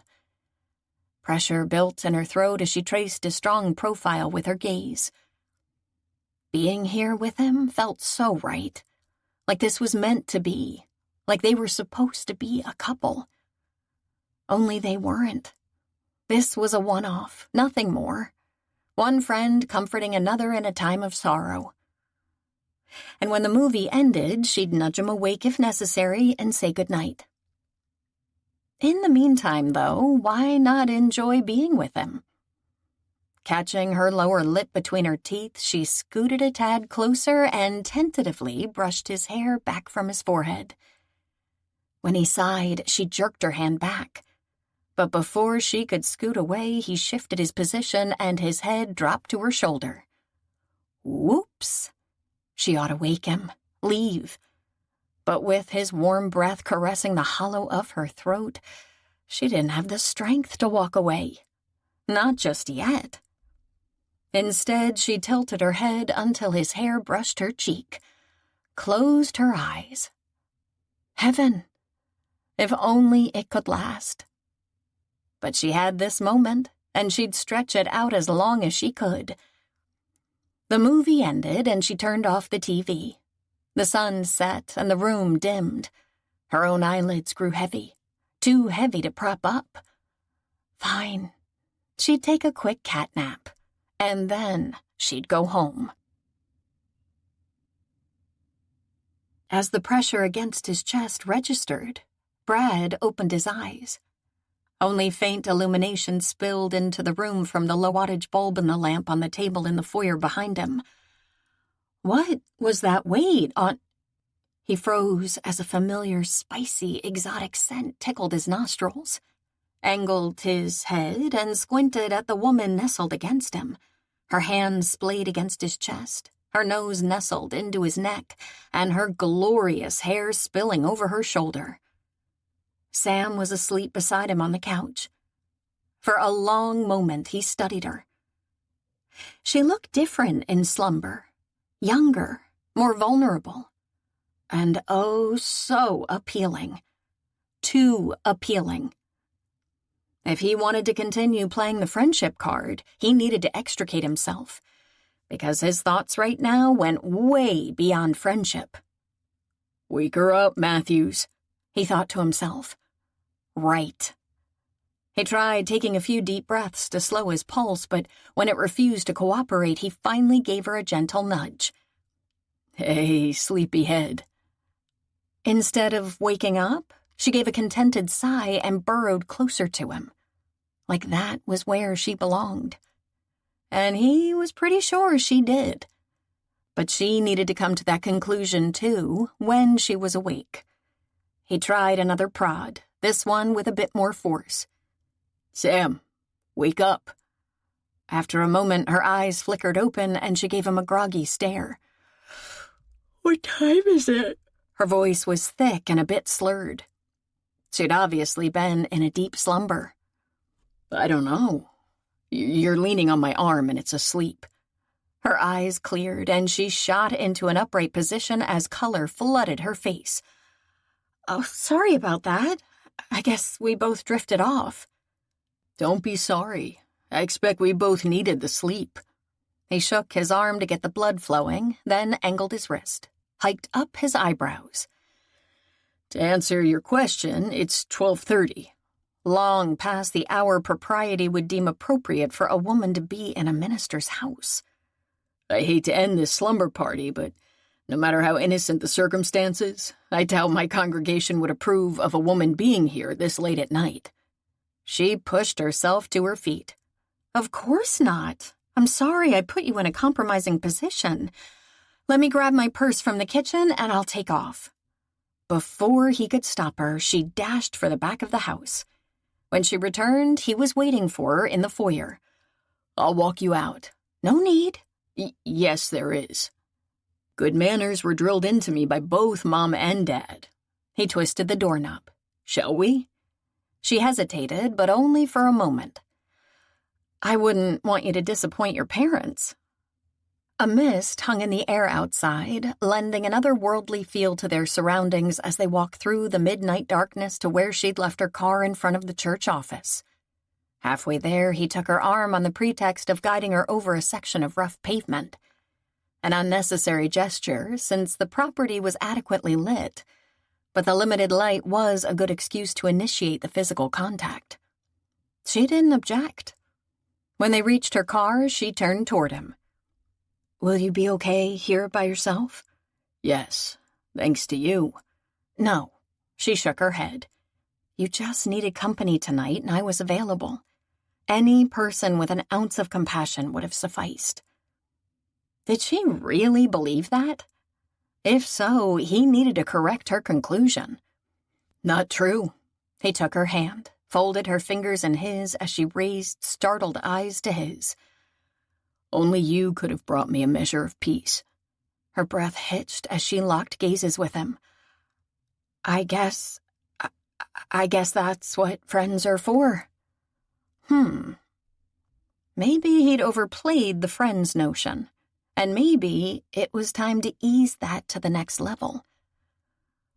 "What you did tonight went way beyond friendship." He stroked his thumb over the back of her hand. "You're very special to me, Sam." She moistened her lips. You're special to me, too." "Can I be honest with you?" Indecision flared in her eyes, so vivid it was discernible even in the dim light. I suppose so." "I wish you could stay here all night. But since that's not possible, at least let me send you off with a proper goodbye." He took a step closer to her, until only a whisper separated them, lifted his hand and gently cupped her cheek in his palm, watching her face. One sign of doubt, 1 ounce of resistance, 1 hint of rejection, and he'd back off. But he got none of those, so he dipped his head and pressed his lips against hers. For a moment, she didn't move a muscle, and then her mouth stirred beneath his, tentative, seeking, exploring. It was nothing like the kind of kiss he'd expected from a woman with Sam's experience. It was almost shy, and very, very endearing. When he backed off, she groped for the car behind her as if she needed to steady herself. He could relate. Simple as the kiss had been, it had packed a wallop, and left him wanting more. Much more. "Text me when you get home." His request came out in a hoarse rasp. "It'll be late." Her whispered response was barely there. "I'll be up." No doubt for hours after that adrenaline-pumping and imagination-stirring kiss. "Okay." She sucked in a breath, swiveled around, and slid behind the wheel of her car. As she started the engine and pulled away from the parsonage, he shoved his hands into his pockets, lips still tingling from the pressure of her mouth on hers. And he stayed there until her taillights disappeared in the mist. Maybe he'd made a mistake by kissing her tonight. But for the life of him, he couldn't conjure up a single regret. Chapter 10. Their kiss had changed everything. Every nerve in her body still vibrating after the delicious feel of Brad's lips against hers. Sam squeezed the wheel as she drove through the dark, empty streets between the parsonage and her condo. The kiss hadn't been toe-tingling passionate, but it hadn't been a chaste peck either. Brad had romance on his mind, and kissing him back had been a mistake. It wasn't as if she'd had to respond. He'd given her an opportunity to pull back, hovering over her lips as he searched her face. All she'd had to do was retreat a step or turn aside. But she hadn't, because she'd wanted that kiss as much as he had. And since they'd crossed into new territory, it was time to face the truth she'd been dancing around. She was head over heels for a man who deserved a much better woman than her, someone far more worthy of him. Now what? She flipped on her blinker and hung a right, changing direction. Henry's party was in a week. She couldn't back out on that and disappoint Brad's father. Nor could she cast a damper over the event by telling Brad before then that she wouldn't be seeing him anymore except on a professional level. So she'd have to avoid him until it was over. If he wanted to tour any more houses in the interim, she'd sweet-talk one of her colleagues into showing them to him. She exerted more pressure on the gas pedal, and 10 minutes later, she was home. Once inside the lobby, she paused to text Brad that she'd arrived safe and sound, then continued toward her unit. His response was immediate, a thumbs up next to her text, followed by a brief message of his own. Thank you again for being there today. It helped more than you'll ever know. Talk to you soon. She sighed. They would indeed talk soon. But it wasn't going to be a happy conversation. She dug out her key, opened her door, and tossed her purse on the hall table before continuing toward the bedroom. Since she was too wired to sleep, may as well check voicemails. As she perched on the side of the bed, she scanned the ones that had come in since she'd put her phone on silent. She could listen to all of them tomorrow, except the one from Jamie that had been left at 10 o'clock. That needed immediate attention. Pulse picking up, she played back the message. "Hi, Sam, it's Jamie." The young woman's voice was so shaky, her words were hard to understand. "You said I could call any time. I hope this isn't too late. Listen, when you get this, could you call me back? It doesn't matter what time. I'll be up. Thanks." Dread pooled in Sam's stomach. Like earlier in the church with Brad, bad vibes were wafting her way. But delaying the call wasn't going to change whatever Jamie had to say. She forced herself to take several long, slow breaths and place the call. 2 rings in, Jamie answered. "Sam?" "Yes, I'm sorry it took me so long to get back to you. I was with a friend who was dealing with a crisis and had my phone on silent. What's going on?" "I caved." Sam closed her eyes. That had always been a possibility, but after their last session, she'd thought Jamie was leaning the other way. "Tell me about it." She tried for a caring, empathetic, non-judgmental tone. Because after making a decision like that, Jamie was going to need all the understanding she could get. Now, and in the years to come. "They all ganged up on me. John threatened to dump me if I had the baby, and Mom and Dad said they wouldn't pay my college tuition because I didn't have time to be a mother and a student. I brought up the idea of adoption, but they were all against that. Mom said it would be crazy to put my body through 9 months of stress because some stranger wanted a baby.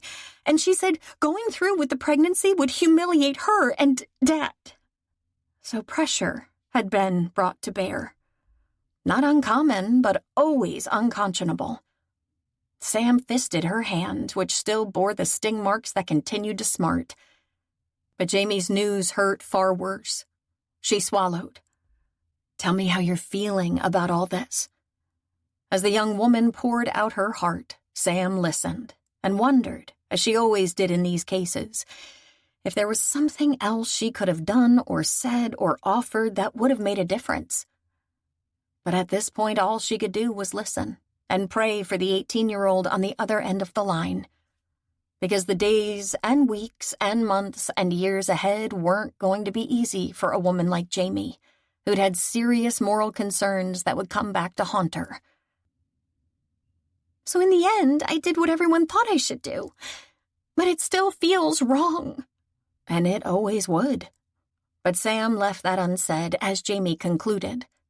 She'd learned the truth of that on her own. "Right now, you need to take care of yourself. How are you doing physically?" "Okay. Mom took me to a professional place." "Still give your body a few days to recover. And I'll be here if you want to talk again." "Thank you. And I'm sorry I didn't have the strength to see this through." Her voice was laced with tears. "You don't have to apologize to me, Jamie. I understand how hard it can be to resist pressure. Try to get some sleep tonight. And if you have a relationship with God, prayer might be helpful." Not a suggestion she'd ever offered to a client before, but after weeks of Bible class, she was beginning to appreciate the power of prayer. "I might try that. Good night, Sam. And thanks for listening." When the call ended, Sam followed the advice she'd given Jamie. She spoke to God, asking the Almighty to watch over the young woman who'd made such a heart-rending choice. Because while ending the life of an innocent child often took only minutes, it exacted a price that lasted a lifetime, as she knew all too well. "I'd say our 70th birthday shindig for Dad is a smashing success." As Rebecca spoke behind him, Brad angled toward her from the spot he'd claimed on the sidelines that offered him a view of the dance floor, where Dad and Sam were doing an enthusiastic swing. "Agreed. Dad seems to be having a great time." "So does Sam. You, not so much. What gives?" Leave it to his sister to pick up his unsettled mood. Her instincts were even better now than they'd been when she was younger. And there was no reason to be reticent about his feelings for Sam or his frustration about his lack of progress on that front. "I'm not sure where I stand with Sam. She's been avoiding me for most of the party. Then a few days ago, she sent a colleague to show me a house I asked to see instead of coming herself." He propped his shoulder against the wall and folded his arms. "I'm beginning to think she's losing interest." "She's not." He turned toward his sister. "How do you know?" "I've been watching her. She's been keeping tabs on you all afternoon, and the look in her eyes can only be described as smitten." He glanced back at Sam. "I'm not seeing that." "She masks it whenever you look at her." "Then why does she seem to be backing off, or at the very least, keeping me at arm's length?"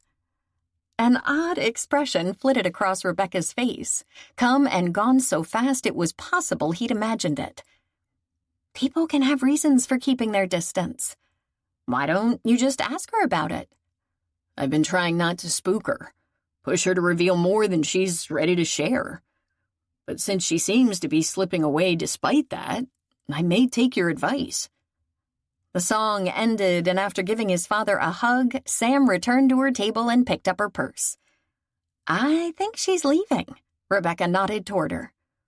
A few seconds later, his sister's speculation proved accurate when Sam wove toward them through the tables, her smile a tad too bright.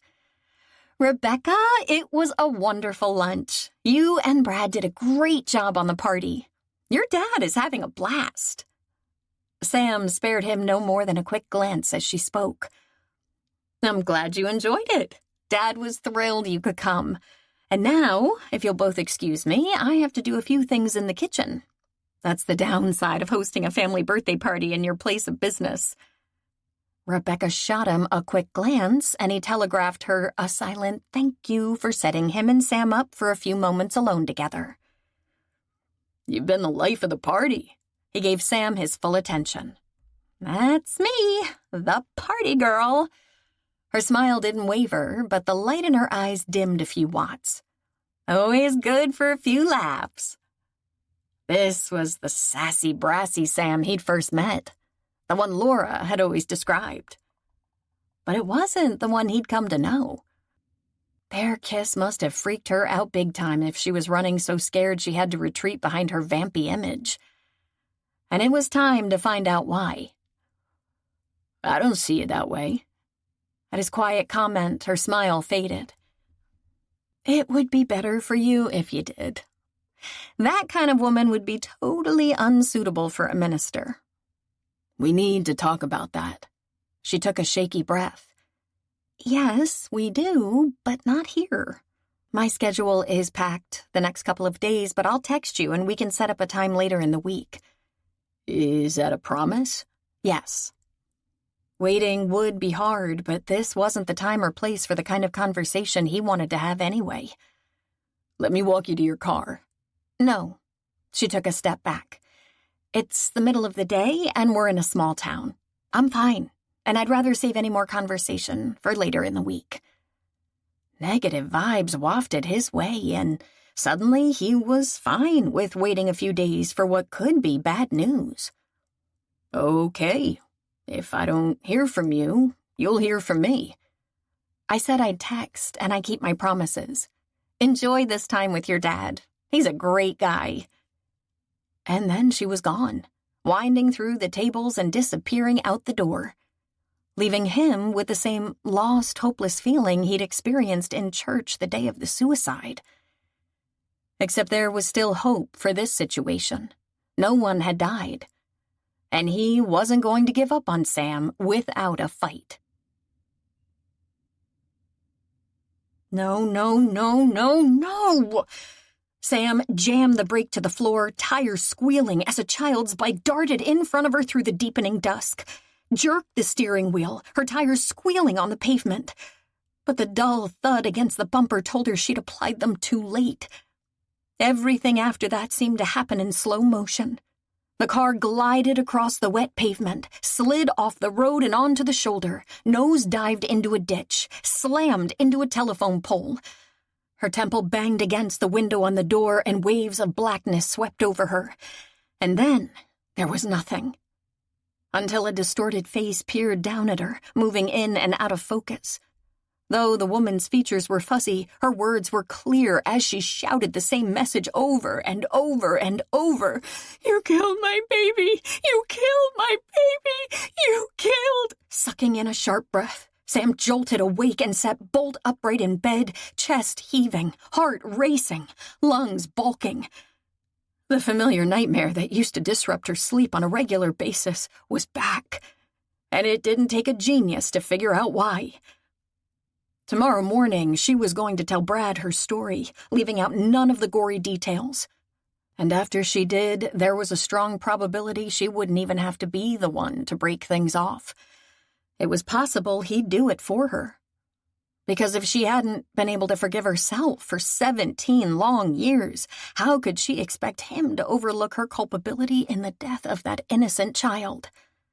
He wouldn't even want to be friends with a woman like her, let alone anything more. She forced herself to take long, deep breaths until her pulse slowed and her lungs kicked back in. Then she sank back against the headboard and pulled the sheet up to her chin, vision misting. If only she could erase that terrible trauma, change the tragic outcome. But history couldn't be rewritten. As her parents had always said, if you made your bed, you had to lie in it. Choking back a sob, she picked up her phone from the nightstand and squinted at the time on the screen. 4:15. No way was she going to be able to go back to sleep. Not after that nightmare and the looming conversation with Brad that would be the finale for her one brief taste of romance with the finest man she'd ever met. Heaving a sigh, she swung her legs to the floor, stood. May as well start her day early. She had plenty of work to do. Not that she got much done, though, as night gave way to day. It was impossible to concentrate on paperwork and too easy to make mistakes on big-dollar house deals. So in the end, she passed the time by perusing new listings, driving by a few that caught her eye for clients in house-hunting mode, and stopping at her favorite coffee shop for a caffeine infusion. 6 hours later, when Brad pulled up in front of the contemporary ranch house that had just listed yesterday and met all his criteria, she was as ready as she'd ever be to break the news. Meaning, she wasn't ready at all. But this was what she had to do. He raised a hand in greeting as he slid from behind the wheel, but his smile of greeting flattened as he drew close. No surprise. Though she'd applied her makeup with a heavy hand, there was no disguising the half-moon shadows beneath her lashes, the faint fan of lines radiating from the corners of her eyes, the taut skin over her cheekbones, or her pasty complexion. Alarm flared in his eyes as he stepped beside her on the porch, touched her arm. "Are you okay?" She forced up the corners of her mouth. "Bad night. But good news for you on the house front. I think I found your dream home. It checks all your boxes. I took a quick look late yesterday, even though it's not officially listed yet, and I knew I needed to get you in ASAP." "I appreciate that, but you don't look up to a house showing." "I've never let a rough night interfere with my job." She swiveled away, keyed in the access code for the lockbox, and opened the door with the key she retrieved. "Let's do a walkthrough and then we'll talk." About more than the house. Drawing on every ounce of her willpower, she kept business front and center for the next 45 minutes as they poked through every corner of the house and the yard. Brad played along despite the worried looks he kept sending her way. When they wrapped up under the vaulted ceiling in the living room, she turned to him. "So, what do you think?" "What do you think?" "The truth? I love it. If I were in the market for a house, I'd buy it. It's modern but not too stark, and it's bright and airy and spacious. I know the price is a little more than you wanted to spend, but I think it's worth the investment. This is a solid neighborhood, and values have steadily risen here. It's also close to your church, so there's a convenience factor. But in the end, you have to live here, so it has to be a place you'd enjoy coming home to." "It is. You nailed exactly what I wanted." He propped his fists on his hips and gave the living room another scan. "Let's make an offer. What would be reasonable?" Once they decided on an amount, she took a deep breath and motioned toward the front of the house. "Now that our business is done, can we sit for a few minutes? There are some things I need to say." "Likewise." "There's a park across the street. I scoped it out earlier. Is that okay?" He scrutinized her, his expression somber. "Sure." They exited the house, and after she locked up, she led the way to the small neighborhood park that was empty at this hour of the morning, except for a mother and toddler at the far end by the playground. She led him toward the secluded bench she'd spotted earlier, sat and knitted her fingers together in her lap as she tried to fill her uncooperative lungs with air. "First of all, I need to apologize. I let our friendship edge into romance, and I should have backed off before that happened." His brow crinkled. "Why?" "Because I don't plan to marry again, and I think you may have serious intentions." The furrows on his forehead deepened. "My intentions are serious. But why don't you want to marry again?" She swallowed. Might as well just lay the hard truth on the table right up front. "Because I don't deserve a happy ending." Chapter 11. In the silence that followed Sam's startling declaration, Brad tried to regroup. He'd thought of a lot of reasons she might have decided to back off, like her previous bad experience with marriage, their polar opposite backgrounds, a concern that she wasn't suitable to be a minister's wife, worries that she fell short compared to Rachel, some indiscretions in her past with other men, perhaps, and he'd come prepared to address all of those. But not believing she deserved a happy ending? That hadn't been on his radar. Yet given the abject misery in her eyes, whatever had prompted her conclusion wasn't something he could fix with a few platitudes or reassurances. Her stance was long-standing and well-entrenched, and she had reasons she felt were sound for imposing such a harsh sentence on herself. Addressing this was going to require every ounce of skill he had as a minister and as a man. Keeping his posture open, he gentled his voice. "I have a feeling there's an unhappy story behind that statement." "Yes. It goes back to Randy." That didn't compute. Based on the little he knew about her short-lived marriage, her husband had done her wrong. Did she somehow think it was her fault that her ex had left her? "Okay." He rested his elbow on the back of the bench and angled more toward her. "Tell me what happened." She drew a shaky breath. "I got pregnant only 2 months after we married. He wasn't happy. He told me if I didn't get rid of the baby, he'd leave me." At that bombshell and the implications, his stomach clenched. Because as far as he knew, Sam had never had a child. This story was taking a turn he hadn't expected. "How did you handle that?" He kept his voice as neutral as possible. "Not well." Her throat worked and she rubbed her forehead. I panicked. I didn't know what to do. I didn't really want a child at that point in my life either, and I didn't want to lose Randy. I was estranged from my parents, and I had no one else to turn to.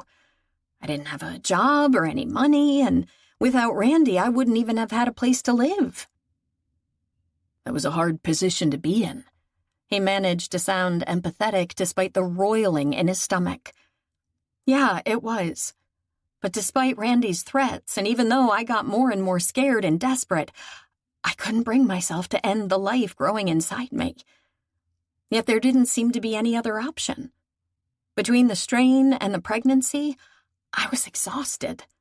She drew a shuddering breath. When the silence between them stretched, Brad fisted his hands and gave voice to the obvious conclusion. Did you have an abortion? Her head jerked toward him, and she frowned, as if his question surprised her. No, I told you I couldn't do that. This wasn't making sense. Are you saying you had the baby? No, she sniffed, wiped the back of her hand under her nose. This is where the story gets really bad. As far as he was concerned, it was bad enough already. But clearly the worst was yet to come. He braced as Sam picked up her story.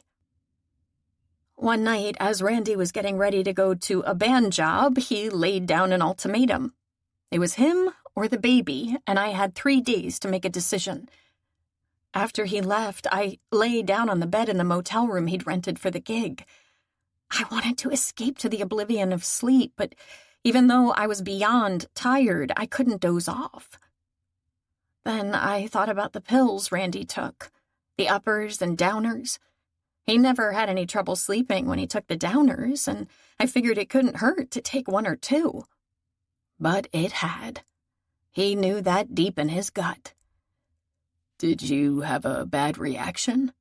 I had an overreaction, because I took the wrong one.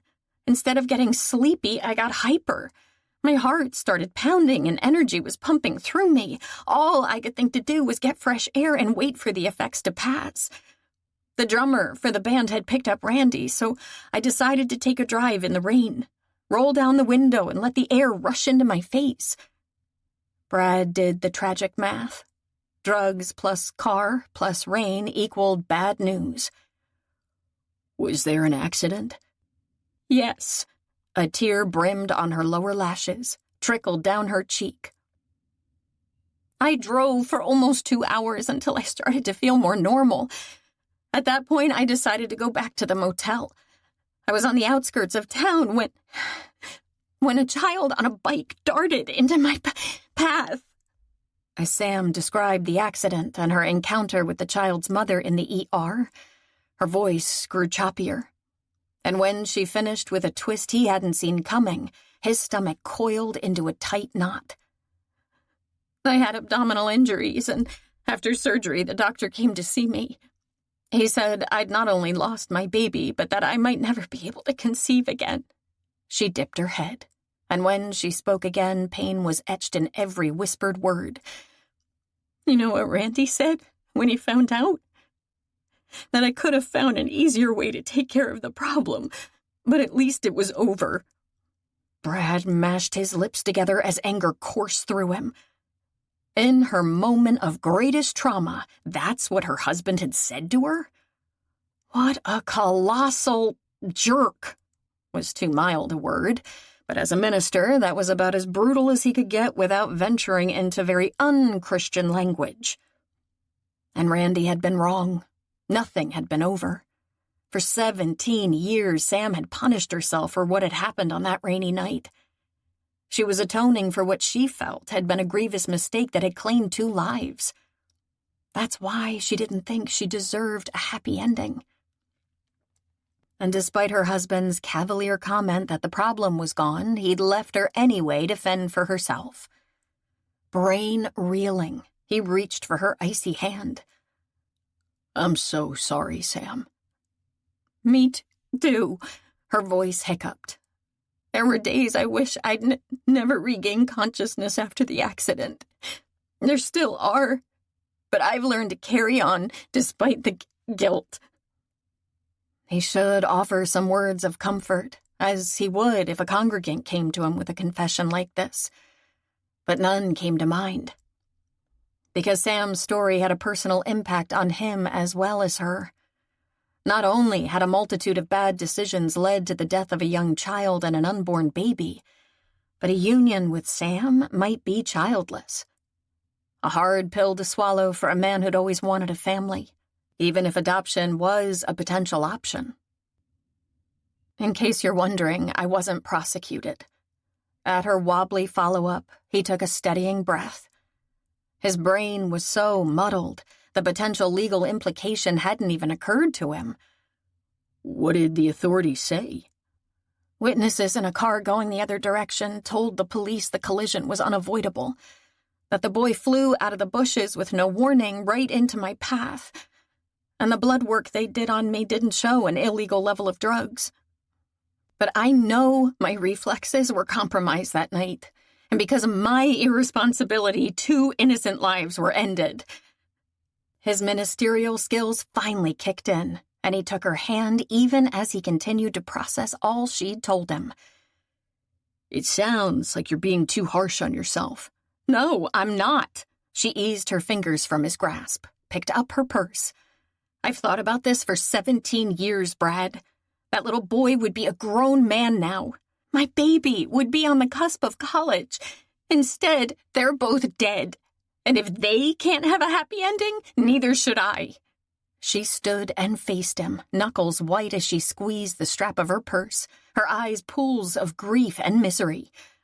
I'm sorry for everything. Her voice choked and she took a step back. I'll put the offer in for the house and let you know what they say. He rose too. Sam, we should talk about— No, she retreated another step. There's nothing to talk about. Someday I hope you find a woman to love who will be everything you deserve. But that's not me, as much as I wish it could be. Another tear trailed down her cheek, and with a choked sob, she pivoted and dashed toward her car. Sam! He started after her. Wait! But she didn't. Instead, she ran faster. His step slowed. He couldn't make her stay and talk to him. And in her present state, it wasn't likely she'd be receptive to anything he had to say anyway, whatever that might be. He had no idea at this point. All he knew for sure was that nothing she'd said changed how he felt about her. Convincing her of that, however, could be a challenge. And until he came up with a plan of action and they both calmed down, it might be best to send some messages of support and caring, but keep his distance. Today had gone just about as well, or as badly, as she'd expected. Sam tugged another tissue from the box on her bed, blew her nose, and continued to throw clothes into her suitcase. Maybe leaving town for a week was foolish, and her boss hadn't been thrilled by the impromptu vacation request. But once she'd assured him she'd keep her finger on business from afar and that she'd line up other agents to handle pending transactions and showings, he'd been more amenable. After all, she rarely took time off, and how could he argue when she'd said she had emergency personal business to attend to? Which hadn't been a lie. Tending to a broken heart qualified as both an emergency and personal business. She tossed her toiletries bag into the suitcase and zipped it shut. Now all she had to do was text Laura. She pulled out her cell and typed in a brief message. Have to cancel lunch tomorrow. Sorry, taking an unexpected trip to Chicago for a few days. Talk to you when I get back. Less than 30 seconds later, animated dots indicated her best friend was responding. What's up? Everything okay? Fine. Have some business to attend to. Are you selling real estate up there now, too? No, this is personal business. No activity on the screen. Good. If Laura pressed, she'd have to bob and weave, and she wasn't in the mood to— Her cell began to ring and Laura's name appeared on the screen. Sam weighed the phone in her hand. She could let the call roll to voicemail, but Laura would know she was being ignored because they'd just been texting. Not an option. Calling up her cheeriest voice, she accepted the call. Hi, kiddo. Sorry to cancel on you, but look on the bright side. You'll have an extra couple of hours this weekend with that handsome groom of yours." "He won't object, but I've been looking forward to our lunch. Listen, are you sure everything's okay? You never take unplanned trips." "Well, there's a first for everything, right? I've been working too many long hours, and the pace finally caught up with me. I need a few days of R&R. "Will you be back for Bible class on Thursday?" "That's my plan." "How about your Tuesday night commitment?" "No, I'm skipping that this week." No way could she counsel troubled young women when she was a basket case herself. "Is there anything I can do for you while you're gone?" "No. The garden will be fine for a few days. I'll water everything before I leave." A few beats ticked by. "There's something you're not telling me, isn't there?" Of course, her intuitive best friend would pick up bad vibes. Laura was wired that way. "Everything will be fine, Laura. Trust me." "Is it okay if I say a few prayers for you?" "Prayers are always welcome. Gotta run, kiddo." Once they said their goodbyes, Sam typed in a text for Brad. One she'd send after she was on the road, just in case he had any inclination to try to stop her. But that was unlikely, given the shock on his face when she'd left him at the park a couple of hours ago after her download. Considering all she'd laid on him, it was no wonder he'd been reeling. By now, though, he'd no doubt realized that her decision to walk away was the best thing that could have happened, that he'd dodged a bullet. And someday, maybe, the emptiness in her heart would be less painful. But in the meantime, she could use all the prayers Laura sent her way. Chapter 12. He needed information, and who better than Sam's best friend to provide it? The instant he finished his first service on Sunday, Brad changed out of his clerical vestments and headed for the fellowship hall. Laura and Nick usually stayed for coffee, but if she wasn't there, he'd call her. Because from everything he knew about her, Sam was acting peculiar, and that was more than alarming. When he entered the hall, he stayed off to the side and scanned the room. The instant he spotted Laura, he motioned to her, then stepped back outside before any of the congregants could corner him. Not his usual pattern during the social hour, but this wasn't a usual situation. When she joined him, she frowned. "What's up?" "I need to talk to you, in private. The small meeting room is free." He strode ahead, then stepped aside when they'd reached it so she could enter. As soon as she was inside, he followed and closed the door halfway. Laura cocked her head and scrutinized him. "Are you okay?" "I thought you looked a little under the weather during your sermon, but it's more noticeable up close." "I could be better. Do you know where Sam is?" A flicker of understanding dawned in her eyes. Ah, so this is about Sam. "Yes." He wasn't going to pretend with his childhood friend. "I got one text from her late Friday afternoon saying she was going to be out of town and that she'd shuffled me off to a colleague to do the paperwork for the house I'm planning to buy. She hasn't responded to any of my texts since then, and she's letting my calls roll to voicemail." "Did you two have a fight?" "No. We had a discussion. She shared some information that I probably didn't respond to as well as I should have." Scratch probably. He'd blown it big time. What Sam had needed was understanding and love and acceptance and a hug and a dozen other things he should have provided, would have provided if he hadn't been so blindsided by her rapid-fire string of revelations. Laura folded her arms. "You know, despite the Teflon veneer she presents to the world, Sam's feelings run deep. She's much more easily hurt than she lets on." There was a hint of censure in her tone, and it was deserved. "I know, and I have amends to make. Do you know where she is?" Laura considered him for a moment before she responded. "Chicago, but I don't know where she's staying." "Do you know when she'll be back?" "Not in time for her counseling center work on Tuesday night, but she said she'd be here for Bible study on Thursday." He stared at her. Counseling center? Bible study. Eyes widening, Laura clapped a hand over her mouth.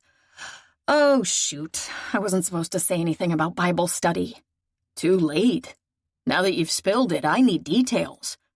Laura shifted her weight from one foot to the other, forehead pinching. Sam's been going with me to Bible study for months.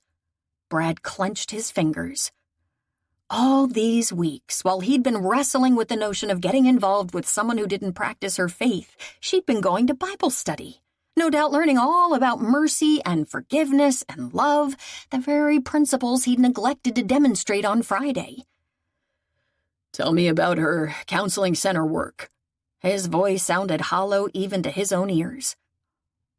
Laura propped a hip on the conference room table and folded her arms.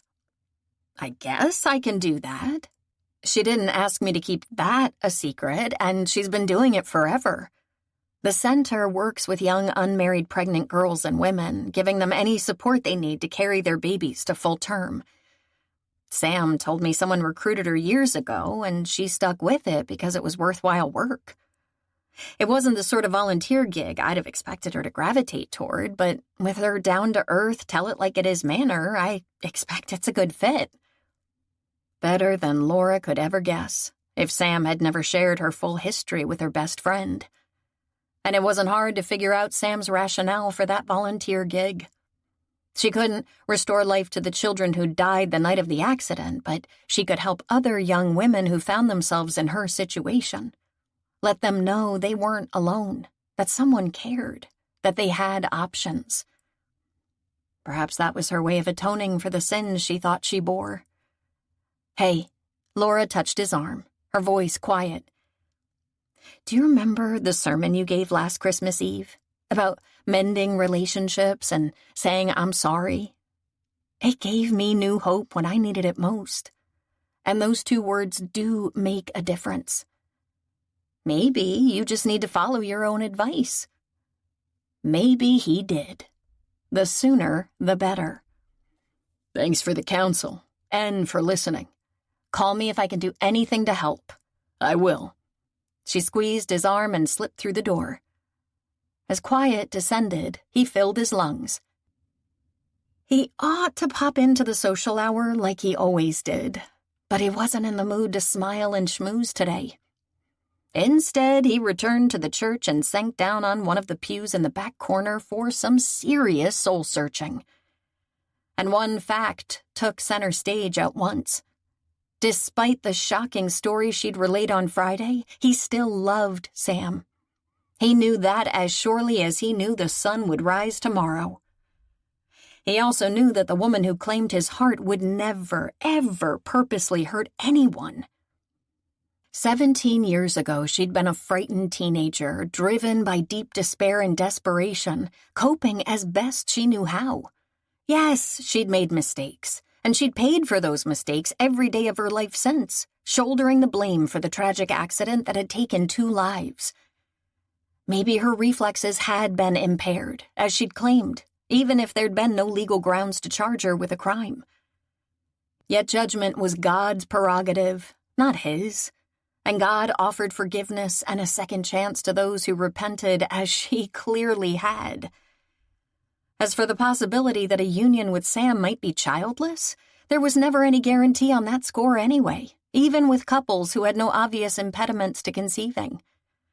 And there were plenty of children who needed a home if he and Sam couldn't have their own biological child. Bottom line, he could live with everything Sam had told him. What he couldn't live without was her. She was so much a part of his life now, it was impossible to imagine a future that didn't include her. The challenge was how to convince a woman who felt unworthy of love or happiness, who'd resigned herself to a solitary existence as a penance for her mistakes, that forgiveness wasn't just a theory preached in the pulpit, that mercy and understanding and absolution were real, and that they applied to her, on both the human and divine level. His stomach clenched. He'd done a terrible job of that on Friday. No matter the muddle he'd been in after her shocking revelations, letting her walk away had been a huge mistake. She hadn't needed time to calm down.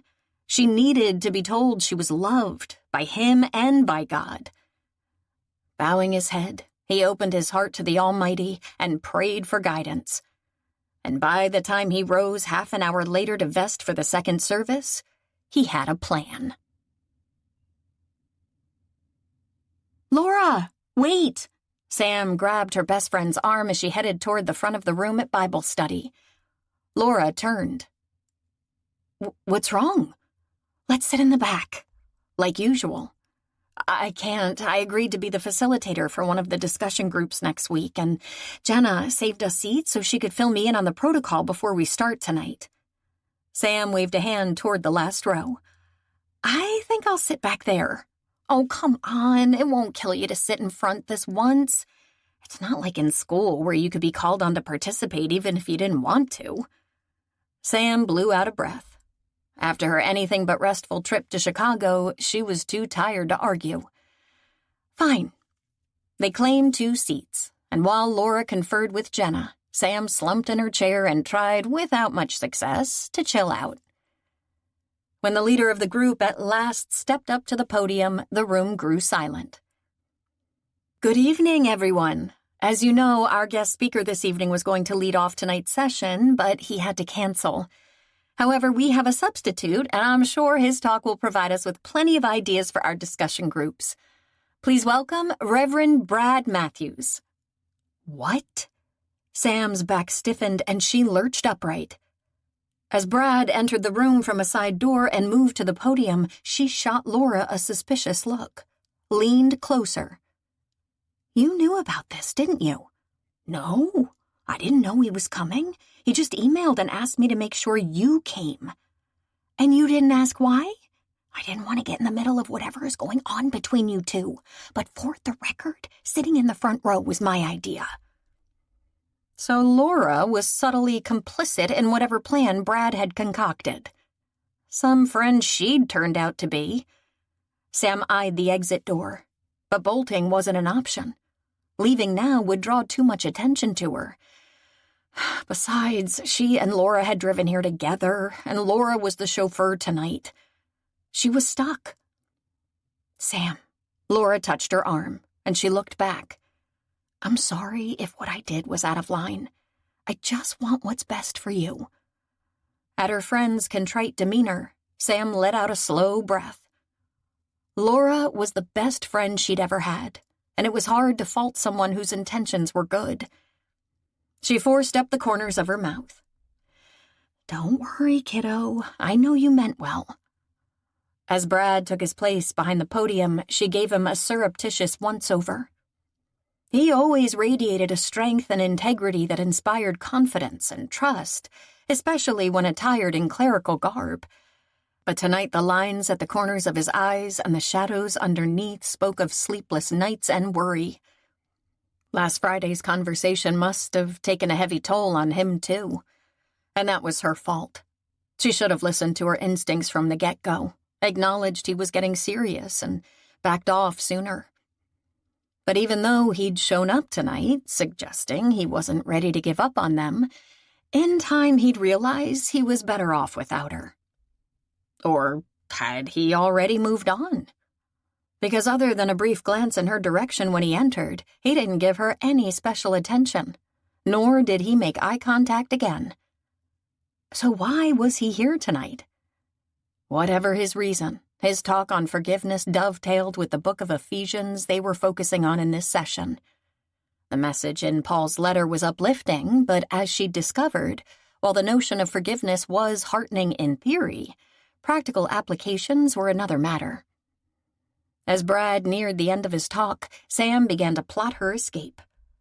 She couldn't leave without Laura, but she could flee to the ladies' room and hide out there until Brad was gone. He couldn't hang around forever. Maybe that was the coward's way out, but she wasn't ready to face him yet. When she started to lean over to tell Laura her plan, Brad closed his notes and looked directly at her. She froze as he spoke. "I know the focus of your study is Ephesians, and forgiveness is a prominent theme in that book. But it also receives a great deal of attention elsewhere in Scripture.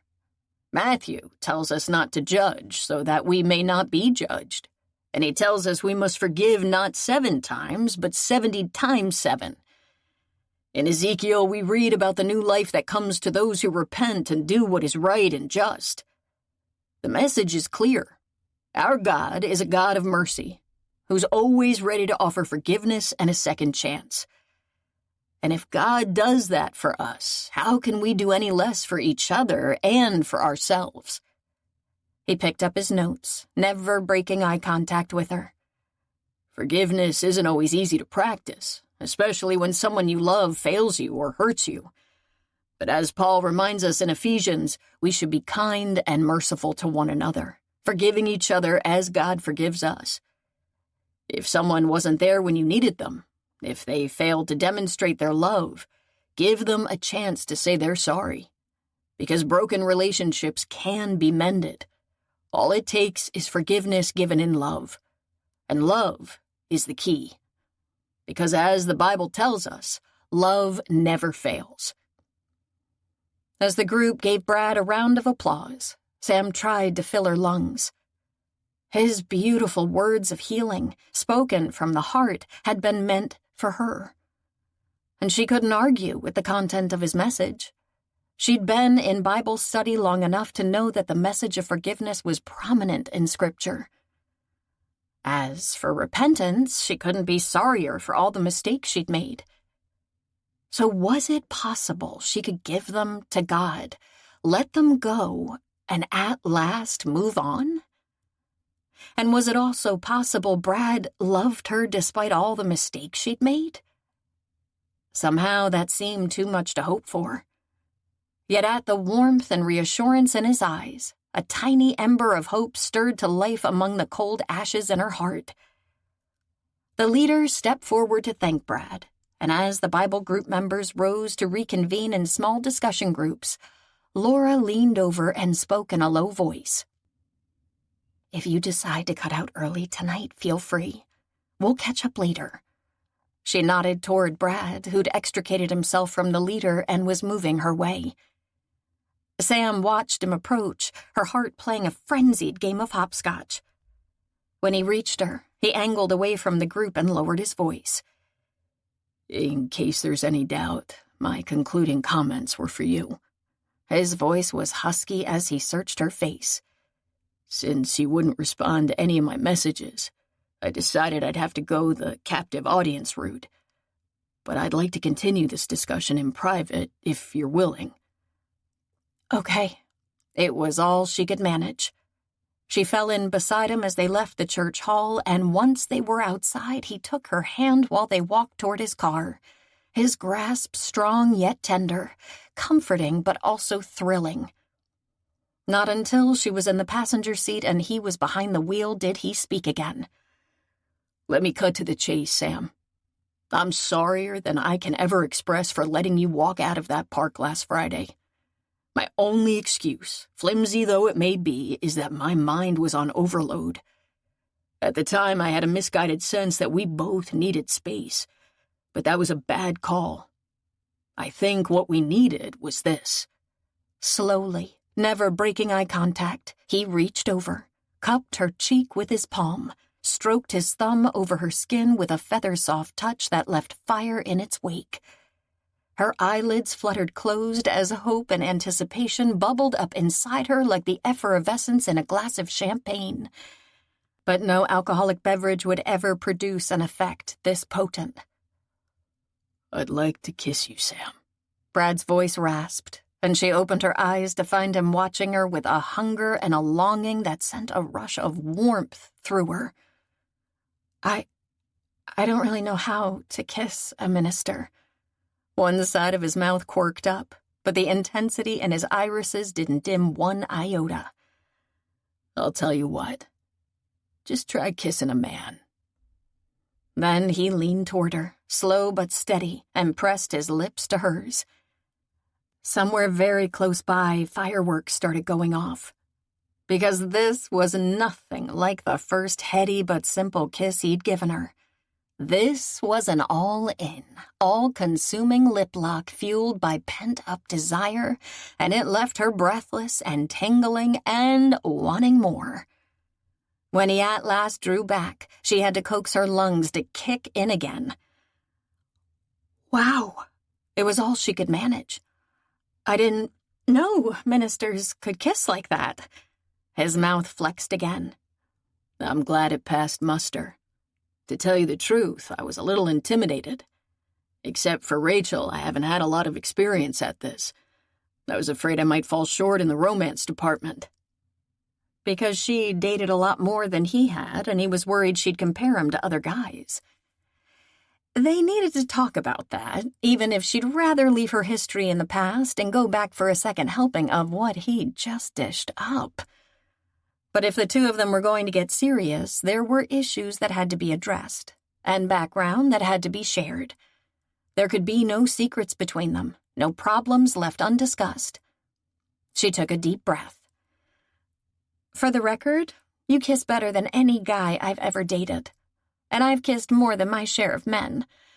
In fact, in the interest of full disclosure, Sam, he pressed a gentle fingertip to her lips. You don't have to bare your soul about the men in your past. All that matters to me is what we have together. I've known you long enough to get a solid sense of the kind of person you are now. Whatever happened before isn't relevant. While his words were a balm to her soul, she wanted this relationship to be built on full transparency. I appreciate that, but I want you to know what you're getting with me. He studied her for a moment, then nodded. If you want to tell me about your past, I'm fine with that. I just want you to know it's not necessary. And no matter what you share, it won't change how I feel about you. Hopefully that was true. But going forward, she wasn't keeping anything from him. The good, the bad, or the ugly. I want you to know that while I wasn't nearly as wild as I have a feeling you think I was when we met, after Randy dumped me, my self-esteem was in the toilet. For a year or two, I was a hermit, but the loneliness was overwhelming. So, eventually, I joined a singles group. She swallowed. This was the part she was ashamed of. Nevertheless, she took a fortifying breath and pushed on, the words bitter on her tongue. Twice, during those early years, the loneliness got so bad that I had a one-night stand. I thought that would fill the empty place in my heart, but it didn't. It only made everything worse. So I swore off casual intimacy. That's why I went out with so many men. Most guys expect a payoff, so my dating roster changed often. But even casual dating got old. The truth is, I rarely date at all anymore. In the silence that followed, she peeked over at him, and the compassion in his expression clogged her throat. You want to know what I think? His voice and demeanor were tender. Maybe not, but she nodded anyway. I think you are a remarkable woman. Strong, resilient, kind-hearted, giving. I see someone who's learned from her mistakes and has worked hard to atone for them, and who's seeking to reconnect with God. I see one of the most sensitive, considerate, and caring people I've ever had the privilege to meet. You survived a very difficult period in your life in the only way you knew how at the time, and you emerged a better person. That's the best we can hope for in this imperfect human world. What matters most to me is the Sam Reynolds I know is a wonderful, warm woman who has added joy and light and love to my days. Oh, mercy! In another minute, she was going to turn into Niagara Falls. You're being too kind. No, I'm not. Yes, he was. But she'd save that argument for later, because there was another hard topic she had to bring forward. There's more to consider, Brad. I can't promise you a family, and you'd make a wonderful father. His gaze held steady. Since we're being honest here, I'll admit that was one of the things that threw me on Friday. But you know what I realized? I can live without children if that's God's plan for me. But I can't live without you. That's why I brought this tonight. He reached into the pocket of his jacket and withdrew a small velvet jeweler's box, set it on the console between them. Her pulse stuttered as she homed in on the box. I know we've only been dating for 5 months, but as my father and sister told me, that's long enough when you meet the right person. And I have. He took her hand, wove his fingers through hers. I love you, Sam. I want to spend the rest of my life waking up next to you, laughing with you, sharing with you, making memories with you. And I want to do it in the house you found for me, which I got, by the way. She blinked, tried to shift gears as she looked up at him. What? The sellers accepted my bid for the house you showed me on Friday. The colleague who was handling your work for you while you were gone called me right before I came here tonight. I told her to proceed, but I'd rather not live there alone. He picked up the velvet box and flipped it open to reveal a sparkling solitaire. So, here it comes. How would you feel about marrying a minister? Her lungs locked as she stared at the ring. Was this for real? Or had she entered a different dimension? One where dreams came true and people really did find happily ever afters. Because in her world, fairy tales only happened in the pages of storybooks. Sam, am I rushing you? Brad's forehead rumpled. If you're not ready, I can put this away for now and— No! She grabbed his hand as he started to retract it. I just want to make sure you're not rushing things. That you won't have any regrets down the road. I mean, I'm not the domestic type. I can't even cook. The slow grin bowed his mouth. Trust me, I know. But I'm used to microwave food, and maybe we can take some cooking classes together. That could be a fun couples activity for newlyweds. Newlyweds. What a sweet sound that had. She scrutinized him. Are you absolutely sure about this? I couldn't be any more sure. And if you say yes, I'll demonstrate the depth of my conviction. He waggled his eyebrows. A surge of joy swept through her, so strong it left her dizzy and giddy and speechless. So she simply held out her left hand. Brad removed the ring from the case and slipped it on with an endearing unsteadiness, lifted her hand and kissed each finger before tucking her close until only the console separated them. What would you think about a Christmas wedding? She smiled and edged closer. I think that would be the best present I ever got. But I wouldn't object to a sneak peek at what's going to be under the tree, waiting to be unwrapped. A chuckle rumbled deep in his chest. I bet you were one of those kids who hated waiting until Christmas morning to open presents and tried to find them ahead of time. Guilty as charged. But you, Brad Matthews, are worth waiting for. Especially if you give me a little preview of what to expect on Christmas morning. I think that could be arranged. The smoky look in his eyes sent a sizzle through her nerve endings. But I have an idea that will enhance the preview. Get out of the car. She peered at him. What? This console is annoying. Poor planning on my part. Let's relocate to the back seat. Before she could respond, he opened his door and slid from behind the wheel.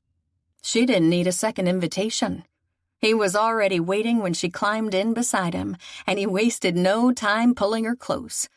This is much better. I haven't necked in the back seat of a car in years. She giggled and snuggled closer. I've never necked in the back seat of a car, but I don't want to wait to do this. And a minister kissing a woman in full view on a church parking lot could create a scandal. What if someone from Bible study came out? Even in the dark, they might spot us. See? I'm a bad influence on you. On the contrary, you're an excellent influence in every way. His eyes softened as he played with a few strands of her hair. You brought the sunshine back to my world. You filled up the empty place in my heart and refreshed my soul. You made me believe I could have a second chance at love. He released her hair and focused on her lips as his eyes began to smolder. And now, unless you have something else you want to say, I'm done talking. She slipped her arms around his neck and smiled up at him. I'm ready to move from words to action. Now you're speaking my language. He erased the distance between them, and as his lips closed over hers in a tender kiss that spoke more eloquently than words of commitment, caring, and the promise of a future filled with love, Sam finally let go of the past. Because this was her future. Here in Brad's arms was where she belonged. For always. Chapter 13. You look beautiful, Sam. As Laura held out the bouquet of cream-colored roses and holly sprigs, Sam took it, then glanced at her reflection in the bride's room mirror. The scalloped hem of her cream-colored sheath ended just above her knees, and the long sleeves were demure. But the neckline, cut straight across, the scalloped edge revealing a glimpse of creamy skin on her shoulders, gave the dress a modest touch of Sam pizzazz, as Laura had called it.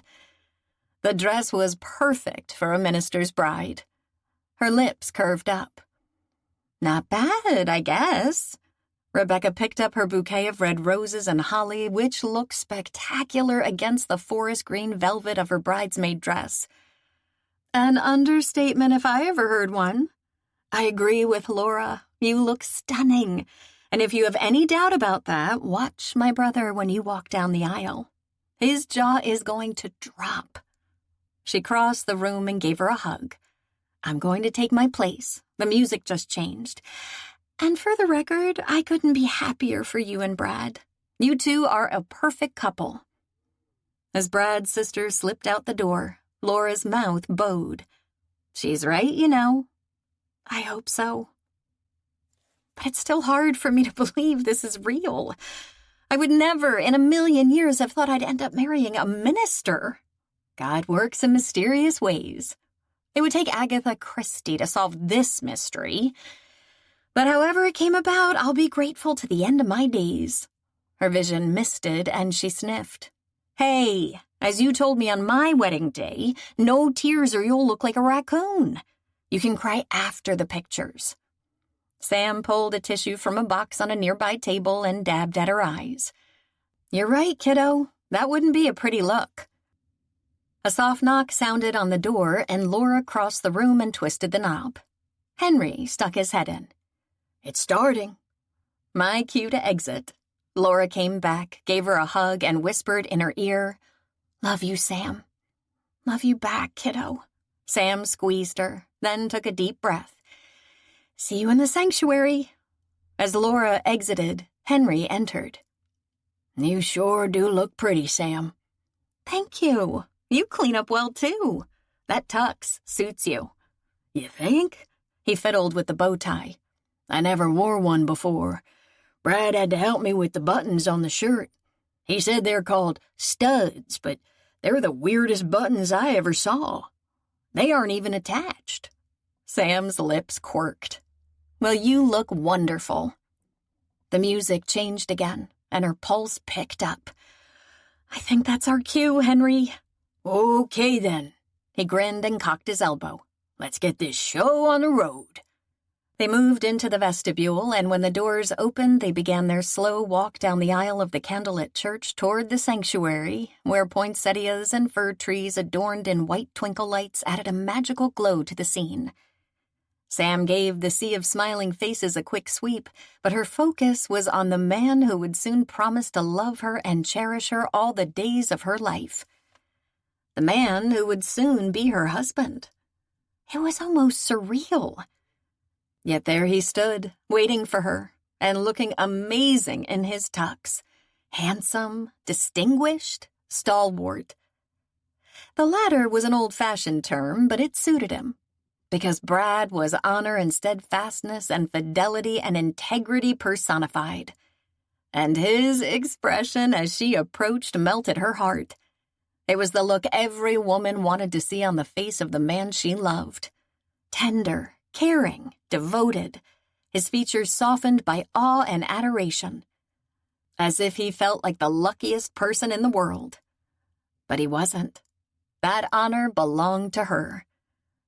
As Henry relinquished his hold and she tucked her arm in Brad's, he smiled down at her and laid a protective hand over hers, his touch steady. Sure, resolute, his eyes filled with a promise that he would be there for her through good times and bad, in sickness and health, all the days of his life. In a moment, they'd give voice to those vows before all their friends and family gathered here. But in her heart, Sam knew that Brad had already made them before God, as had she.